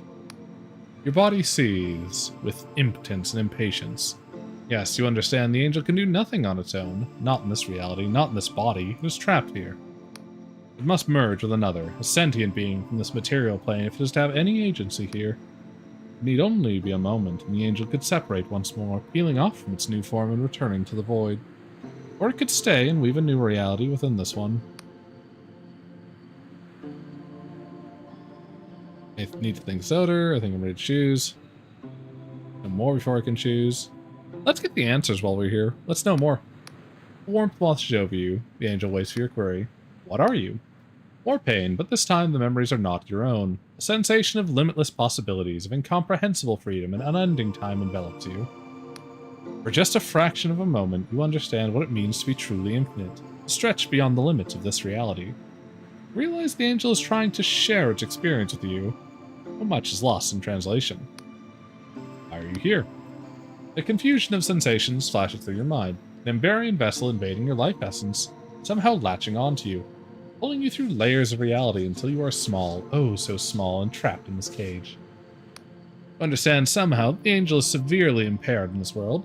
Limits of time and space, the rules inherent in such a rigid existence, entrap the angel in this incorporeal form. You caused the World-Rend, didn't you? What you know of the World-Rend, scraps of history, hearsay, and a pervasive cultural dread arises to the forefront of your mind. A note of confusion flows through you. The angel doesn't seem to be sure, but you understand that when it was brought there, another tried to merge with it, unsuccessfully. In that moment, a simple cry of pain from either of them could have obliterated this world, just as a human could accidentally trample on a colony of insects. Interesting. Let me ask you something else. The World-Rend was caused basically by accident, then? If this thing is speaking truth. It could be fully within its ability to lie to us. If we merge, what would happen to me? You see a corpse lowered into a grave, then a baby clawing its way out of the other side of the earth, covered in blood and placenta. To merge would be to die and be born anew. Then you see wine being poured into a strange serpentine vessel. When the glass breaks, the wine remains, keeping the shape. The merge would also change the angel, endowing it with all your own quirks and values.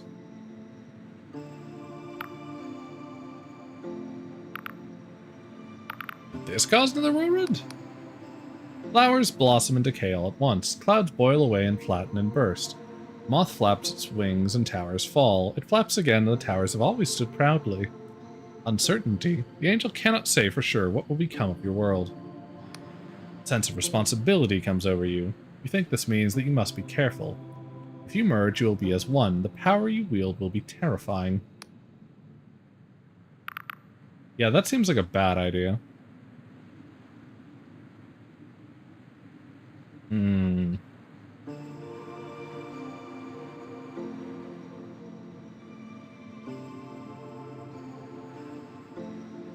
think I'm ready to choose. Tingling of anticipation suffuses your body. The angel awaits your decision.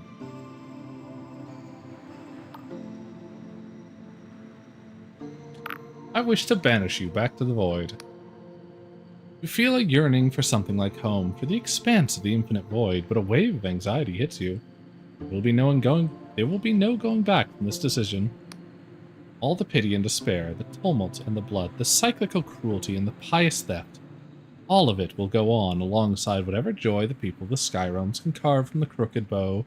Your existence. Is that your will? Yes, you must return to the void. Your body is engulfed in a warm tingling that soon becomes a tearing, agonizing pain. Your vision distorts, then seems to blend with your other senses like your very consciousness is dissolving into water. The angel is borrowing your mortal essence so that it may leave this reality. Your last coherent thought is a desperate hope that you made the right choice. In a searing flash of light, the angel is torn from existence. For a moment, you see it tumbling into the fractal madness of the void, just before the rip in reality snaps shut. The cradle lurches around you. Without its power source, it has begun to plummet back to the Underlands. It is only thanks to the nimble piloting of Jack Basalt that you are rescued from the wreckage. Ignoring her frantic protests, you shove Vela on the craft as well, and the three of you watch the cradle fall below the clouds. You are silent on the journey back, thinking only of Orla, the Duchess, and Caxton Frost, for whom the cradle will forever be a tomb. In the years that follow, you rise through the ranks of the Inquisition, spreading fear wherever your boots tread. Fuck yeah. Your name soon gains a fearsome reputation, whispered with trepidation and reverence across the Apostatic Union. Jack Basalt retires from mercenary work and spends the rest of his days drifting from tavern to tavern, drunkenly rambling of his bygone exploits. With time, the names of his former comrades are forgotten, and he is regarded as just another old fool. Frost never marries his lover, Samol. Yeah, he fucking He remains died. a traitor in the eyes of his homeland. I did beat it. The Hell yeah. Duchess, shredded and scattered to the winds, finds a strange new peace as a fractured witness to the secret life of the Underlands. The Emberian's armor lies, unrusting, at the base of the world, while her flesh returns to the soil. Their sacrifice is recorded on the jet-black memorial obelisk that stands in the I gardens like it, not of the bad. Citadel of Doubt in Riova. Thanks to your assistance, the Apostatic Union is able to purge the Wiccan covens from every corner of Hallowshire. The region enjoys a new era of stability and lawfulness, though despite many pleas for aid to the Union mainland, the famine drags on for several years. Which means it does come to an With ending. your status as an Inquisition agent, you personally oversee this process, and it is your efforts that ensure the gods of this region fade into mere legend. And in neighbouring Puel, the Scry Shroom harvest never quite recovers. That's With the fine. village falling into destitution in the coming years. Hood, however, travels the Sky Realms, finding awe and adventure. By calming the Entombed One's rage, you ensured that the Queen of Silver will reign over the Endless Realm for many a century more, while her subjects rest safely in the quiet gloom of their mausoleums. And by aiding penitent Thor with her dilemma of sentient flesh, the Endless are able to remain self-sufficient. They continue to feast on meat that is, as far as anyone knows, lacking a mind of its own. Relations with the Apostatic Union continue to improve, and in time, the two neighbours are known as firm and fast allies, united in their godlessness. Hell yeah. With your help, the Clockwork King is restored to sanity, and the amnesia of its citizens recedes. After some turmoil, Afra's reformists take charge and dismantle the old police state, presiding over a dawning optimism as people explore their new freedom to change. Very cool. In the years that follow, it becomes increasingly difficult for outsiders to understand the kingdom. Monarch and subjects continually reshape each other in ever stranger feedback loops. While critics claim the populace have given up their humanity, still, the technological results and the happiness metrics speak for themselves. With Vela defeated, the chains that bound your mysterious benefactor shatter, freeing the entity at last. A shame. You never cross paths with it again. The High Confessor spends the rest of her days in an Inquisition cell, where the last of her resolve drains away. Perfection. And as for Vela, you shared few words during your escape. The next day, she was gone, and none have seen or heard from her since. Still wish I got to kill her, but what are you gonna do? Not the worst ending.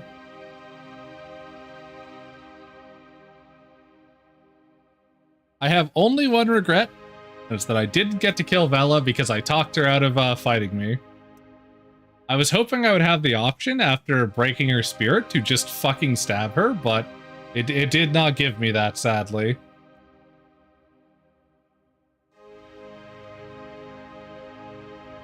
Oh well. Maybe next time.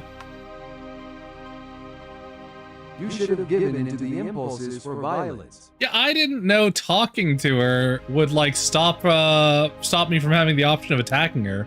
I thought it would just open up more options, not resolve every other choice.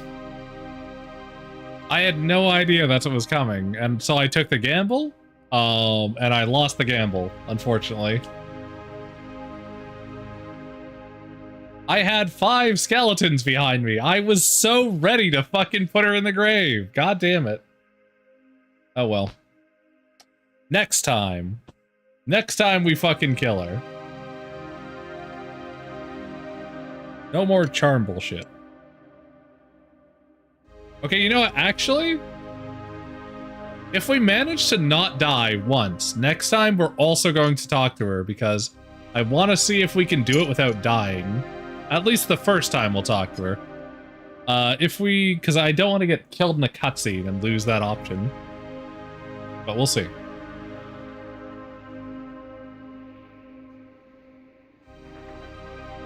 Okay, so if I click start game on this one, is it going to load me back to, like, just before or after? Let me just check this. Let me make sure.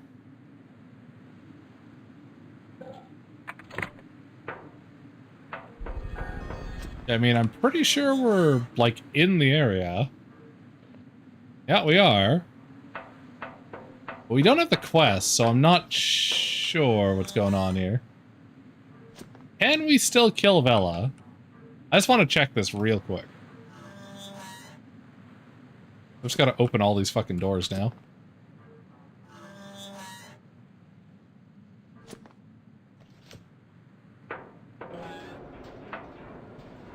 I'm pretty sure this is post Vela's defeat, but we'll check anyway.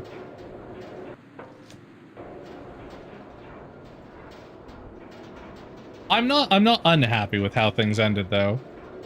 By and large, it was about what I was hoping to shoot for. I am curious why, or if there's a way that everyone doesn't die unless you just have to do it the first time. Like, I think the only way to have everyone live is just, get the speech check right the first time you encounter before any of this happens. But I could be wrong.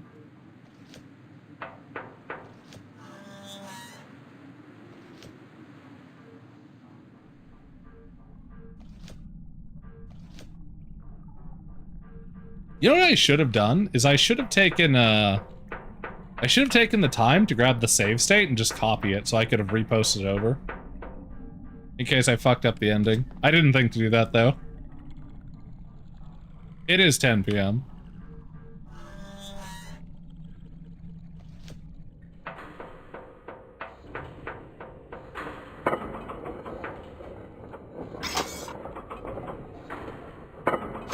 Yeah, I'm pretty sure Vela won't be over there, but we'll check anyway. I mean, it's 1 a.m. for you. It's 10 p.m. for me.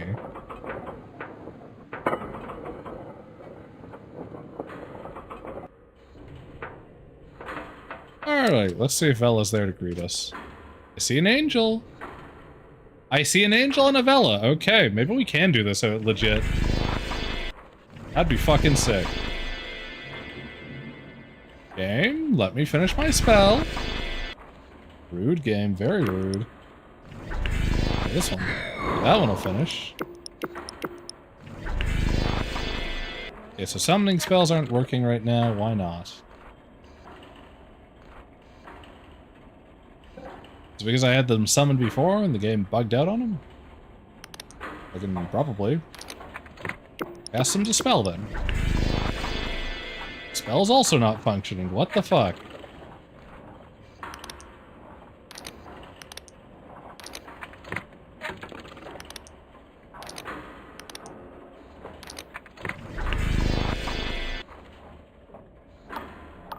Game is slightly bugged.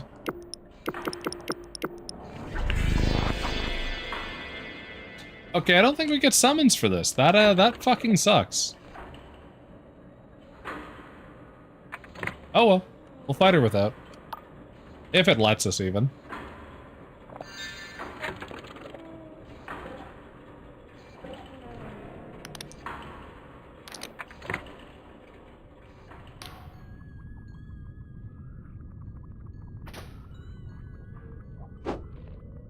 Motherfucker. Yeah, it won't let me fight her. God damn it. Where does this go?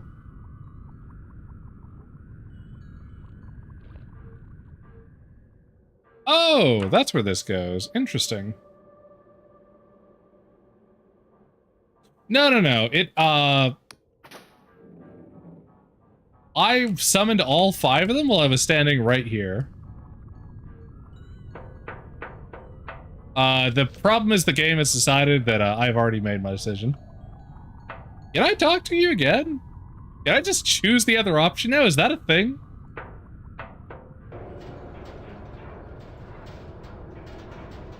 Like, what is this?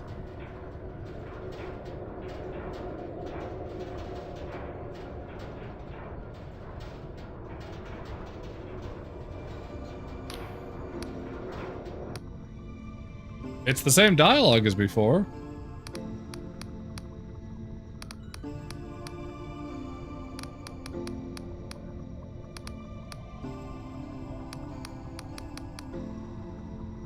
Behold the ultimate insect. Yeah, pretty much.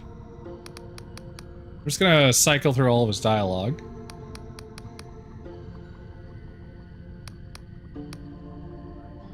Sure, we'll merge with you and make a heaven of our own. That's... Just because we're probably not going to get around to doing that next time, we might as well ask it now. You feel a sense of opportunity, of excitement in the unknown, starting anew. But a strange surge of dread engulfs you. There will be no going back from this decision. That's fine, I'll create my own heaven.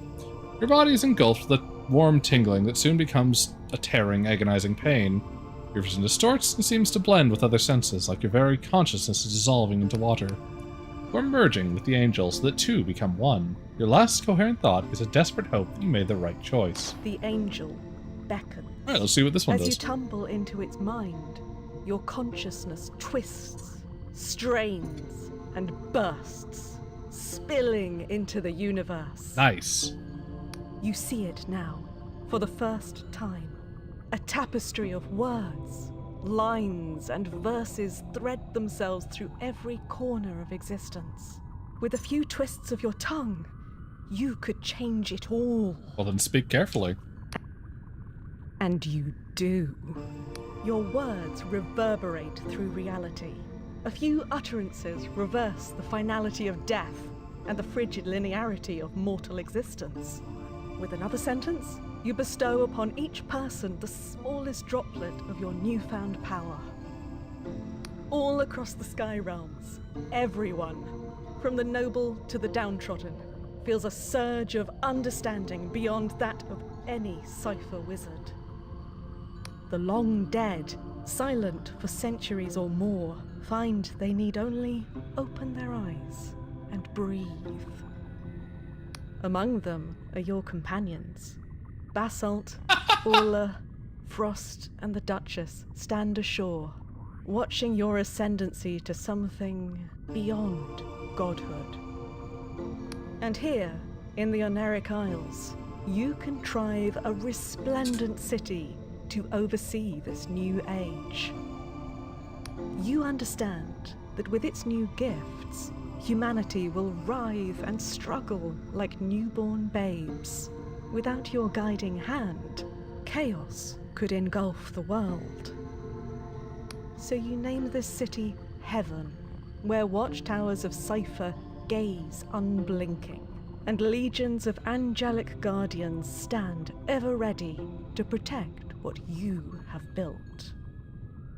Jack Basalt retires from mercenary work, drifting through the sky realms in a rickety old boat. On occasion, he is seen in one port or another, beguiling children with swashbuckling stories that seem too outlandish to be true.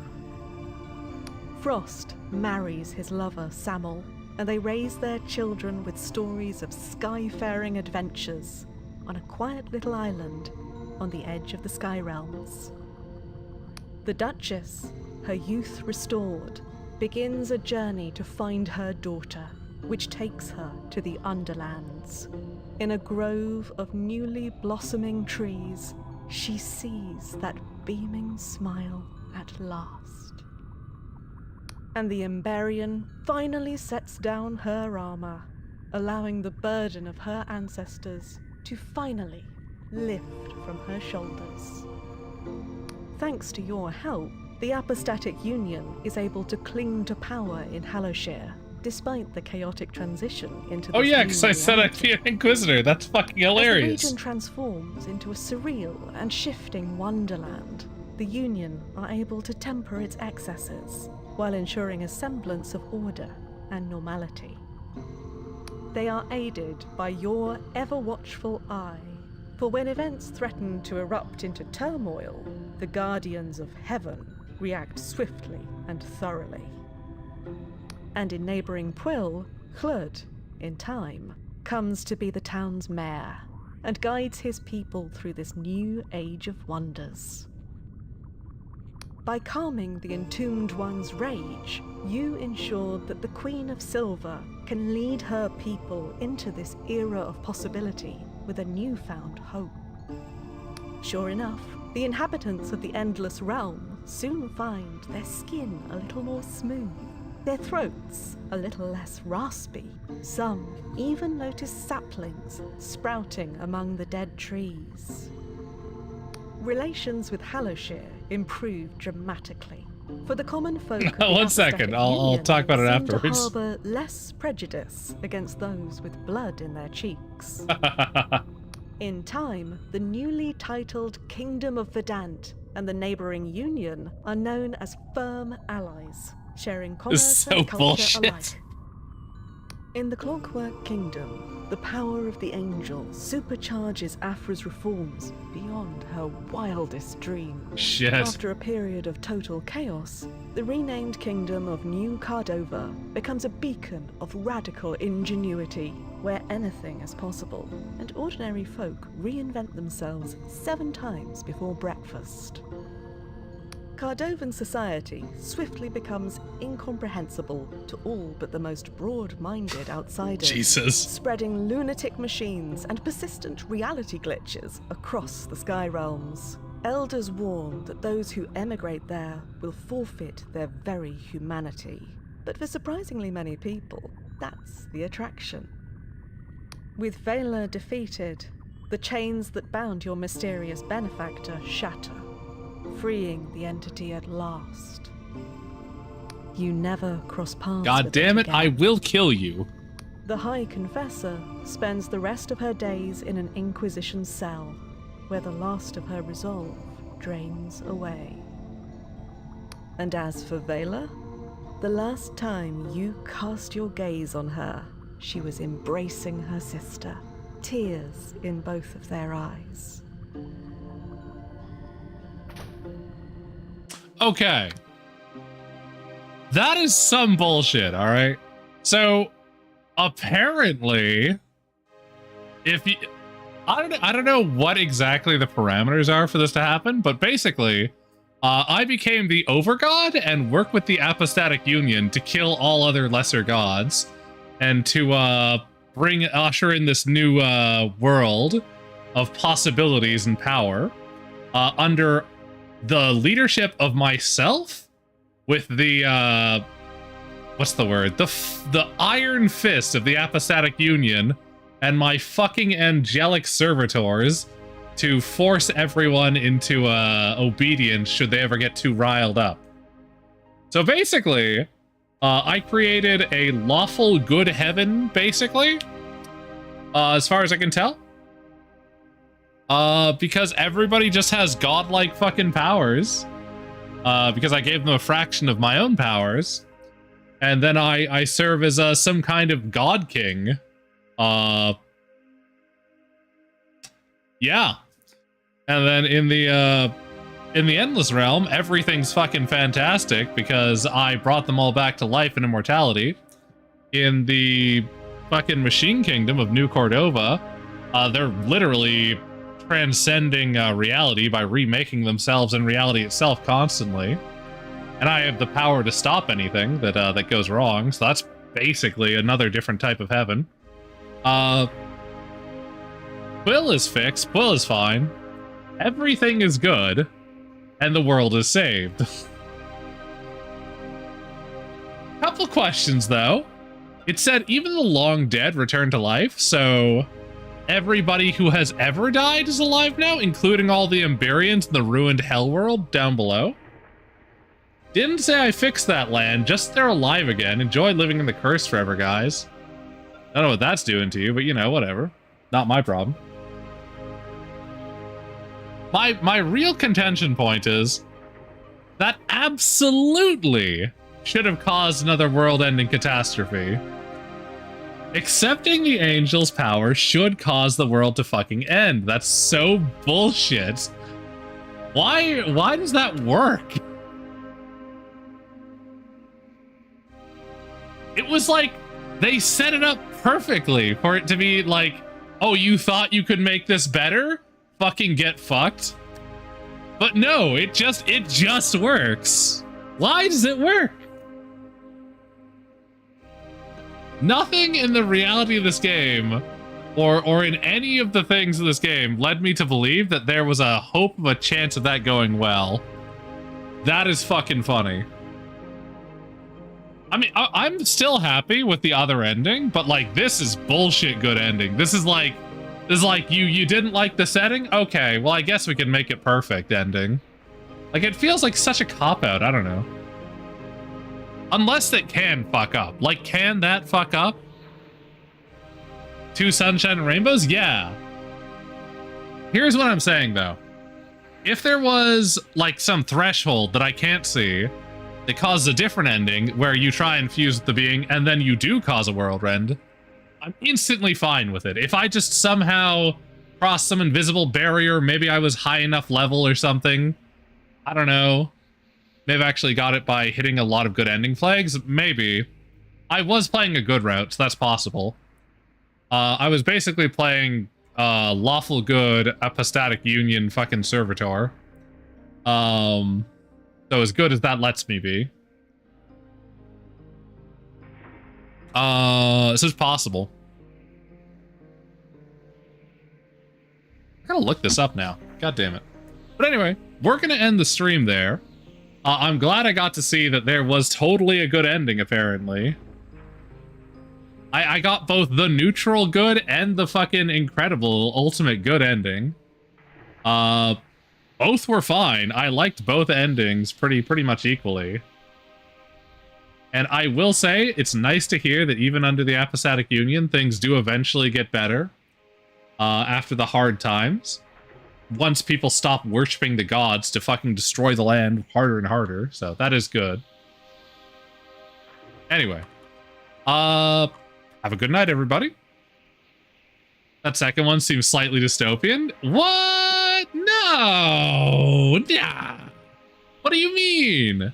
Everybody gets magic powers. All the evil gods are dead. All the farming is fixed. Everything is supercharged and everybody has godlike powers. And nobody can be Omega evil because I and my angel servitors and the Apostatic Union will fucking kill them if they do. So, okay, no. Whoa. Infinite food. Everybody gets magic powers. Nobody can die. Or rather, nobody has to die. People can die. But nobody has to die.